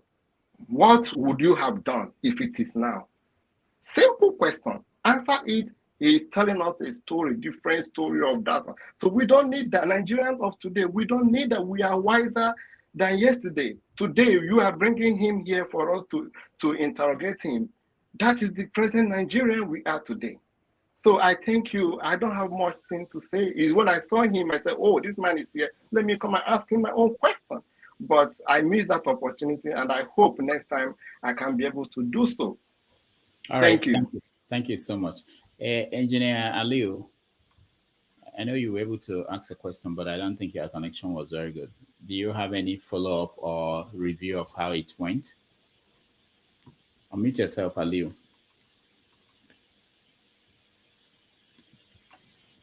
Okay, can you hear me now? Yeah, good. Okay, thank you very much for having me. I'm glad to be part of this conversation, and I have really got a new insight about the politics in Nigeria from all dimensions. And if I may say, because most of the panelists today, actually they might have some negative perception of our dear guest al-Mustapha, but from my perspective, actually, when I grew up, I've seen nothing but bunch of leaders that have no insight, no experience, and they have no like national interest in their agenda. But when Buhari came to the fore, I begin to realize that probably this guy, when he came to be a president, we might have something different. But unfortunately, it was like a total, like, what can I say?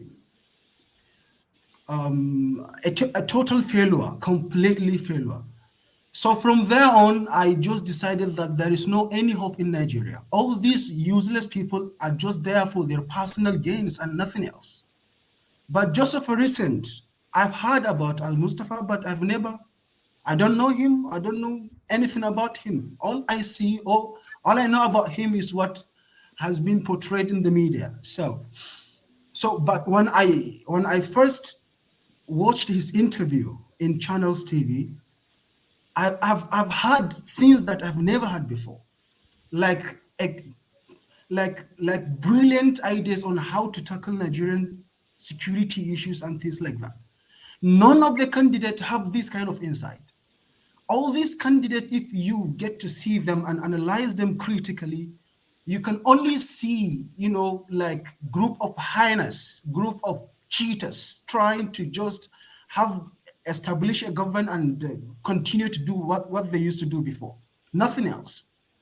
But this guy, based on the records, of course, no one is clean.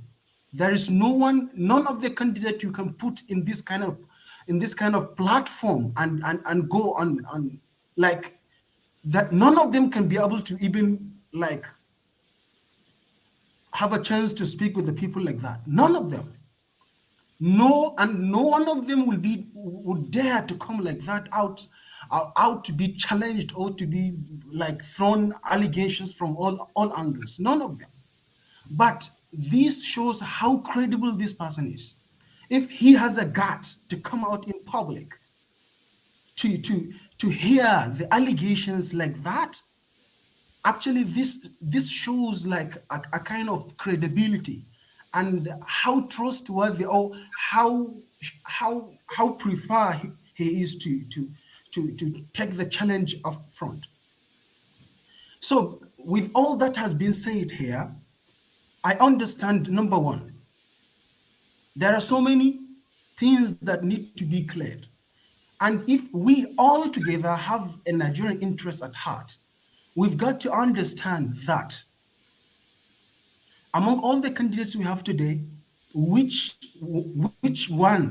among them has an experience or past experience that can be able to weigh in order to see whether he can be able to do it well or not.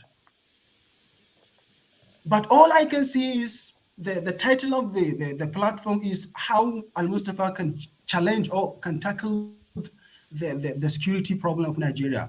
But instead, what I hear is just allegations and baseless like allegations and things like that. But if only questions has been thrown to him to see all that he can say, because I've seen all the previous interviews he had in various platforms, they were not able to give him a lot of times to address the issues as they should be. So at least these 3 hours we've spent like is enough for us to hear a lot of the homeworks, as he used to call it, the homeworks he did with his groups of people. I don't know where they are from or whatever, but at least 3 hours that we've spent here is enough for us to listen to him and to understand where he's coming from. I'm sorry to say, this is the first time. I think what you are missing is that most people have never had any chance to ask some of the questions they are asking today, and also the fact that some of his answers are not very clear. Yeah, the point I'm making is that to accept that people have things that they want to get off their chest, and during the time this man was responsible for a lot of changes and things that affected people. And I get where you're coming from. You seem like a younger person, so all you see is somebody that is very competent and stuff like that, which he is. Nobody is taking that away from him. But people have a right to ask certain questions and get answers for them. That is why it's coming across like that.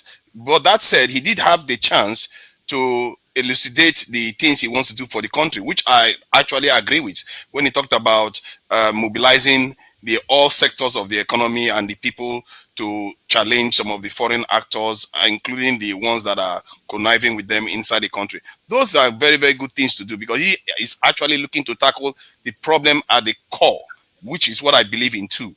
So it's not like nobody asked him questions about what he's going to do. They did ask him about that too. All right, let me. Yeah, I understand. Thank you. I understand what I'm trying to say. What I'm trying to say. Let me. Go ahead. Go ahead. Round up our Lou. We have to. Yeah. What I was trying to say is that let us give him more chance. The allegations will never end. No one is clean. Will never end, one after another. But let us look at what is our priority. What is our priority today? If our priority is to challenge him to go back to history and things like that, we are just wasting our time. Our priority is Nigeria is sinking. It's already synced already, because the most powerful, what they call it, the parties, they're already there, and there is no iota of chance that al-Mustapha is going to win. So that's aside. So what are we trying to say out? I can't really understand. Let me make it clear to you. If you have a previous armed robber that you know of, and the armed robber is now running to take care of your security in your house, would you not want to ask him about the previous history before you start allowing him to just come and be your security again? But now you said armed robber. So that no, I'm just giving. He's not an armed robber, because that is how people perceive him. You have to understand that.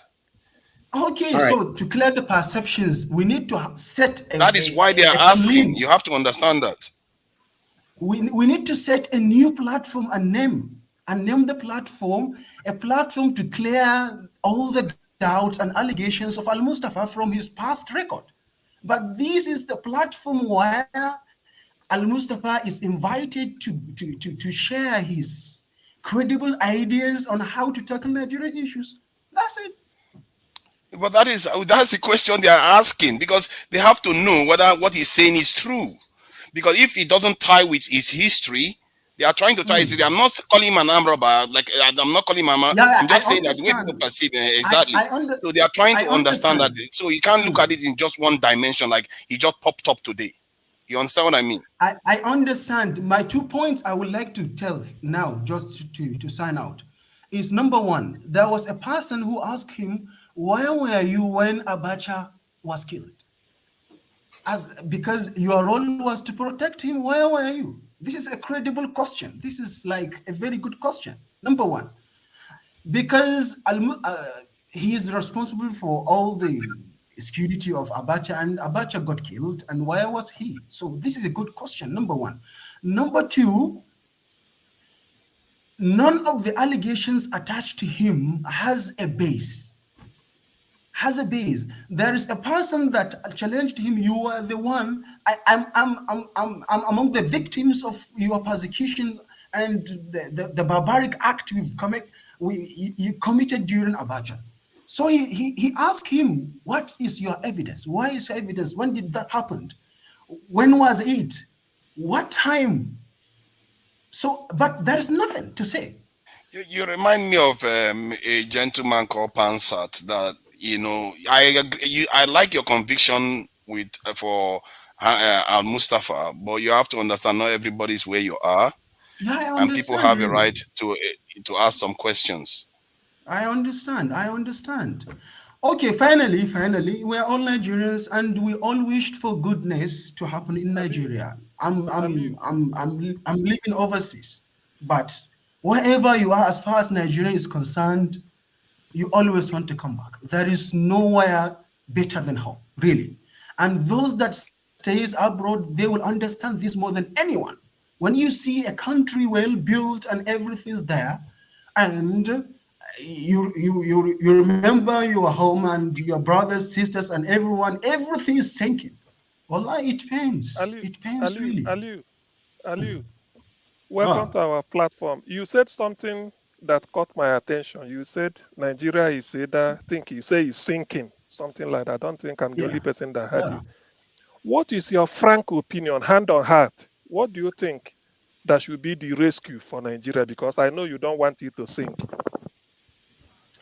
Can you say it again? I didn't hear you well. Okay, what I'm saying is that I said you alluded to the fact that Nigeria is presently sinking. Now, what I'm asking you is, hand on heart, what is your honest opinion on what should be done now to rescue Nigeria? Because I know you don't want it to sink. Okay, exactly. Okay. As you grow, ideas evolved. And you'll be like living one idea to another. When I first hear al-Mustapha, actually I've composed lots of ideas from his perspective on how to tackle Nigerian issues. Number one, I know that we are corrupt to our roots. All Nigerians are corrupt. If I say all, I didn't mean 100% of Nigerians, but majority of Nigerians are corrupt. Everyone is waiting for a chance to grab his part of it, to grab his share. That's it. That's the reality. Security personnel are corrupt, ranging from police and everything. As he said, all the institutions are rotten. All the institutions. So no matter what you do to Nigeria, it will not get back to its senses until you reshuffle it from the grassroots to the epitome of the government. Everything has to be reshuffled. So how would he do that? This was my question that I was trying to throw to him. No, specifically, Aliu, what do you mean by reshuffle from the grassroots up? Specifically, what do you mean? Okay. Al-Mustapha was the one who brought the idea of 6 geopolitical zones, and it was established. It was his idea. And the reason behind it was amazing. So if such a person with this kind of creative mind can be able to bring something that will enhance security, will enhance understanding of ethnicity, of people from different origin and language and everything, someone that can put this division in order to be able to enhance communication of government from local to state, from state to federal, someone with this kind of creativity will be able to think of an idea to reshuffle the government as he proposed, because he said they have been undergoing, or they have been working like day in, day out, forming ideas, and they did lots of homework. So these are the things that I would like to ask him in order to know exactly what he meant by that. Because from his past record, this is what he did. So it is obvious someone with that creative mind can be able to do a miracle. Yeah, he did spell out an element of that when he spelled out the mobilization measures he was going to take. So, and I appreciate the fact that you are able to understand he is proposing, and I don't know, you appear to be like a younger gentleman in Nigeria there, so it's a good thing that you are engaging, and I hope you show up here to challenge him when he returns again, or at least ask him question, not necessarily challenge him. I think that from my point of view, I don't know whether he's the one that came up, he defined these 6 geopolitical zones that he talked about. He is very competent, that's for sure, and I think that even if he doesn't win, he should at least contribute to the affairs of Nigeria. And I actually prefer a government of national unity, because the challenges we face today surpasses one political party, and that's why I still hope that I will get a chance to talk to that man, someday, because he still hasn't really attested to the fact that he didn't pick up on the defensive aspect of this in Libya. Even if he tried to say, conflate it that, they are different things. They are not different things. They are all linked, because that is why his own charge died, while Libya, the West had to literally bomb that country before they can get to him forever. Gaddafi lasted way longer than Abacha because of it. And how our people can't learn that simple lesson over and over again. Even, like I said, he's one of the most effective officers we've had in Nigeria, and he still didn't even pick up on that. That is concerning. And I hope this younger generation, you, Engineer Aliyu, and the others that are listening to this, understand that you have to put these things, you have to keep an eye on every single detail of every country, and you look at how they found their country. Don't come back to Nigeria and sell us cheap. Don't sell us cheap. I'm tired of it. And when people keep telling me enough, I'm not having it enough. We've had enough of this where we keep suffering and we keep acting as if the solution is going to just come automatically. It's not going to come until our people start paying attention to details. You can't go to another country and you see something clearly so obvious and you come to your country and do something else. We've been doing this forever, and this young generation, we should never do that again. All right, forefathers, thank you so much. We have to go. You can all stand by after I close so that you can have conversations if you want to. But I want to thank everybody here, everybody at home. I want to also let you guys know that there is a town hall that is going on Arise TV as we speak. The presidential candidates. Of course, Atiku was not there. He's not there. And Tinubu is not there. Are they having a debate? Peter Obi is there. He should make it a campaign event now. It's a live show. If they are not showing up, no need a campaign event. It's kind of a debate, but no, it's Dr. Damage. It's going on right now live. It's not. That's what I'm saying. Yeah, I said it's a live show. Yeah, that Peter Obi is there and Kwankwaso is time there. of the night. Yeah, but I want to thank everybody here for joining us, and we will see you next week. I thank you so much. Adeni, thank you. Engineer Liu, thank you. Ndubisi, thank you. Shehu, thank you. Man of Presi, thank you. CM, thank you. Rohan, thank you. Forefathers, thank you so much. And I will see you guys next week. Thank you.